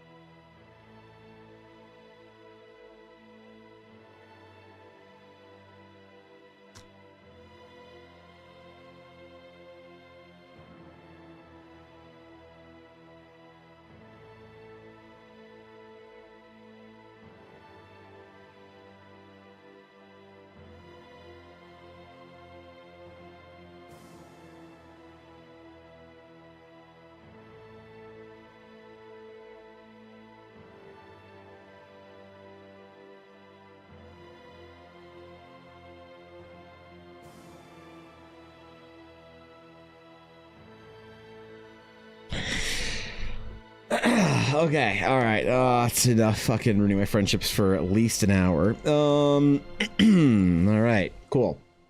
Yep. For reals, if you have time, I definitely don't anytime in the next little while. I wish I did. I'm like basically turbo locked down until after September. I want desperately this year to get caught up on everything, to get fucking in a good place where everything's back up to date. Everyone who I need to send shit to has it. Everyone who I'm doing work for has it. Everything I said I wanted to do for the adventure, for Eldar, whatever, is done. And then I want to ideally take December off. And by off, I don't mean not streaming and not working, but I want to stream a project every day for something for Eldara or commissions or whatever. And then I want to get off stream. And that's the end of my workday. right? That's what I want. Maybe like an hour at the end of stream. That's it. That's what I want, man. That's my goal for December. So unfortunately I have to like not take on anything big until I know that that's on track. And right now if I don't take on anything big right now, I'm on track to being fucking a person again in October. And that's my goal right now. That's the goal. Is to person again. That'd be nice. That, or I should just try and figure out how to like work harder. That is also the other side of it I could do.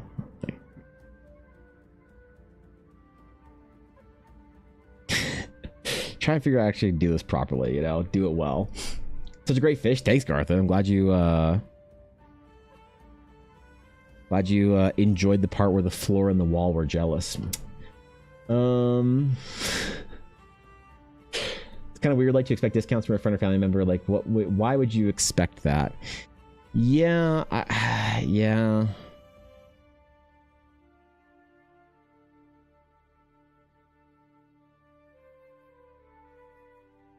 Yeah, I mean, you know, I heard somebody word it really interestingly, where they basically said to somebody, so you want me to give you $1,000? And they're like, what? They're like, yeah, like if you want me to do this project for you for $1,500 or for $500, and I normally charge 1,000 or 15, or I don't want to charge 1,500. You want for 500? You want me to give you $1,000? Why don't I just give you $1,000 and you can find another designer to do it? And they're like, oh no, but like whatever, it's not you give me money, it's a discount. And he's like, yeah, but I could do the same project or whatever, and then, right? What the fuck? Fire trucks, Monka.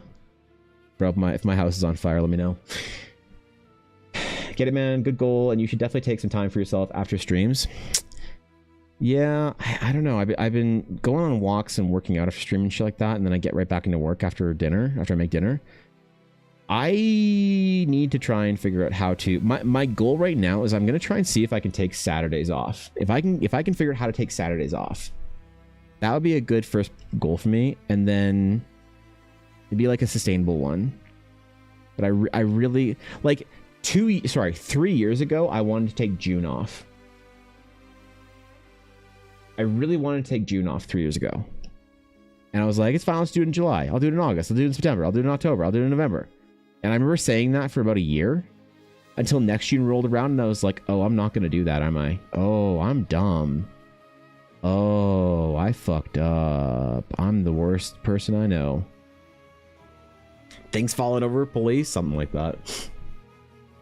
It's not a discount, I'm taking damage to my life for you. Okay, why? Something like that. Yeah, I don't know. It's like weird when you think about it like that, but also incredibly, I don't know, real. As a friend of EBA, I wanted to pay more, not less, support the friends and family more than others, in my opinion. Yeah, I appreciate the support. I appreciate it.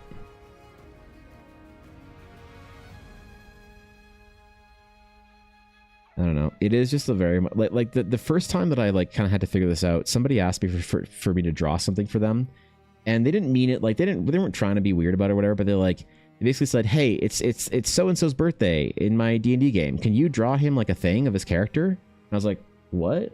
Like, yeah, could you just do this real quick? Like nah, like I don't have room for commissions right now. And they're like, oh no, like not a commission. Like, could you just do like a 20-minute sketch? And I was like, what? I don't do 20-minute sketches though. Like, I think that, and I'm not like shit talking this person. They made me realize that I have to like explain the process more. And I'm like, oh, I think a lot of people think that for art that there's like maybe a easier way to do it. Like there is like a short version of it that you can get. You can get a rougher version of it that's like the 20-minute sketch or whatever. But that is definitely something I am not good at. That's like some shit you got to ask people who are very stylized, like cartoonists, animators, those kind of things, comic book writers or illustrators. They can do stuff real fast, bro. Like minimum for me is like an hour and a half, 2 hours for like a portrait or whatever. And back then it was longer because I was way less experienced. the shortest sketch I've done, I can do very quick sketches of probably little landscape vignettes. Landscape vignettes are very easy to do very quick for. So I do them like I do them for sketch cards. I do them like for, you know, little giveaway things, or, you know, somebody at the convention asked me if I would do a little sketch on the back of their print. If I'd sign the back of their print to them and I do a little sketch. So in the bottom corner of the print, I did a little like landscape thingy with a little, you know, little tree or whatever and some shit going on. I did like, I don't know, like some mountains or whatever. And it was a very little, quick little sketch or whatever, and it was fine. But like characters, portraits, things like that, I don't know, man. It's not like a short, small version of it. You know what I mean? So, these other smart because the family doesn't expect the discount rate all the time, and for it to never change. What? Oh yeah, I missed something. Okay, I have an in-law who talks to me like that, like he's doing me a favor when he's asking me to do things for him, and never let him know how to take it either. Right? Yeah, it's tough, isn't it? It's tough, bro. And like people always mean well by it. You can't be mad. They're trying to help, and that's what matters. They're trying their best to help.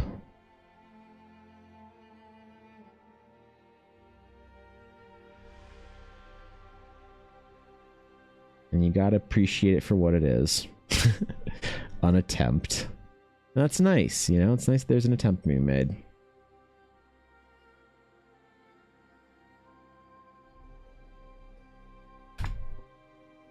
Okay, bro, I'm actually really thinking this is turning out good. I wanted to make sure I didn't over-render anything and overshadow, overshade, whatever. But I'm actually kind of enjoying this.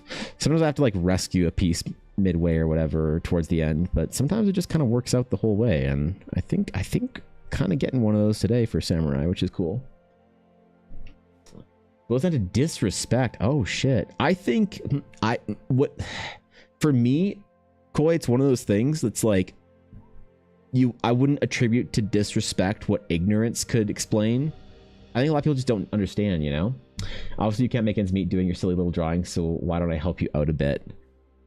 Yeah, I think there's a perpetuated idea. It's normal to think that people who are like doing creative stuff on their own are like all suffering, struggling, whatever, which is true for a lot of people, you know? And the support and help is appreciated, but they just might not know how to give it in the right way. It is subjective. Yeah, you're right about this misprint. It is subjective. That's very fair. Okay, we haven't drawn any loot yet. I feel like I said this whole dramatic thing about how there would be a cave with loot, but I haven't drawn any loot, man. Shit, dude. How can I draw a cave with a wiggly boy without any loot? Which is obviously the most important place where you keep loot in your D&D game. In a river cave with a wiggly boy. You know? Don't clip that. Oh, God, please don't clip that. Oh, you know what? It is stretch time, because I did not stretch when I went downstairs. Tell me more about that. Oh, yeah, you hear more about how the river cave is the place for the wiggly boy? Yeah. Okay. All right. I can tell you all about a story about a cave and a wiggly boy. Yep. King Arthur and his coconut-carrying squire. There was a cave in that movie, wasn't there? There's something in there. Dragon or some shit? I don't know. Man. Oh, God, man, that hurts. Holy fuck, dude. There was? Okay, sick. Yeah, it had a beat right, the beast. Which movie? In Holy Grail, Nick. Monty Python, the Holy Grail. The rabbit. The beast in the cave, man.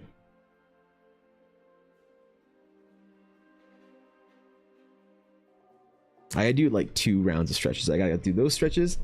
And I gotta do the nerve releasing stretches, which always looks so silly. It doesn't look like I'm stretching right now. But this is actually such an insane stretch for the problem that I have.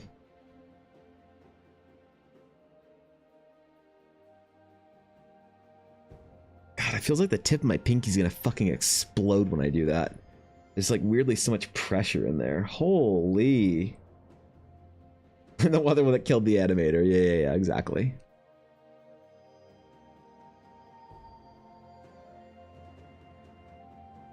Ugh, okay. We're good. Ooh, man. That was something. That was some kind of stretch right there. Back at it, though. Not bad. I could spend an entire week drawing, like, environments and stuff. Maybe we'll do a Enviro sketchathon. I do, like, environment vignettes for, like... do, like, much faster ones for some, like, very small rate. And I stay live until I finish them. All. That'd be fun. I was thinking about doing stream events, stuff like that. Things that kind of shake up the week-to-week stream. I'm not quite sure. I find that a lot of, like... the like fun stuff that I like watching streamers doing, like subathons and stuff, doesn't really work for art. You know, I don't want to like make it seem like other streamers aren't working hard, and I think that when people talk about doing art and stuff on stream, it sounds like that, and I don't mean to say that, but it is different. Like, it's not talking to chat and stuff and like being live that like roasts me at the end of a long stream. It's the long uninterrupted work for art. I can't do those big, long, like 12-15 hour art streams that some people do. To be fair, I think a lot of times they are a lot more focused and just grinding out the art. Doing both in conjunction is tough. But I always want to do one of those like cool, like big summer events or whatever that I see a lot of other cool streams doing.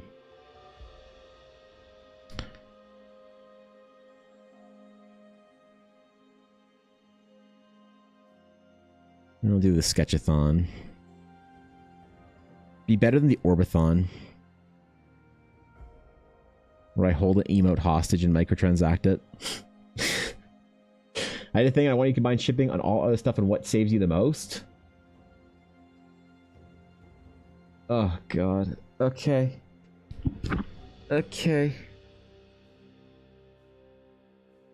Okay. Did you get your Pepega last month, by the way? I never asked you, Cobalt. Did you get your Pepegas? Your Pepeja? Because I'm finally actually able to fucking send those out because I'm not like dumb anymore. Because there's something in there that I'm just, well, you know what? Never mind. Never mind. Take away to break stream, discuss shipping. Ah, yes. Ah, yes. Did my thing arrive in Montana? Well, I don't know. Can you check, Evan? I didn't send you anything. Oh, I thought my Amazon order for a shirt was you. No, man, that wasn't me. Oh, okay. Yep. I saw what you did. What did he do? What did he do?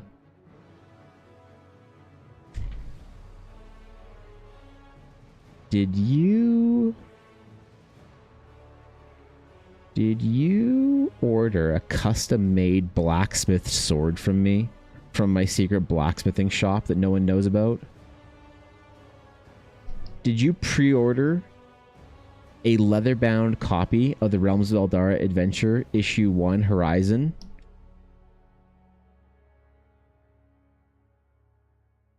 The one the message was really for, Evan, was just a relay. Oh, okay, cool. Yeah, good. I don't control shit, man. This morning, Say was like, hey, I didn't get my fucking card in the mail yet, bitch. I mean, she worded it nicer than that. Where's my card at? What? I'm like, I don't know. I fucking sent it out already. She's like, when? I'm like, I don't fucking know. You think I do my own shipping? Please, Ella's our shipping department. I'll hand her stuff and she'll put it out with the mail whenever that goes out. I'm way too dumb to handle any of that. Ella does all of it, man. She takes care of all of it. You pre-ordered all things? You got an advent calendar? Oh my god. Wait.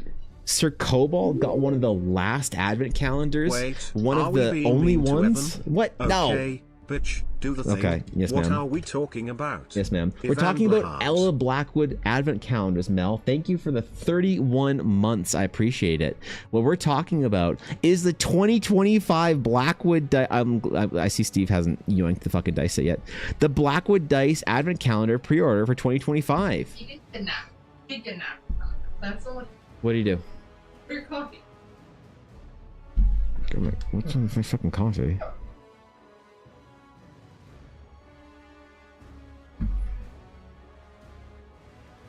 So the secret is Cookie Mom Yeah. was second. Oh. Aside from all the pre-orders ahead of time in fucking April. Yeah. Well, he had pre-ordered, but An Eldara sponsorship. with dice. Oh my god. View details. What if... Hold on. Where's my scam music? Am I allowed to run? You can Oh, run. nice. Where's my They scam look music? amazing. Where's the scam music? Sadly, I will have to Where is save it? up for next year as I Where most is it? likely will be laid off Where is next it? week. Oh fuck. So you That all sucks, get to man. deal with more of me. Oh, hell yeah. D. Oh hell yeah.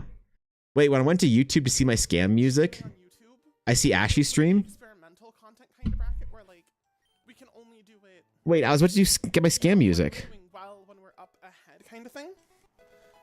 And I went to circumstances have changed enough YouTube for us to no longer get the, like, mandatory my case thing. scam music, and I see Absolutely. Fuck, this. fantastic. I've Now unlocked I my need plan. to farm into chats. Oh, I'm third. Oh, Easy look, farm. Hope you're doing good. Yeah, get your Peepo scam music. Holy. Also, yeah, you're now my #3 fan for chatting so much. Congratulations. Yeah, Wow. I'm really proud of you. Oh my god, it's Ashy, bro. Yeah, keep up the good work. Keep up the good work. Mhm. Okay, See, I tried going on to TY, live on love Twitch, and you, Twitch was bro. Bye. So, like, it was Please just someone don't connecting to chat and unable to go TPK live. me. So we're just here now. I'm hiding on YouTube. That's I do like hilarious. that you guys can fight for being the #1 fan. I don't know how that's calculated. Yeah. All right, Evan. I will not TPK you next week. Okay? Yes, I let's promise, I will go. not- Wait, that's ominous. Anyway, where's my scam music? Hold on. Goblin Greed. Let's see. Where's my scam music? There it is. Please don't be too loud. Oh god, thank god it's not too loud. Oh god, it's too loud. What do I do if two people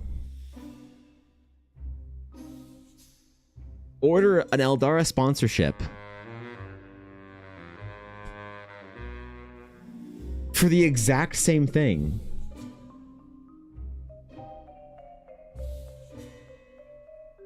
Because if this isn't a pre-discussed thing, and they're like, I'm picking this thing from the list, and two people send me a message, Steve and Cobalt, I think 3 of these saw fuck, jeez, and they send me a message, they say they all want the same thing, then what do I do? I didn't think this through. Will I do it twice? Do it extra?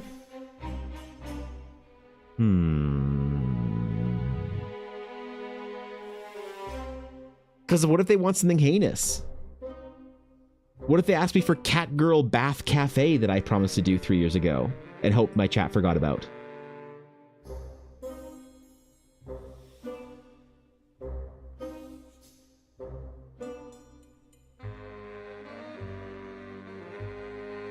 You know what? I'm not going to worry about it.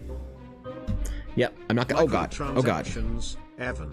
Oh god. Always microtransactions. That's Let what it them is. keep it out with one another. The one with the most transactions Oh, wins. they're the one that gets Smile. it. Okay, I get it. All right, fair enough. All right, thanks for the bits, Mel. Yep, appreciate it.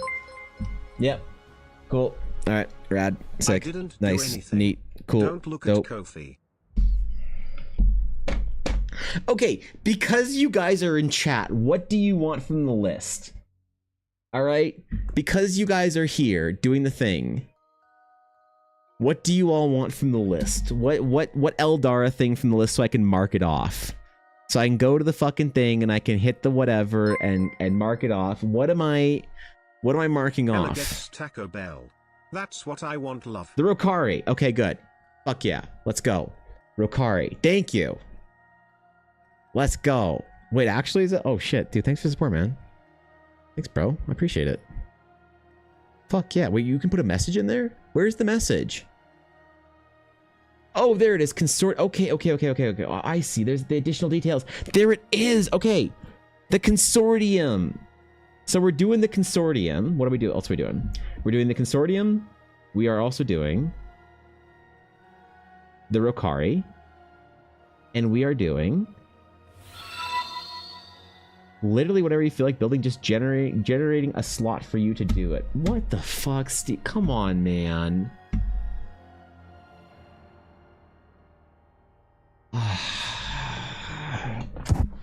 All right, we'll do something extra special then. God damn it. Thank you guys for the support. I appreciate it. That's incredibly generous of you. Now you three, actually I think there's 4. You 3 are the reason I won't be taking commissions, and I can tell TikTok to get bent. Yep. I can tell TikTok to get fucking bent because you guys decided to yoink their commission slots for Eldara stuff. What, man? I gotta do something else for the dude. I gotta figure some shit out. So I gotta do something really cool for this. But thank you very much. I appreciate it. And thank you for Herbert's art. Thank you for the follow as well. Rip the book talk girlies. Damn it. But the book talk girlies are my greatest, like they are my greatest protectors on TikTok. Whenever I see one comment on TikTok of someone saying, bro, you make your characters way too attractive, this is unrealistic, there's like a phalanx of book talk girlies in the comment of that, just shit talking the person, just being like, motherfucker, don't you talk to my artist like that, okay? I will ask him to draw characters of whatever kind I want. And I'm like, damn, I didn't even have to touch that one. They took care of me in this case. So, you know, like...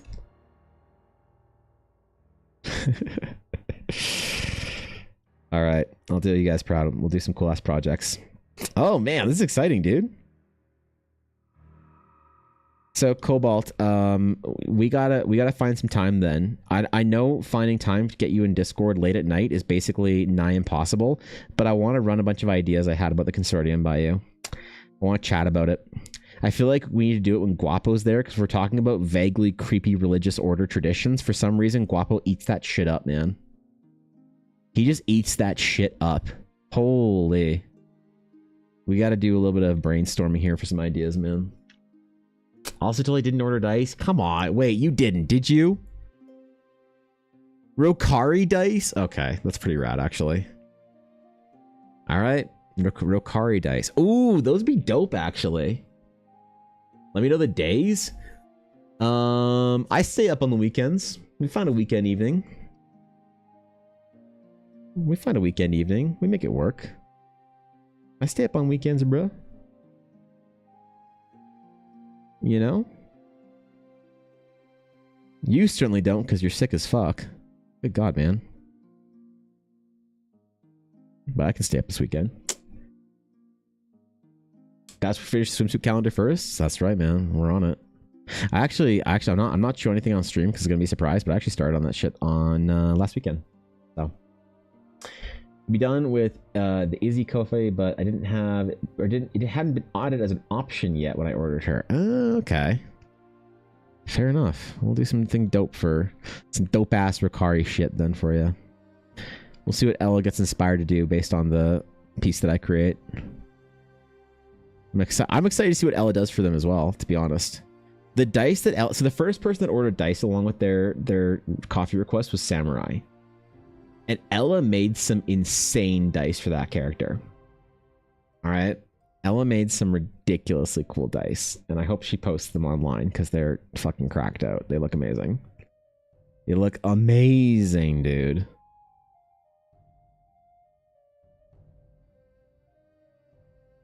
The Ella Blackwood dice fucking progression over the last couple of years has gone crazy. I'm so happy I have Ella's first set of dice that she ever made and finished. I'm so happy because they're really, really good. And you expect them to be shit. You expect the first tries, the first efforts of anything that somebody does to really just be trash. But they're still some of my favorite dice. There are some things about them that are a little lazy, as Ella put it. But man, they look good. Lazy or not. I know she doesn't love them, but I think they're pretty great. They're unlucky as all hell, though. They are just, yeah, it's not. Just unbelievably unlucky. Besides that, you know, they're really cool.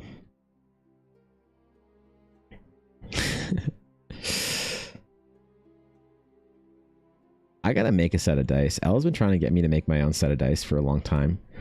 To like choose a pour, choose whatever, do it all myself. She'll walk me through it. She wants me to do a set so bad. I might do a set for like, I might personally make myself a set for the Astral Sages or whatever.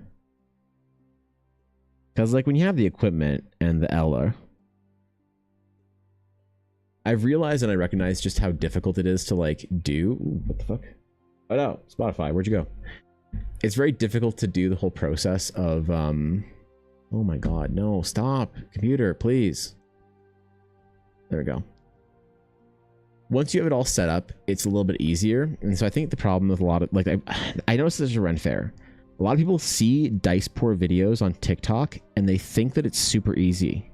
And then they see the material list and all the things you need to do to like get it right. And they're like, oh, I'm done. And that happened a couple times. There's a couple people that came by the booth and were like, yeah, I tried making dice. It was too hard. I think the first time you realize how much you have to like spend time-wise polishing and finishing dice sets, I think that's where a lot of people get lost. They think they can just pull a dice set out of a mold and, oh my god, it's beautiful. They don't realize that after you like do the creative fun part of like mixing your colors and making a new thing and doing the whatever and getting it all good, that then there's like literally, you know, hours of grinding, polishing, and everything else that goes into a set of dice. And it reminds me sort of like when I was doing jewelry and metals in art school. A lot of people wanted to get into silversmithing and jewelry making because they thought it was like so cool and easy and whatever, and you pour the thing and do the whatever. And I remember sitting one day in front of the like polishing wheel, and there's a couple of them lined up, and I had a friend there, and we're just like doing our thing. Like we were spending all afternoon polishing the pieces that we made. And so it was like, you know, like legitimately like a 3-hour just standing in front of that wheel polishing shit. And I loved it, by the way. I loved the entire process the whole way, from making stuff, designing stuff, all the way to polishing and finishing. I loved the entire thing. If I had the space, I would have a silversmithing studio in my home or on my property. But alas. Anyway, like the instructor comes over and she says, wow, you guys could really make it as jewelers. And we're like, oh, really? Why is that? And she's like, because you've been standing in front of this wheel for like 2 hours and I haven't heard you complain yet. I'm like, what? She's like, oh yeah, it's the reason everybody drops out. Yeah, they can't like stand the idea of having to finish their work. Like, damn, bro. And that's why we always got good grades in that class. The girl I was with, she also went to Italy to take a goldsmithing course after she was done art school. She unfortunately did not use her degree. She didn't quite get her career going, and so she got married, got pregnant, got happy doing that, and went in for a teaching degree. And I'm proud of her for doing what she wants, but also kind of disappointed because the reason she didn't push more for her goldsmithing career is because it was too difficult. She couldn't handle the stress and strain of it, which is really shitty every time I have an artist friend or whatever that I know could have been great, but just like didn't want to handle that part of it. Which you can't blame people for, I guess. You know? The one person that broke my heart when she gave up on her art career was a friend from art school that I always looked up to as like the best painter in our class, in our year even. And she couldn't get like an internship in any company she wanted to get internships at, and so she gave up. She went to school for 4 years, was one of the best painters in her class, and gave up. Fuck, man. It's hard being a creative, I think. It's the perseverance. I absolutely agree. Yeah, it is the perseverance. Yep. Because it's not secret. It's not luck getting like proficient at a skill like art. You hear people say that. They'll say things like, "Oh, I couldn't do it. I couldn't do this or that." Whatever. They say a lot of "I couldn't." And you know, it was one of the most terrifying moments I've ever had as an artist when I realized that being good at art was actually just a choice. That was one of the most terrifying moments I've ever had. Now, when you sit in that and you breathe it in a little bit, it's like liberating. But yeah. It's also terrifying to admit. Because you're like, shit, man, I'm the problem. Wait, I'm the issue. I'm the reason. Oh, God. And then you sit there in World of Warcraft jumping around Dalaran during the Legion expansion for 3 hours without any music or anything playing, just staring into the computer screen, contemplating your existence, wondering what could have been had you realized that sooner. And then you go to sleep and you forget about it the next day. So that is heartbreaking. I know, dude. And like, the thing is, I also really wanted to help that friend out, to like help kind of like give her the push she needed in her career. Like the, not push, like motivation, like just keep her encouraged. And so I tried like I got offered an opportunity to build a video game, an independent, like an indie game with a small team of dudes. And I was like, hey, do you want to come do this with us? Do you want to be like the other artists in the team? And she was like, oh yeah, that could be cool. Like, you know, it's fun. But then we're like in it, and then the guys cancel the project, and I was like, no, dude, this is supposed to be our first thing. Oh, I was so mad. I was so mad. Oh, Koi knows her, actually. Oh, shit. Yeah, that's right. You could have offered $300 for a 40-hour painting? I could have, you're right. I could have. I should have, too. Damn it. That's what supportive friends do. Bro, at that time, if I had $300 in my pocket, oh my God. Could you imagine? Could you imagine, dude? I would have been eating good. I would have had A&W on Wednesday. I would have eaten like fucking KFC on Thursday. And I would have had breakfast on Friday. Man, could you imagine having $300? Holy. I know what clue you're talking about. I have a bad memory. Maybe you Discorded me her name. I'll remember. Oh yeah, sure. Fucking, where's your icon in Discord? What the fuck are you, a fish or some shit? Where are our DMs? We don't talk enough. Oh, it's Batman. That's why I keep missing it, because I keep thinking there's gonna be some cutesy shit.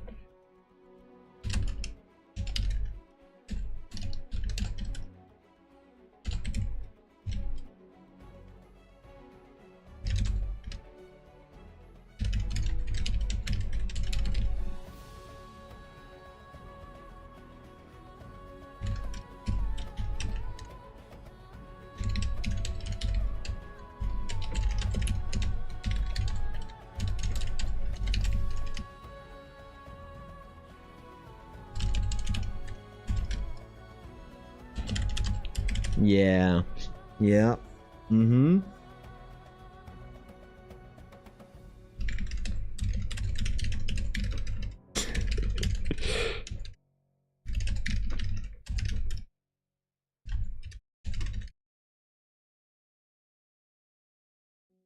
I know, right? She was so good. She was insane. Oh well. Thanks, bro. Thanks, Blaze. Thanks, man. Yeah, I need that. Check the Dice Goblin Smart Group. Oh, you got them? Okay, hold on.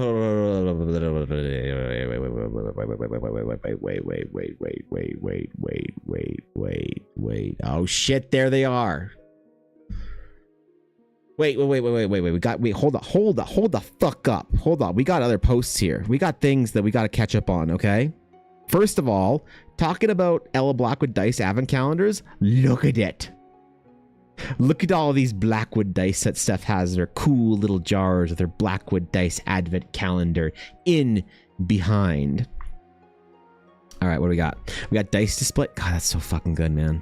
That's such a good display. Oh my God. Spaceballs the art. You're hilarious.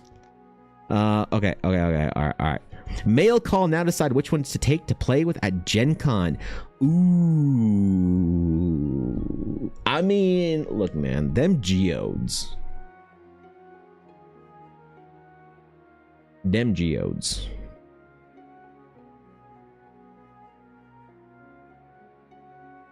Dem geodes. That's good.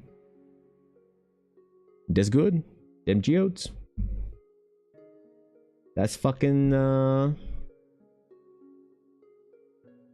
that's what I would take. Obviously, you'll have to roll for advantage. Although the the geode chonk, though, could pair well. Oh, now what do we do? Oh no, what do we do? I got this friend who does cabinetry work sometimes. He's looking for interesting wood to build, better sized dice display for dice. Fuck yeah, man. Fuck yeah. I want to do that shit. I want a cool, like, man, I want like a cool gaming room with like a cool, like, dope ass wood table, some like nice wood shelves to put all my like wood fucking carved D&D shit on, like dice trays, and I don't know what else. I don't know what else I'd put in a gaming room, but man, I want like a wall dice display for my Blackwood dice to go right next to like a wall sconce torch right next to Spaceballs the art. Fuck, man. How do I have a cool house one day?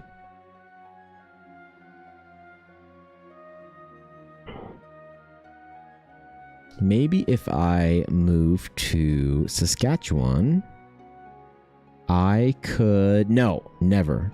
I said the forbidden thing. Never.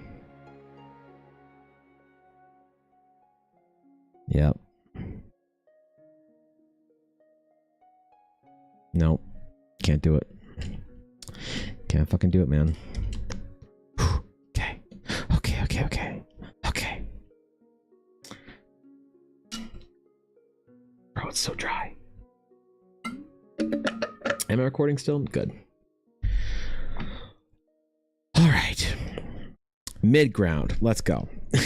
Next step. No days off. No breaks. Oh, wait. This is a stone thing in front. I forgot.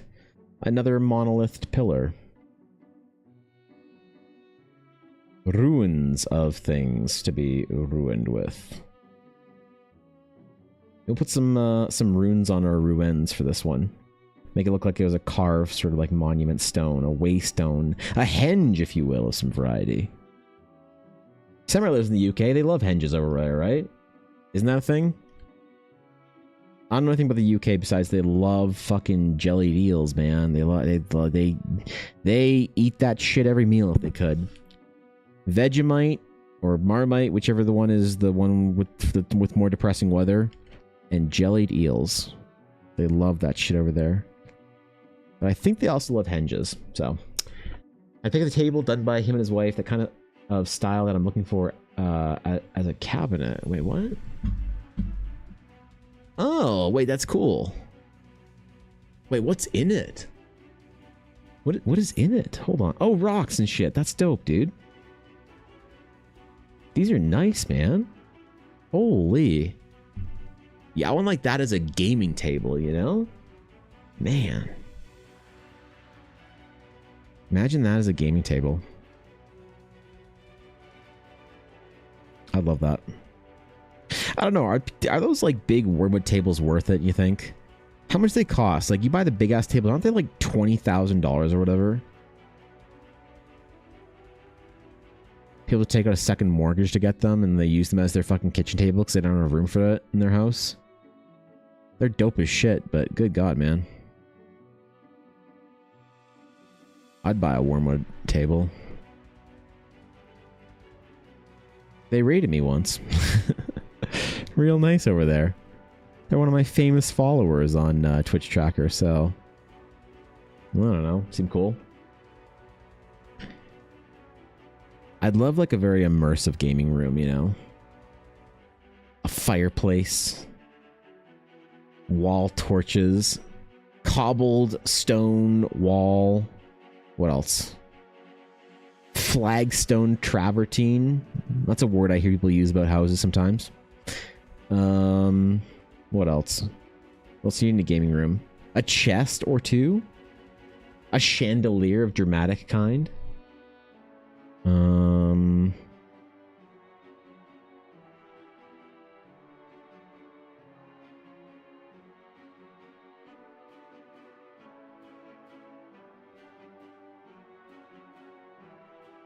Yeah, I don't know, man.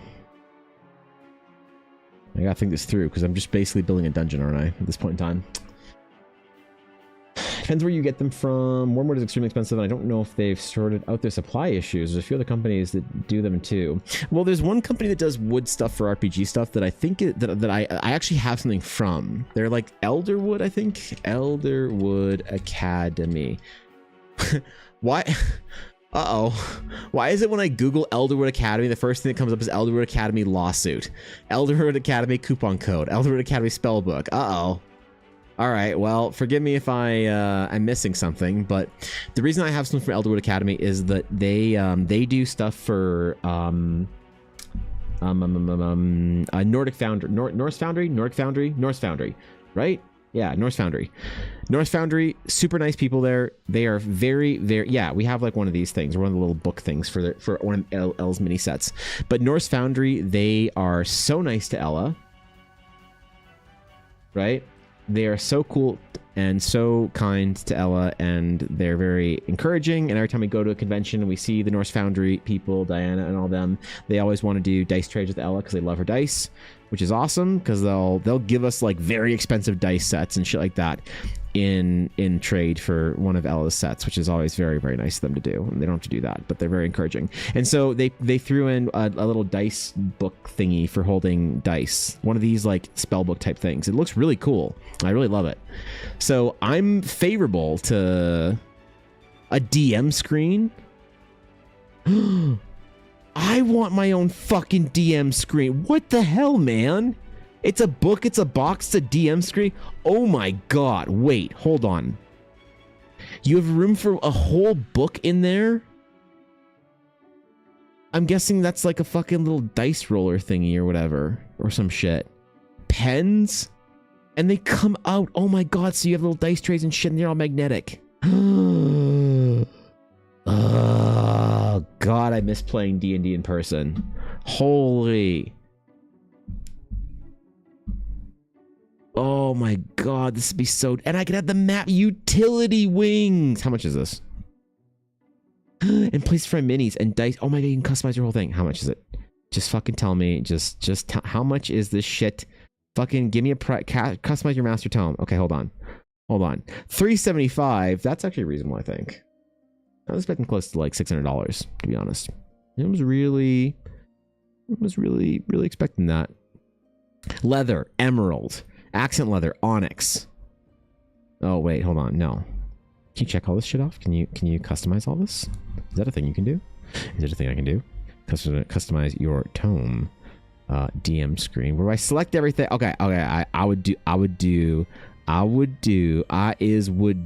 lapis leather. Ooh. With a gold accent. Ooh, chocolate accent. Ooh, that's nice.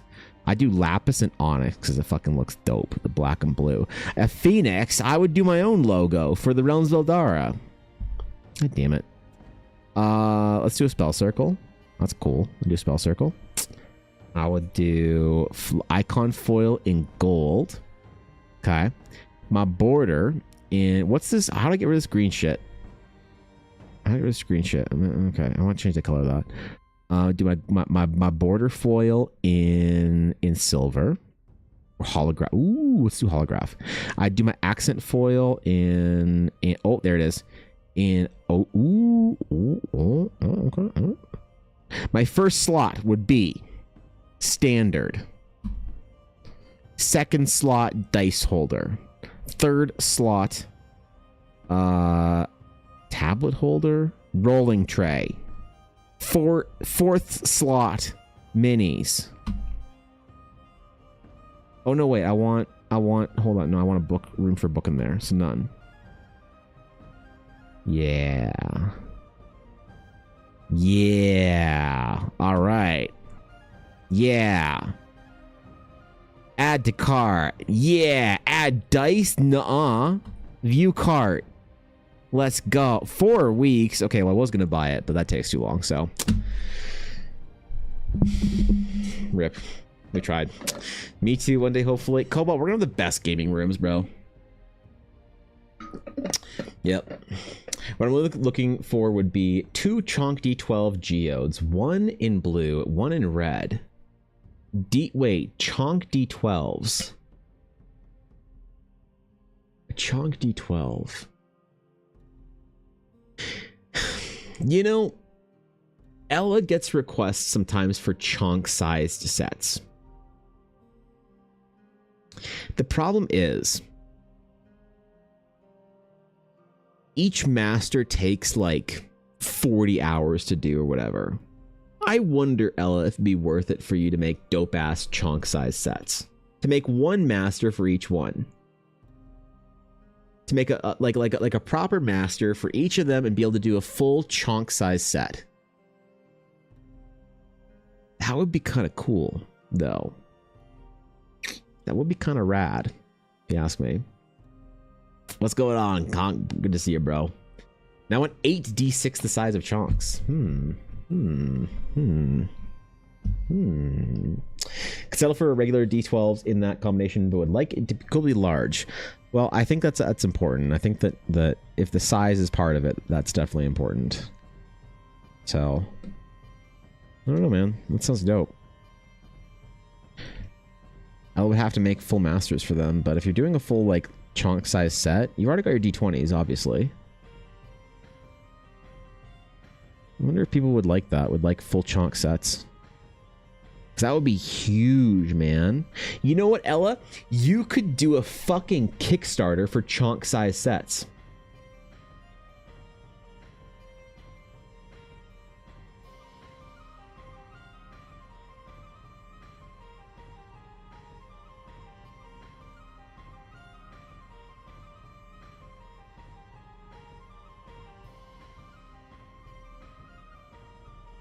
You could do a proper Kickstarter for chunk size sets to see if there's interest. And then you could take requests like that and do chunk size D12s or whatever. You know? Or like, could you imagine chunk D4s? Your shards in chunk form? What percentage, Ella, are your geode chunks, because I don't remember what chunk level they are chunked at. What percentage larger than your regular dice are they? Because your dice are already larger than like other sets, like common sets, the standard whatever millimeter. Your sets are like what, 10 or 20% larger. How much bigger are your chunks sized up? Are they 300% larger or? Because I'm really curious to see what like if you could make like a filament print, like 3D print of dice in that size, so I could hold on to it and see what it would be like to have a dice set that's chonk sized. That would be rad. That'd probably be pretty easy for you to make a file for, right? And just try slapping it on the printer and just see what happens. You know? I don't know, man. That could be kind of cool. You could do like a full well, there's ideas, bro. That would be a really spectacular thing for you to be able to bring to like conventions and stuff. If you had these like master sets of chonk geode sets, oh my god. Could you fucking imagine, bro? That would be sick as shit. You're gonna make a master mold for that size for Steve for D12? Shit, you only got like 4 more dice to make and then you got a whole set. D20, D12? You're basically there. The coin would be sick. Oh, it'd be so big too. Holy. Cause like... Yeah, okay. That'd be cool. That'd be a lot of work. That'd be a... You'd be like in the tank for like a month on that, but... The 28 millimeters and your standard D20 is 23 millimeters. Is that what your geode chunks are? Is the 28 millimeter? Or are they the one up? No, you don't make the upper one anymore. You don't make the middle one anymore. You only make the biggest one and the smallest one. Or chunks, right? Ella, have does you make chonk geode, like giga chonk geode? Has done Gigachonk Geode. Bro. The other side is exclusively Pokemon at the moment. Okay, yeah. Because I have, right. So I have my, that's what I used last night, is your Pokemon size, whatever. That'd be, yeah. Like a geode insert for that shit, man. You could do some crazy stuff. Dude, what the fuck, man? I want one so bad. Look at this cool ass dice box. God damn. So that's like a full chonk size set then, hey? Interesting. Interesting. These are cool. These are great dice right there. So similar size to the chonk or whatever. As a full set. That'd be interesting. Okay, that'd be interesting.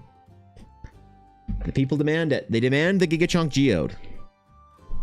They demand the Chonk Geode D12 set, full set, whatever. Priestess in there. Chonk size Dave from Careful Cantrip. Oh, those are Days. Cool, man. Fuck yeah. Bro, I haven't since CC fucking like pieced out. I can only imagine how busy Dave and Raina have been, but I haven't seen Dave in like streams or chats or whatever in months. He hasn't come into my stream and told me why I'm wrong about D&D in like 6 months at this point in time. Probably less than that, but god damn. That's cool though, doing a chunk size one. An after family trip project, right? Yeah, unfortunately. It's all an after family trip project. Instead of going to Saskatchewan, we could just stay at home and work. Did you think about that? Did you think about instead of going to Saskatchewan, not? How about that, man? Maybe on the way in the house renos, they've been in a touch busy. Also, the wrapping of the channel has taken a lot. I imagine, yeah, holy fuck. What a legendary thing to do, though, to like have this like dope ass D&D stream for so many years and then like end it on a great note, you know, as opposed to like fading into obscurity. I love that. Part of me thinks that I'd do that with a project, you know. Like, if I was, like, kind of in the position where at the end of my career, I'm kind of, like, in my George Lucas era, rather than letting Eldara continue on after me, I'd rather just end the project and not trust anyone to do it, you know? Unless by that point in time, people stop ruining shit, in which case maybe it'd be okay. I don't know. Yeah, maybe it's alright at that point, though. Yeah, I don't know.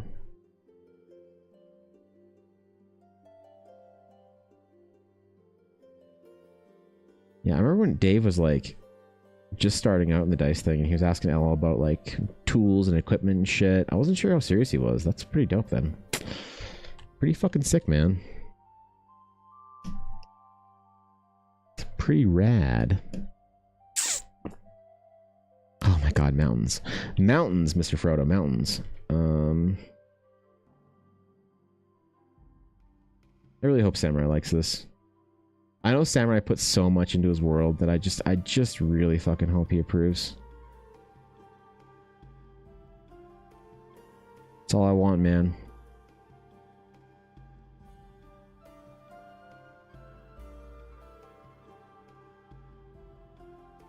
I'm definitely pacing myself today in a better way, and my arm isn't bothering me nearly as much, which is great. Can't decide which ones to take, so I'll just take them all. Even Pikachu? Even Pikachu gets to go to Gen Con. Holy. Bro, that's a lot of dice. You sure about that? You sure you can carry that many dice? You'll need a reliquary. Like a ward to guard your treasure hoard. Man, I hope you have the best time in Gen Con. I'm so like fucking at this point, I'm just so ready to go and just actually live it up. See for myself. I want people to be having fun with that shit. one day, just so you know, one day the Realms of Eldara will have a proper booth at Gen Con where you can get all the new Eldara supplements and, you know, story things. We'll have a whole thing where you can get Eldara trading cards, Eldara merch and shirts and shit. You can get the whole Eldara RPG line. One day, man, people will come to Gen Con to get their Eldara fix. And it'll be rad, dude. The possibilities are endless. Oh, by the way, I did my first tests for packaging that succeeded. And so pre-orders for the Eldara trading cards should be open before August. So we're on pace. I said I wanted to have it open in July and do it in August. So fucking let's go, dude. But yeah, I figured it out. I got the paper. Finally, I got the paper that works for the packaging that I wanted, which is awesome. I have to design the booster boxes, but I can do that later. I just want to make sure that actual packaging was like 5 minutes notice before dark. Dark's not gonna buy the entire thing out, okay? He's just threatening, all right? He's just talking shit. He's not buying the entire... No, come on, man. No. Right? Right? He's not buying the whole first edition. What is he gonna do? Have the complete first edition?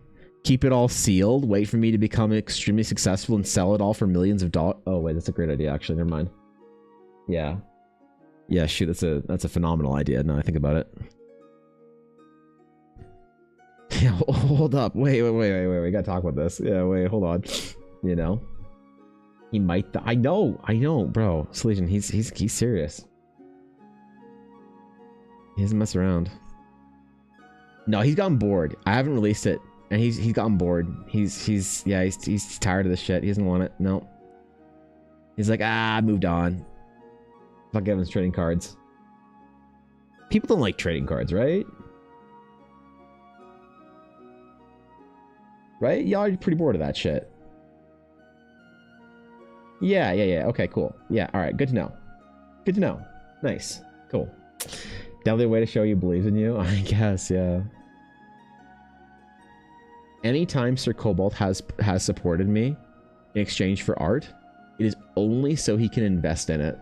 Yep. He's one of my investors. Penguin too. Blaze as well. They're all the investors. They're collector investors. And I'm going to ensure that anyone who invests in original art from me and the early portions of my career in 30 years will be hilariously rich. Like fucking Monaco yacht rich. Oh, yeah. Monaco yacht rich. You guys are going to sell your shit, your Realms of Eldar trading cards and stuff, your original sketch cards. I'm just going to say it right now. There will be a point in time where if you have a 3-digit Eldara sketch card from me, those are going to be extremely rare. By the end of my life, I plan on making 10,000 sketch cards. At the end of my career, I will have at least 10,000 sketch cards.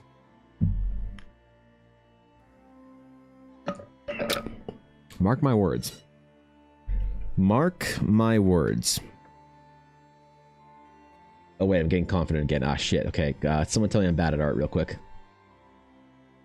you don't mind.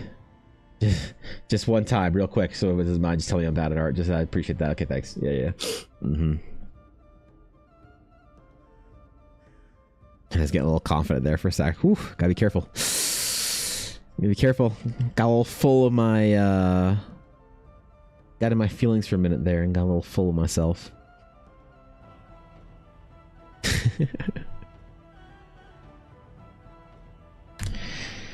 I just hope people have fun with the adventure, man.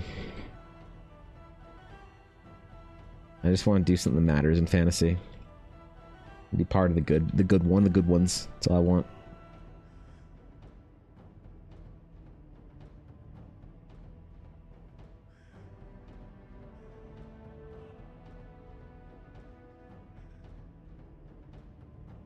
The fact that I get to do it with Ella, holy shit, man. She's doing the dice part. I'm building the stuff. She's taking care of a lot of the business side of things. Bro. Bro, how lucky am I? Me out of town will likely be other things sent in August. I'm fine with bundling them together. Dude, you get packages upon packages from Ella at this point in time, Steve. What the hell, man?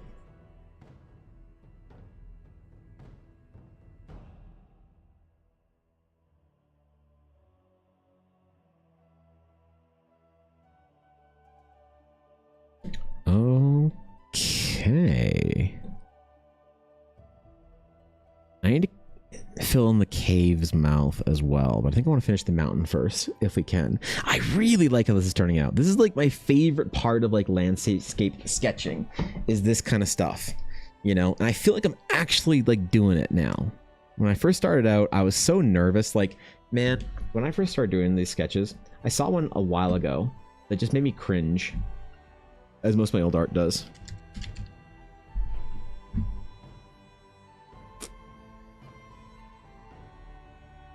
Oof. Oof. You can see that the thought is there. The styling is there. But like... Oh, look, horses. Who the fuck said I never draw horses? Get bent. You know?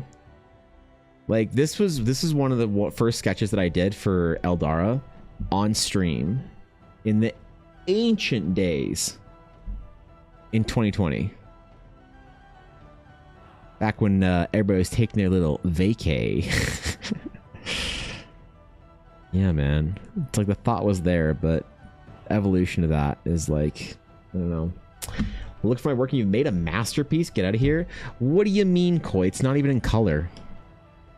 Masterpiece. Now she's dunking on me. It's been a long time to draw a horse. Yeah, that's fair. That's fair. It's been a... Oh, boy, it's been a long ass time, hasn't it? 5 years? 2020 to today? Ooh, God, that's a long time, isn't it, Nick? Man, my equine art inspiration has been lacking, it seems.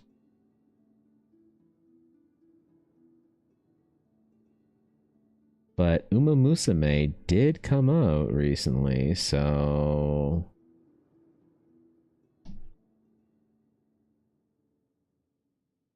I'm just saying. I'm just willingly posing a terrible idea. I would never. Come on. You think I'm going to do fan art for some gacha game? Please. I've got at least 4 things to do.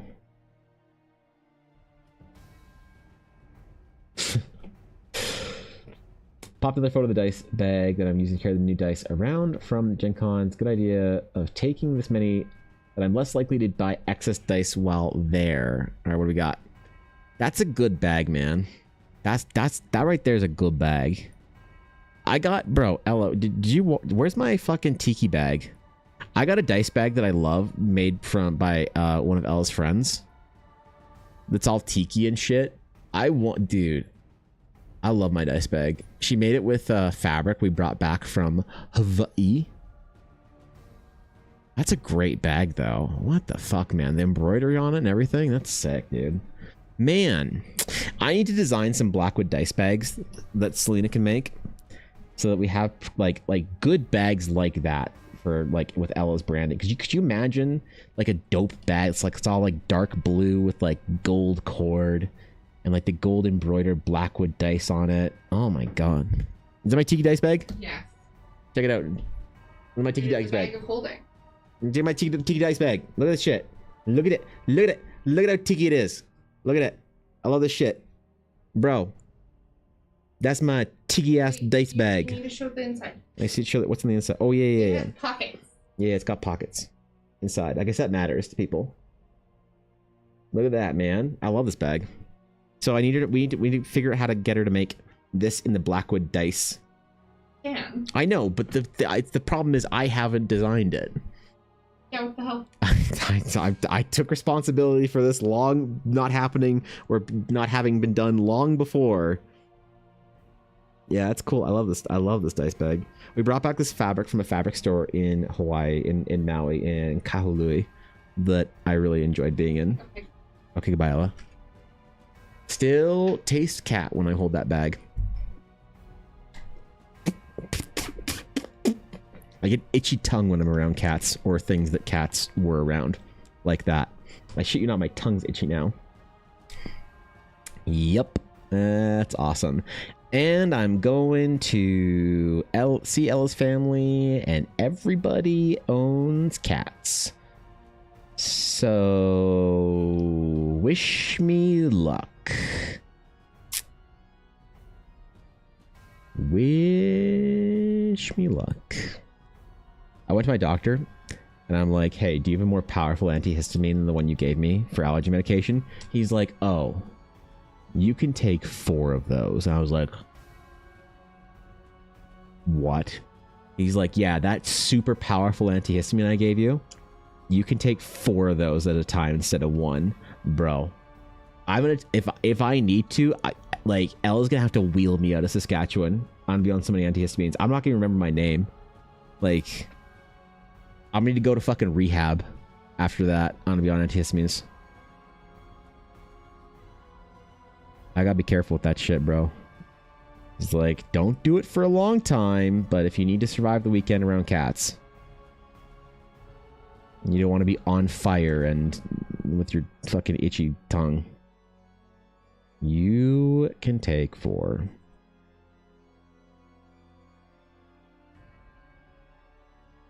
I really do need to figure something about that dice bag, because shit, man, I love it, but padded pockets are critical. I know, man. That's important. You got to keep your shit. Gotta keep your shit.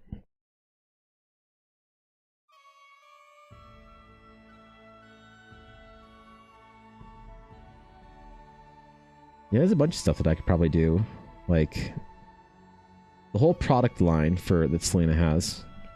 I could do like a black, like she has a bunch of different like Blackwood dice sort of things, like a Blackwood dice like pouch and shit like that. Some geekery. Where's Selena's store? So this is the friend that makes the stuff. This is Ella's good friend that she goes to conventions with. Ella and Selena will often share like tables and spaces and booths and stuff. So she does her dice bags, the bag of holding. Like, where are the pouches? Where are the pouches? Hold on, is there purses, patches, bags of holding? Where's the like belt pouches? Well, there's only one. Okay. But still, we could do this like in Ella's like fucking, you know, like design and shit. I could have a Blackwood dice pouch to take to Ren Fair and be like, yo, look at me, the Blackwood dice merch. Look at it. Yeah, Selena's great, man. She has a lot of cool stuff. Holy man, 6,1/3 thousand sales. Bro, what's it like to be on Etsy? Should I be on Etsy? What the fuck? It's kind of rad, actually. The art's gorgeous. Thank you, MX. I appreciate that. Thanks, dude. It means a lot to hear. Thank you. They are cute, right? Well, she will be there with us at Renaissance Fair, so that's cool. That's rad. They do all kinds of conventions, man. Selena gets out there, man. She's very busy. She's always making shit. Doing embroidery and stuff. She got all kinds of things going on. Okay, mountain peaks, mountain peaks, mountain peaks, mountain peaks, mountain peaks. That's what I was doing, is mountain peaks. Oh, I was gonna do horizontal sketching for this. Shit. Too late. I'm not redoing anything. I ain't redoing shit. Am I still recording it though? I am. Good. Excellent.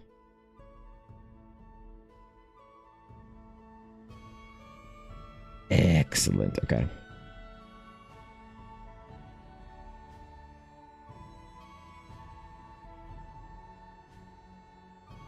I'll do some of that this weekend and get some stuff. I'm still itchy. Some stuff ready for like some theoretical Blackwood dice things that I could put up on her shop. Like, imagine if she had in her shop dope-ass dice bags and stuff. Right?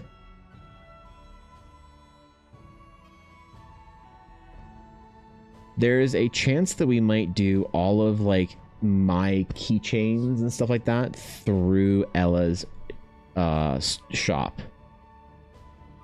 Because I can't ship them flat. So, really gonna expand the, like, Blackwood Dice store, I think, this year, and the Evan Blair Art store. They've been doing a lot more this year than in previous years, to the point where I'm almost considering buying the big-ass printer. I'm almost, but I would need to get a couple things in order for the big-ass printer. I still don't know if anyone would want 24 by 36, like, prints.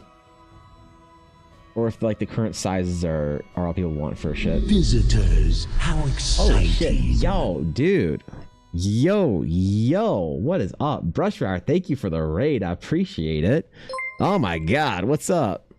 Hey, Mel. What's going on, man? Evan, I brought some friends. I see that. Holy shit. Thank you for the raid. I appreciate it. How was stream? Hope you guys had fun over there.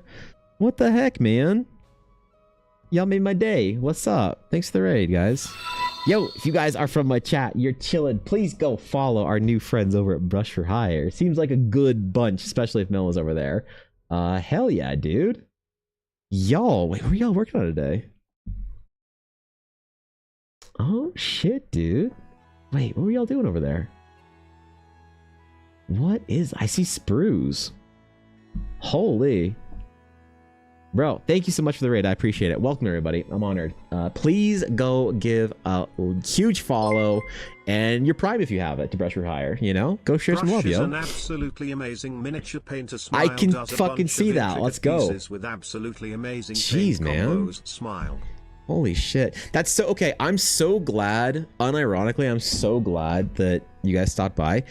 I have been trying to learn how to paint miniatures for the last like month or so, and I've been thinking I need more like masters to listen to and to follow and to be able to like study from, because I'm gonna be doing a bunch of like miniatures that I'm gonna 3D model, print out, and then be able to put in the dice that my wife makes. So I want to get really good at being able to paint miniatures. So perfect. Yes, excellent. Let's go. Thank you. Brush Hell yeah. also does classes and is very happy to answer Oh my questions. God. Smile. Oh my God. Fucking perfect. Absolutely perfect. That's okay. Legit. I'm there. Sick. This is exactly what I need. Because yeah, I wanted to make little like environmental vignettes of little like runes and buildings and stuff like that. Print them out in like resin that's the same density that is my wife's dice, and then print or paint them and then put them in dice little dioramas. So this is actually exactly perfect. So I always feel free to ask questions. I love teaching. Dude, thank you so much. Seriously, I appreciate you stopping by. This is perfect. I don't know, the timing is immaculate. Welcome everybody from Brush's chat. I hope you had the best time over there. For those of you who don't know me, my name's Evan and I do all kinds of art for my D&D adventure and other people's games. So today I'm doing some little requests from my little baby commission page over on Coffee for somebody's world. I also do art and concept for my own game. I'll draw all sorts of characters and things, and I'm currently publishing in the process of publishing my first D&D adventure with all the art and all the nonsense I've been doing for the last 5 years actually put into games. So it's a very exciting time over here. So if you're into D&D, man, I got you. But it's good to have you guys here, man. I'm truly honored. I'm always like so unbelievably thrilled to meet other artists in the category, because I only recently started streaming the art category this year. So anytime I get a chance to like say hi to someone, I'm like, oh, fuck yeah, this is what I wanted over here. I wanted to make friends. I wanted to find dope artists, and this is perfect. Oh, why the rare alert? I changed that to 1%, Mel. That's a 1% alert, I hope you know. All right, congratulations. Good fortune for you today. I plan on putting the best peeps in the same room. I appreciate it, Mel. Was creeping your Insta top tier work? Dude, I'm honored. Thank you so much for that. Seriously, that means the world. I'm putting a lot of work into building my thing out this year, so I'm truly honored. That means a lot. Dude, all right, I'm gonna learn a lot of shit about this. Okay, hell yeah. I'm gonna learn all kinds of stuff about mini painting. Because it's a different skill set from like traditional oil painting to digital to whatever. I started painting some 40k this year because I love the lore. I don't know shit about mini painting. I got to learn a whole new skill set. So I'm going to be student number 1. Good God, this is exactly perfect timing. You have no idea, man. Love being other artists in the community is amazing. I literally just stream full-time jobs, so I'm not by myself or in my studio. Actually true. 100%. That was one of the big reasons I started streaming as well. There was 2 reasons. One, because I was like sitting in my hovel, in my little hermit hole for years, just sitting alone doing nothing. And the second was because there's an artist that used to stream on Twitch years ago named Dave Greco, who said that he started streaming to keep himself consistent. I'm like, good enough for Dave, good enough for me. So yeah, those are the 2 big factors for why I started streaming. So I totally get it. You know, it's like one of those things when you're off on your own, you got to find like some community. That's the thing that I miss from like school or whatever, is not necessarily like the education or whatever that goes with it, or like being part of a studio team. It's like just being around people that you can talk about art with. That's the most important thing for me. So nah, man, I get it. That's actually rad. Y'all made my day. You made my week. Lovely 2D work. Thanks, dude. I appreciate it. Thank you. That's very kind of you to say. Yes, we're doing concept sketching today. I do all my concept sketching with this like parchment background and like this kind of like, I don't know, pencilish kind of look, because I want all my concept work that I do for my game to feel like it's in world. So it does help with accountability, so I don't just wander off. Absolutely. When I started like streaming and deciding to like take my career seriously, I was like a game addicted gremlin that would be the model of saying, I'll start tomorrow. So when I first started streaming, it was like the only thing keeping me accountable. So lots of people in Brush's stream are all very talented painters as well. Yeah, that's Got cool, some man. Very creative peeps in here. Smile. That's actually rad, dude. Thanks for the bits, Mel. I appreciate it. Seriously. I just got back into watching Twitch, and it's nice seeing landscape illustrators as someone learning to do backgrounds. I've only ever dabbled in mini painting, but my dad does it as a hobby, so I'm always interested in seeing people do it. After this, all this is making me want to get back into stream myself. Do it! It's fun. It's a good community. You get to meet cool people like Brush over here, you know? I do raid and run. Have a great stream. I'm glad I raided here. Thank you, Mel. Dude, I appreciate it. Thank you very much. I'm honored. Truly, I mean that from the bottom of my heart. You made my day. I hope you have a phenomenal weekend, and I will definitely be annoying you with questions if I may. If it's all right. But thank you for the raid. Go rest, my friend. Go take care of yourself. Do your post-stream ritual, which could be anything from a brisk walk outside to sitting in your underwear, staring at the ceiling, eating Cheetos. Oh shit, I self-reported. Damn it. Ah, crap. Off. Okay. Nobody clip that. Ah, shit. I said the thing out loud. Sincerely. All right. Take care, man. Take care. Passing by and want to say that I really appreciate your work and miss your streams. Dude, that means a lot. Seriously. Well, I hope you feel welcome here anytime then. Yeah, okay. Y'all being way too nice to me. Somebody tell me I'm bad at art real quick. My ego is about to inflate. Y'all are being way too nice. Quick, where's Guapo? I need a reality check. No, wait. I should just live in the positivity. This is why I VIP'd Brooklyn and Sabine, because they were being positive. Shit, damn, the VIPs are betraying me. Oh, man. Thanks, Koi. Appreciate it. Yeah, thanks. Wow. Koi telling me I'm shitty at art. Just like in 2011 in art school. Just like, man. Koi would roast me in critiques. She would roast me in critiques. You remember that? Remember I said that like critiques in art school were so toxic? Well, fucking Koi over here, man. She was off like doing conventions, like paying her way through school basically for free because of her art career back in art school. And I was sitting there trying to get better, and she was like, can you not embarrass me by having to like sit beside you in school with this dog shit art? And I'm like, I'm sorry, Miss Koi. You know, so yeah. Lurgan support, and thanks, Sabine. Didn't mean to call you out there. I just meant to use you as the reference of like the good elder sibling that chat can never like obtain the you know, the rank of or whatever. All right, listen, I'm trying to withdraw this toxic meta of telling me I suck at art. You know?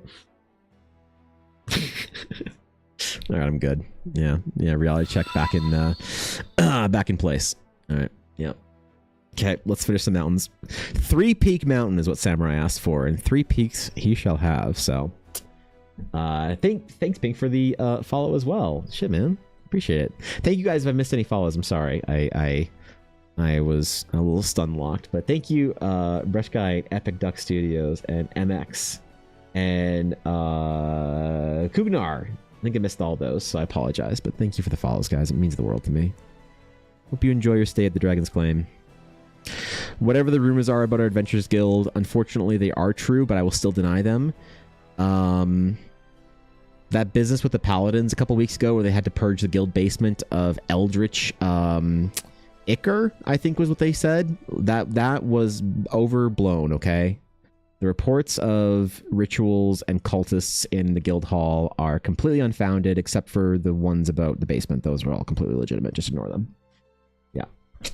Call me Tato, by the way. I will try and remember that then. Thank you. I like that. Tato. Let me say your nickname, actually. I can do that in hold on. I can do that on Twitch. I can't do that in OBS where I read chat, but I can set it on Twitch. Twitch user card, set nickname to Tato. There you go. Boom. All right. Sick. Thank you. Cool. Now when I forget, I'll just glance over there and see it. Gotta keep one of the Paladin's holy symbols. You gotta keep one of the Paladin's holy symbols? By you got to keep one of the Paladin's holy symbols, did that mean that you stole it?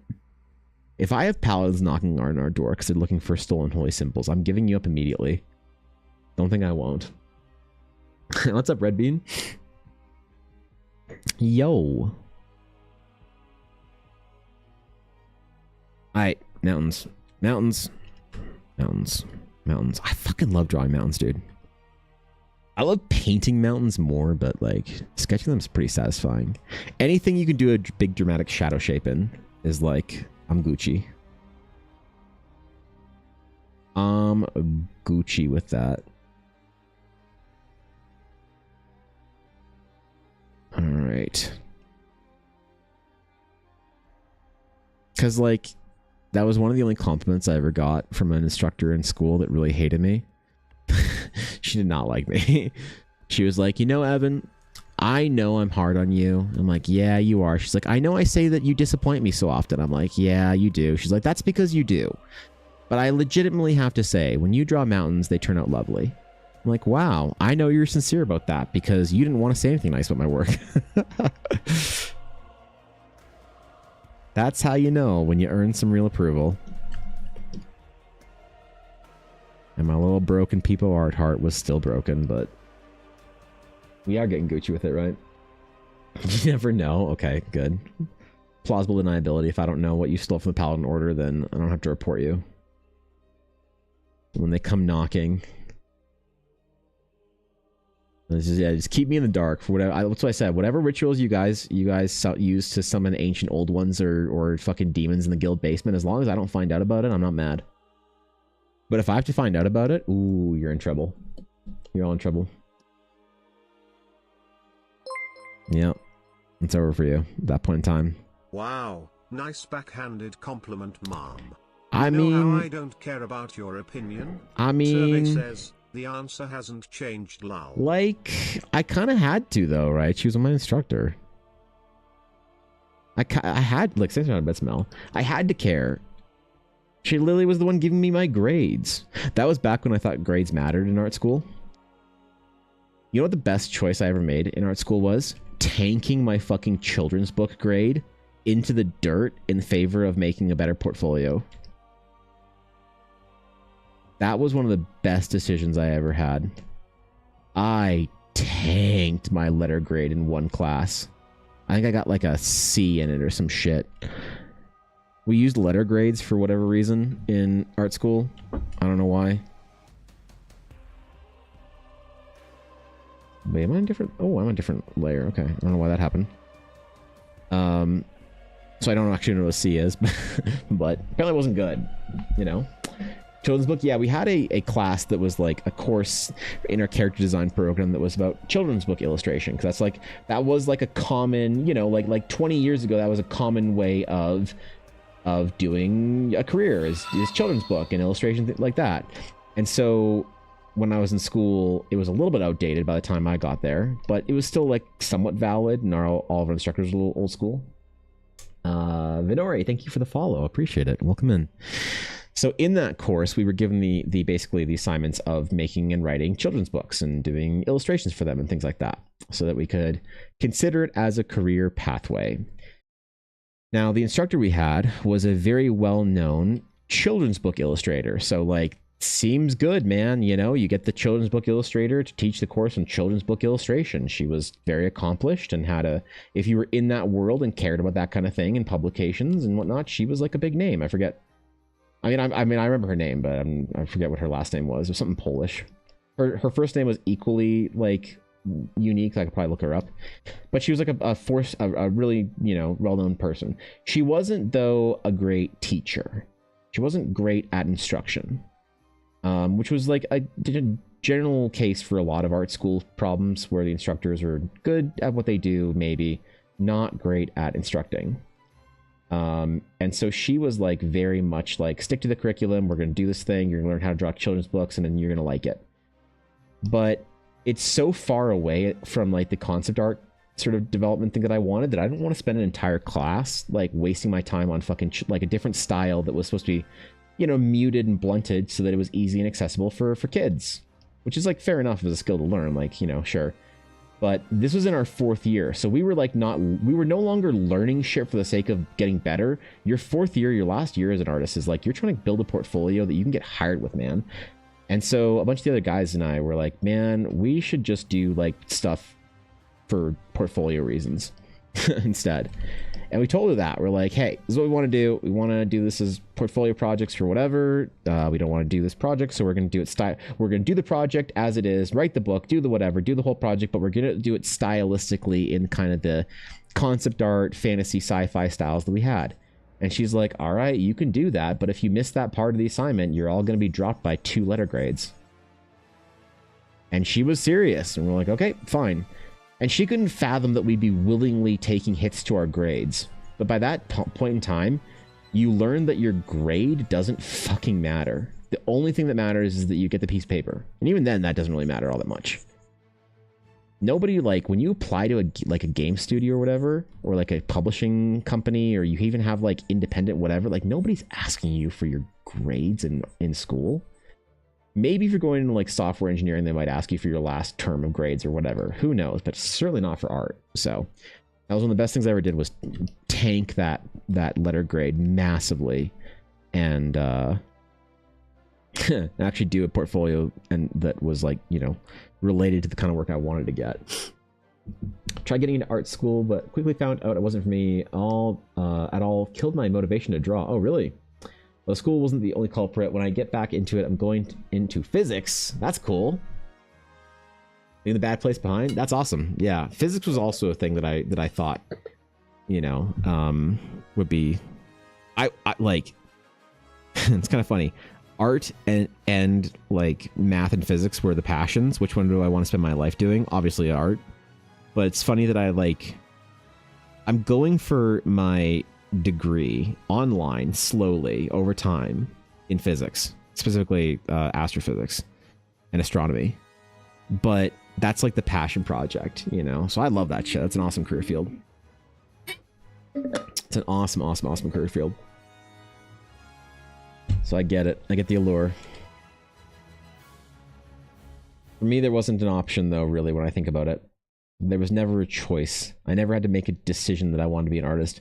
For a little while, I thought I wanted to be a graphic designer because I really enjoyed the process of it in art school. I really enjoyed it. And then I got into the real world and realized where the money was. And the money was in the boring stuff. And so I just started charging more and more and more for the more and more boring stuff. But my clients kept being like, okay, sure, man. And I got into a trap. I got entrapped in being comfortable.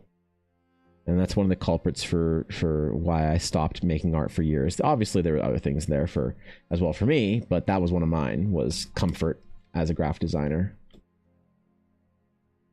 But complacency will kill you, you know? I was like really stressed out and had deadlines and whatever, because I also got known as a guy that would do stuff last minute that people could count on, and I would charge them an exorbitant rate for things, but they would, you know, it would burn me the shit into the ground. And so getting that reputation is great, but Ella was like, if you don't do this art thing, it's gonna kill you, just so you know. I realized, yep, I need to go draw dragons on the internet. That's what I need to do. I need to draw dragons. And hot anime cat girls. Wait, shit, this is the alt account. I said it out loud. Damn it. Unfortunately, the big sprawling illustrations would be considered kid appropriate. If I got a picture book as a 7-year-old, illustrations in like the piece you're working on right now would have changed my brain chemistry forever. Yeah, I mean, like reading The Hobbit was like a big thing for me, or Lord of the Rings. Well, my mom reading me The Hobbit and Lord of the Rings, and she like showed me illustrations and shit. I was really young when she read me The Hobbit and Lord of the Rings, but I was old enough that you're like, you shouldn't have been reading Lord of the Rings on your own. I was a late developer when it came to reading. I still have a hard time with it. People think I have dyslexia, but whatever. But so I don't know how old I was. Like when you're supposed to be able to read The Hobbit and Lord of the Rings, I was definitely at that point where it's like, oh, okay, you could probably make it on your own. But my mom still read it to me before bed every night for like months or whatever. And that was a big influencing factor on me for fantasy art and wanting to do this shit. Science fiction was a bigger influence on me than fantasy, actually. But D&D was a big decider. Like, it's crazy to think that, like, I haven't done anything sci-fi related in a long time. I've been thinking about creating, like, a sci-fi setting just to, like, play in once in a while here and there as, like, do little art projects for, just to start the ball rolling on a project I might not think about for another 10 years. But, yeah, for the children's book thing, you had to, like, really do this, like, cutesy, kitty, whatever kind of, I don't know, it was just really boring, really dog shit. Dad read it to me as an 8 or 10-year-old. It's been my special interest ever since. That's awesome, dude. Yeah, you know, it's funny how much John Howe and Alan Lee influenced art, and that people don't even realize it.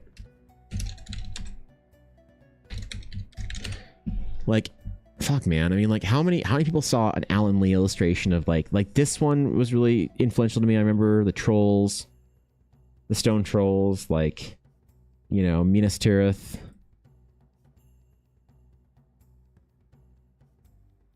Fuck, man, I remember this one for some reason. I don't remember what this was, but I remember this one. This one of Galadriel. Yeah, dude. John Howe was like almost equally as formative for a lot of stuff, fantasy-wise. Except for those fucking wing spikes off the elbow. I'll never forgive him for that. Even like a lot of his like sketch illustration, I think is like very, I don't know, inspiring to me. So cool, man. I should really get a John Howe or an Alan Lee art book. Right, this piece of Shelob, I remember this one really strongly. There's the man. There's the man. How old is he now? He was old, like, yeah, 67, bro. He's younger than I thought, actually. I didn't realize he was a Canadian. I didn't know that. Holy, man.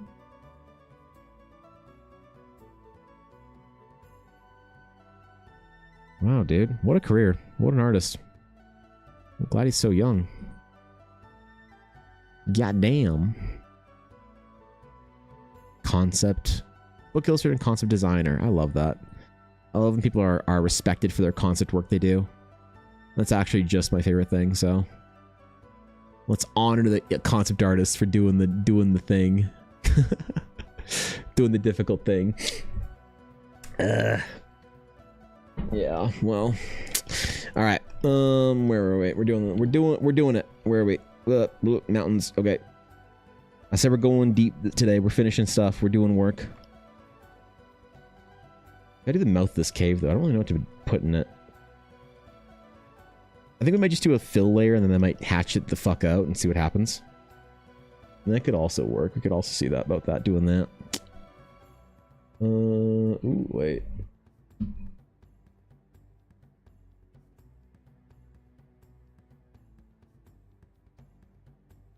Oh, okay. We're good. We're good, man.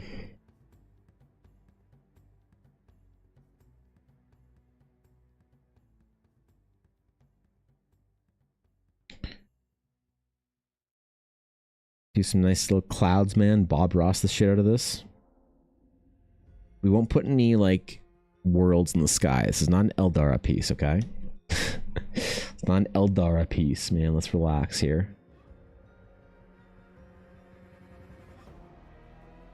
I'm definitely going to use this as one of the landscape, like, show-off things. Examples on coffee, because this one's really fun. I'm really enjoying this.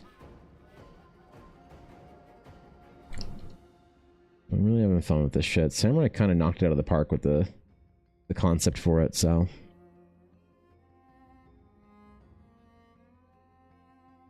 Not sure if I have to draw the wiggly boy in the cave, though. The whatever worm. I'm not sure if I could. I wouldn't know where to start with it. And I think Canada will think of him. Exactly. Exactly.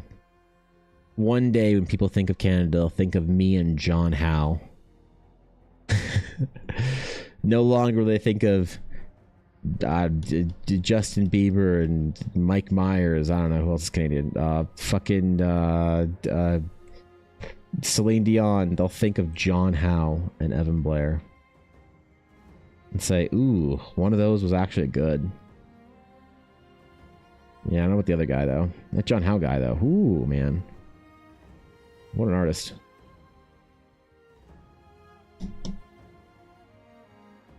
Love art like this so much even as a kid. Why it's not something people think kids should be shown is kind of crazy to me.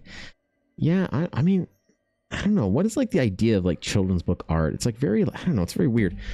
I wonder if I can find that children's book artist.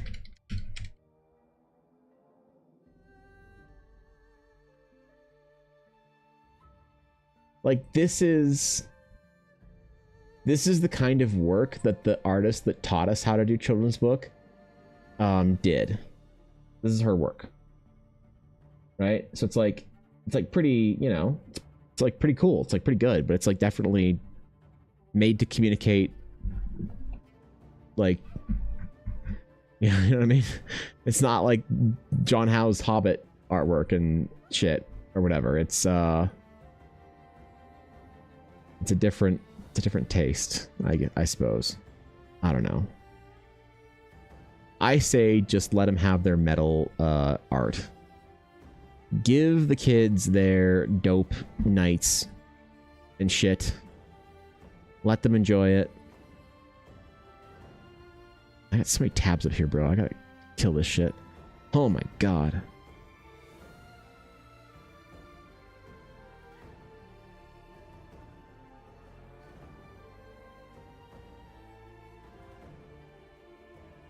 Okay. I killed like 8 tabs just now. We're good. I do think that tabs are a problem when I'm streaming, if I get too many of them up. Like, why is my own stream up here? Oh, because that was say. Okay. Alright, I see. I see, that's why.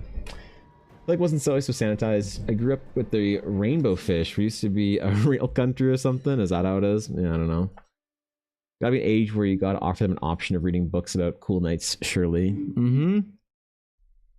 I read all kinds of stories like that when I was young. There was this like book company that made like all these kind of like old stories and tales of knights and kings and shit. And I remember I read this like, it was like a kidified version of like Ivanhoe. And a bunch of other sort of like knights and stuff, and at least that was like kind of going in the right direction. I think it was still like made a little gentler than maybe the original stories. But yeah, man, give the kids their fantasy. Let them enjoy their Lord of the Rings. They want it. They crave it. I mean, personally, I was watching Star Wars and shit like that, and Lord of the Rings, reading it when I was really young. I don't know. Felt more inspiring than a lot of stuff designed for kids my age. Grove, thank you for the follow. I appreciate that. Welcome in, my friend. Good to have you. Yeah. These little details are going to be important to set a little bit of feeling of depth and texture on the mountain. So But I don't want to be too like heavy-handed with them, so I like zoom out, go away, come back, zoom out, go away, come back a little bit. The problem with pieces like this, like I made this mistake on one of an altar that I did recently. I was way too heavy on the texture, and that killed the depth, just murdered it. Another thing is I need to like be better about like separating sort of like layers of like mid-ground from the background with line weight. So I'm gonna do a little bit of that before I forget. Before we move on to the actual river, the lair in which the beast doth occupy. With sci-fi fantasy, Dad's a huge fan of Alien. My parents were cinephiles in general, so there's a lot of variety for movie night. That's cool. The influence is important.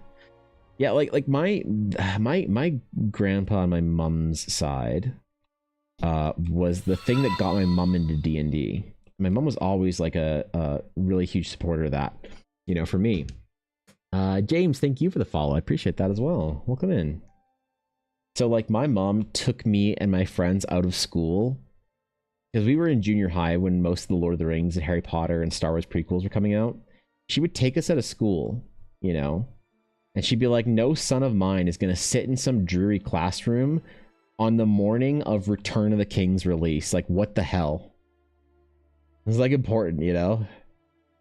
We'd all play D&D and shit, and like we had one friend whose parents were like really religious, kind of like Catholic, really nice people, but they were part of that kind of like, oh no, is this the devil's game kind of thing with their son. My mom would like talk to like his mom, be like, hey, it's okay, I'm making sure they're not like, you know, cutting themselves or like, you know, bleeding innocent animals or like whatever kind of weird ritual shit you think they're doing down there in the basement. They're fine. So it was always nice that my parents were supportive of the thing, doing the nerdy shit. Watch Star Wars every time we'd go over to my grandma and grandpa's house for dinner. My brother and I would just sneak off to the basement and watch Star Wars or Indiana Jones or Planet of the Apes or Star Trek movies. We just had the whole library down there because Grandpa was such a fucking nerd, man. E.T., old 80s Spielberg movies, that era. The golden age of cinema. But Evan, that wasn't the 80s. Shut up, nerd. Let me like my Spielberg era. It was inspiring, right? You know, when you're inspired by stories like that at an early age, I think that tracks forward into. Seems like a lot of people like who find sort of the genre of fantasy, science fiction, and things like that from a pretty early age. That definitely inspires their like direction in life in some ways or whatever. And the people who like find it late are like, I've been searching my whole life for this. Seer of Nim and the animated Hobbit film were my favorites. That's pretty good, actually. Yeah. Mom sounds rad. Yeah, Mom was cool. She would like play through. She started playing World of Warcraft with me, and she played World of Warcraft with me all through Wrath of the Lich King. She actually raided with me in Wrath of the Lich King. I started a raid group because our guild sucked, and so I raided with my mom and my girlfriend, who's now wife, like Ella. I've only ever dated one person, so when I reference my teenage girlfriend, that's Ella. It's not like that was some other girl. Yeah, I raided with my raided Lich King with my mom and my girlfriend. Threatened to kick my mom from the raid multiple times when her healing numbers weren't up. Yep. Like, bro, you wouldn't kick your own mother from the raid group. I'm like, I absolutely would. What do you mean? I want this fucking Lich King kill, alright? Life goals achieved, girlfriend to wife. Bro, my KDA for dating is 100. Never lost. Dated one girl, married her, met her playing D&D. Fucking one shot. Let's go. Easy clap. Bro, what's this whole, like, Tinder shit? I don't even know, man. I'm not trying to be mean. Alright, I get it's hard out there. I get it's rough out there. I know. I understand.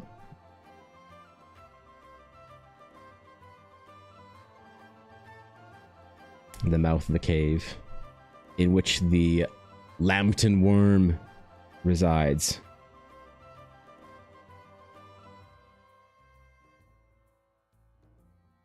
The darkness creeping its way out on the black water, or however dark the water is, I don't know.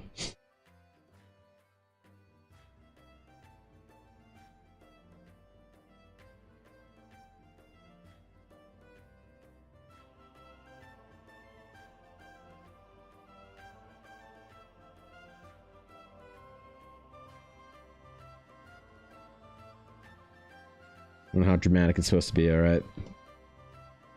Discord? Yeah. What?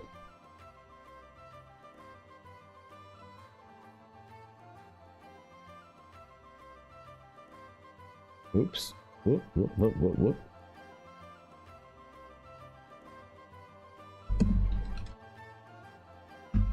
One second, I'll do something for Ella real quick.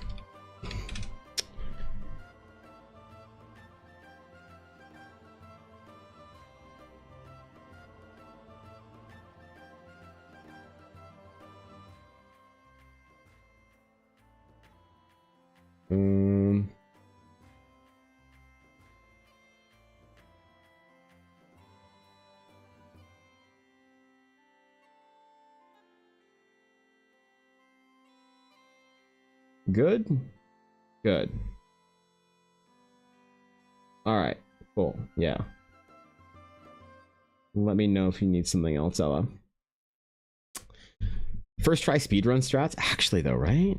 You know? That's a good way of putting it. Speedrun. Playing for my current one is a keeper for sure. Yeah, my current wife is definitely a keeper as well. Especially the classic movies she's never seen because they didn't really travel to where she lived. We already watched The Hobbit, Lord of the Rings. She absolutely loved all 6 movies. Fuck yeah, man. That's awesome. I love being around people when they see that shit for the first time. They see the life-changing bulb turn on or whatever. Me too. Dated one person and married him. Why fix what ain't broke? Exactly, man. Exactly. Hell yeah.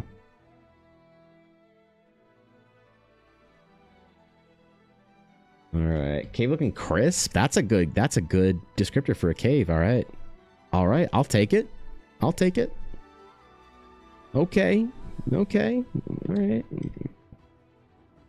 That's fine with me. Do some little reflections. Let me draw some other little reflections in our still water here. For the mouth of the river. I should put something right here in the foreground though. Probably have to do that, actually. Junkyard Wolf. What's up, dude? Thanks for the follow. Appreciate it. A lot of people in our friend group were seeing them for the first time. It was really special seeing my best friends react to my favorite movies. That's cool, dude. I love that. That's awesome. That is actually kind of rad. Do I do this foreground thing? I probably need to. Let me see how yeah. Let me see if I like it after. Okay, reflection stuff. This I need to do very carefully, otherwise it'll get out of hand. Reflections are tough because they're like more about the silhouette of things than the actual drawing what's there, you know what I mean? And stretch a little bit of the light in there.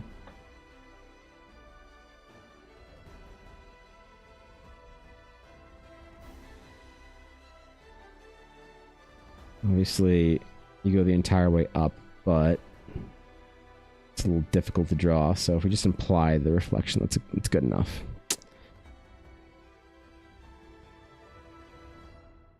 And it kind of gets distorted around the shore, so you really don't show it there. Reflections in water is actually really interesting. It's way easier to do with color. You can do some really striking stuff when you're painting, but sketching, you need to try a little bit harder. You need to try a little bit harder, I think. Now I'm wanting a little bit of separation here for the rest of the dark wood. So let's just do another little thing right there like this with that kind of heavy-handed. I'll probably have to like walk away from this for a couple of hours and come back to it tonight or tomorrow and look at it for, make sure it has the finishing touches on it that I need.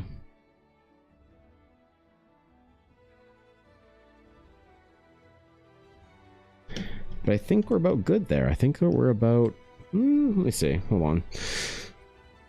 Let me stare at this for 20 seconds dramatically.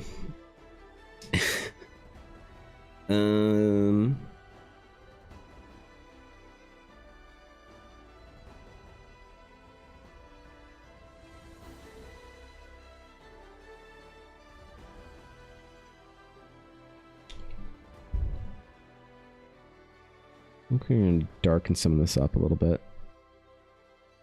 And then what I think I need to do is I think I need to paint in some of the darkness on the trees or the rocks. What would I want to do? Let's do it on the trees. Why not? I want to separate the two if I can. I want to separate the trees from the rocks. Our shrubbery from our hardscape, as it were. Maybe do a little bit of like painting in there, just a smidge. This was fun though, man. I really like this idea from Samurai. This is cool. I'm just drawing some random characters for my personal projects and a few for D&D. Just watching your stream. Oh shit, that's awesome, dude. What kind of characters are you drawing for your D&D game? Your characters or others or NPCs? I'm always a fan of character design, so I'm like invested. I'm personally invested.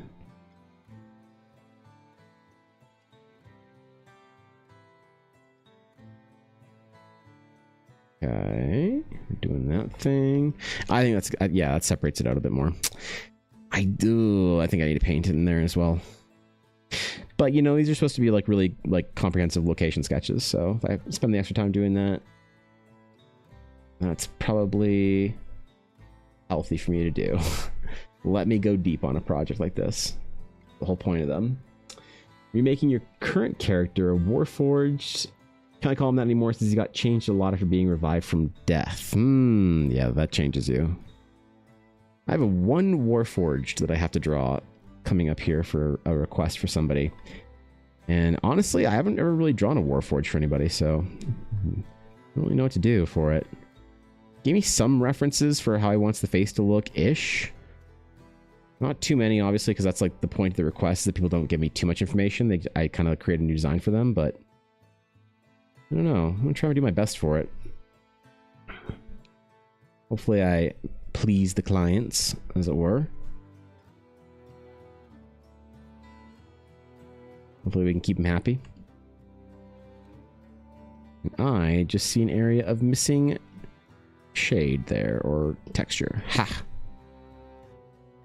It helped. See? There we go. Back to the trees.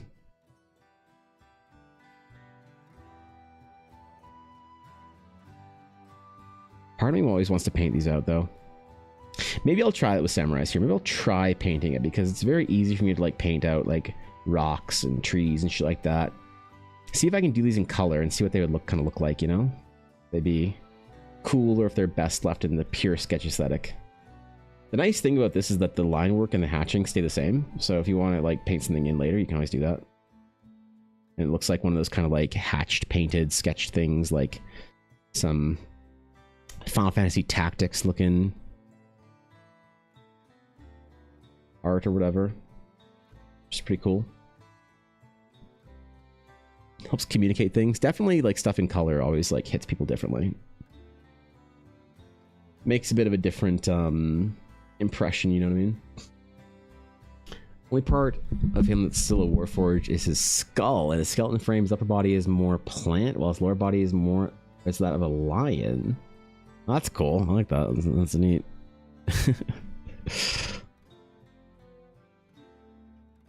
That's pretty dope, dude. I gotta draw Ulner's character for her. I gotta draw a half-elf for her, I think. She gave me the description a little bit late. I was gonna do it today, maybe. But when I asked her for a description, she didn't get back to me until right before stream started. Like time zones and shit, you know? She's in the UK, so... Well, not just time zones, also. She was up till like 5 a.m. last night, so her time anyway. But we gotta do the half elf for her. And then I don't know what kind of characters I have coming up here for projects. Got the Warforged, a half elf. I got some anime shit for Aduria. Some anime shit for Stimpack that I wanted to do. A character for Tank I wanted to do. Oh my god, there's a lot of things to do. It's always good to have projects on the burner, as it were. Finished the tax returns for possibly the wealthiest man I'll ever meet in my lifetime. One more off the list. Wow. That's impressive. Did you just have some unfathomable numbers to deal with? Is that the are you like a little shell shocked by it? Like, how the fuck did you pay so few taxes? Attaboy, man. Yeah, there it is. Had a Warforged Druid in the past campaign, although part of it was an excuse to make a protogen in D&D. Did I say that right? Protogen? Accepted his purpose in life as a protector of nature and people around, turned into a pseudo-forest spirit and champion of the gods for saving the multiverse. That's cool. That's cool, man. That's a vibe. Yeah, good druid. Ironically, out of the party of 4, he's the one that's either losing limbs or dying. He died at least twice, but was able to come back to life. Ironically, both times were because of his swashbuckler artificial teammate leader. Rescuing them from the brink. I don't really allow player resurrection all that often in my games, so it's kind of cool. It's like a part of the D&D lexicon that I don't really interact with. It's always fun to hear stories about that. Dead for 3 years now, but he pays a lot in taxes happily. The check has 7 zeros. The check has 7 zeros. So he pays 8 figures in taxes. So he pays more than $10 million in taxes. So his income is likely then somewhere in the low to high, whatever, maybe mid. Jesus, man. Holy shit. That's dope, bro. Good for him, man. Good for him. Or good. It's a 5-minute drive from my house to place and straight line. No turns, other drive. Somehow, bro got lost 3 times. Oh no, you're Taco Bell. What'll we do, Azalea?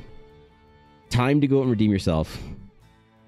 Azalea goes to White Castle or whatever. Excellenty, thank you for the follow. I appreciate it. Welcome to the stream. Honored, my friend. Sincerely.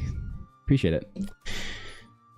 First one is right. It's a subcategory of furries. I like the design. They're like half wolf, half robot. Huh.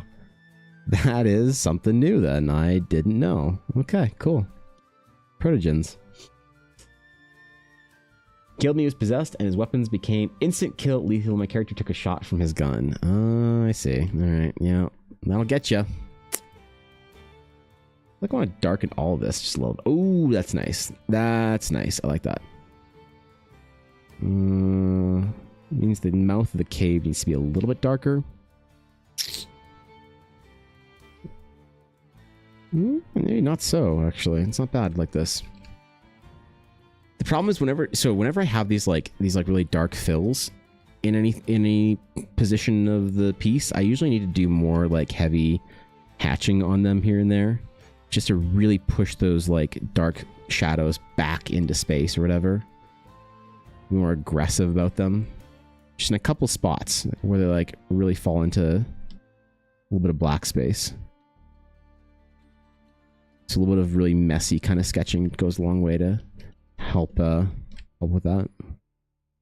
But I always don't know that I need it until I like do the fill layer, right? So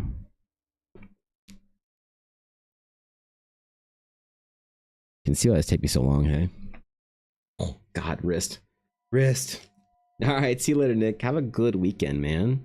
Enjoy yourself. Go do something productive. Go do something lazy. You deserve it.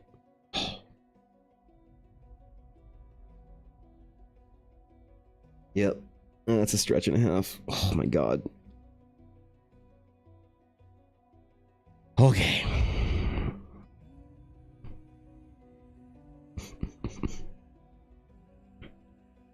I might try and do something lazy this weekend. I might try something different. I might try and take Saturday off. Okay? No work. Maybe edit some videos, like light work, maybe. Light work. Answer some DMs, things like that. I might try and do that and see if I can, like, de-screen entirely. You know? Do some productive on Sunday, do something useless on Saturday. I haven't taken a full Saturday off in a while. Last week, though, I went out for lunch with Ella on Saturday, and it was lovely. We don't go out for lunch ever. We hadn't had the money to go out for a meal in, like, fucking years. Like, even before COVID. We decided, screw it, let's go for lunch today. It was really, really nice, man. I enjoyed myself. It's kind of eager to go out for lunch again this weekend, if we might. It might happen. Probably not, but I don't know. I enjoy doing nothing on Saturdays when I can. Maybe play with the dog or whatever. Get caught up on a TV show or something that I wanted to watch but haven't had the time to sit down and do it because aggressive amounts of work. Yeah, it's nicer. And it's way nicer. And I think for these, I also need to do a bit of a fill layer in the sky to frame it. It always helps to do a bit of a fill layer in the sky. It's like 12% or something, like 15%. There we go.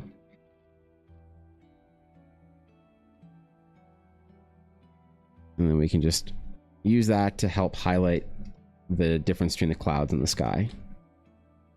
It always helps. I'm getting better at these like landscape sketches, man. I really feel like I did a really great job on the one for Silesian. I hope Silesian actually liked it. And these landscape sketches are getting better, man. I'm really taking the time on them. This is like, what, a 4-hour recording almost? Turn down to the actual post office to get something sent off. We'll be back. All right. Good luck, Steve, on your journey. Slay some dragons, grab some Taco Bell. Yep. That's what you do. Go on a quest. Ooh, I also do some raids tomorrow. Yeah, I forgot. I have to do some raids in Pokemon Go tomorrow as well. That's right. It is Gigantoma or Dynamax, Latios and Latias raid day this weekend. And I really want one. So I might have to do a remote raid or two. Drop a little cool $10 on the game. Ooh, we're getting to be a gacha gamer at this point in time. Just get in there.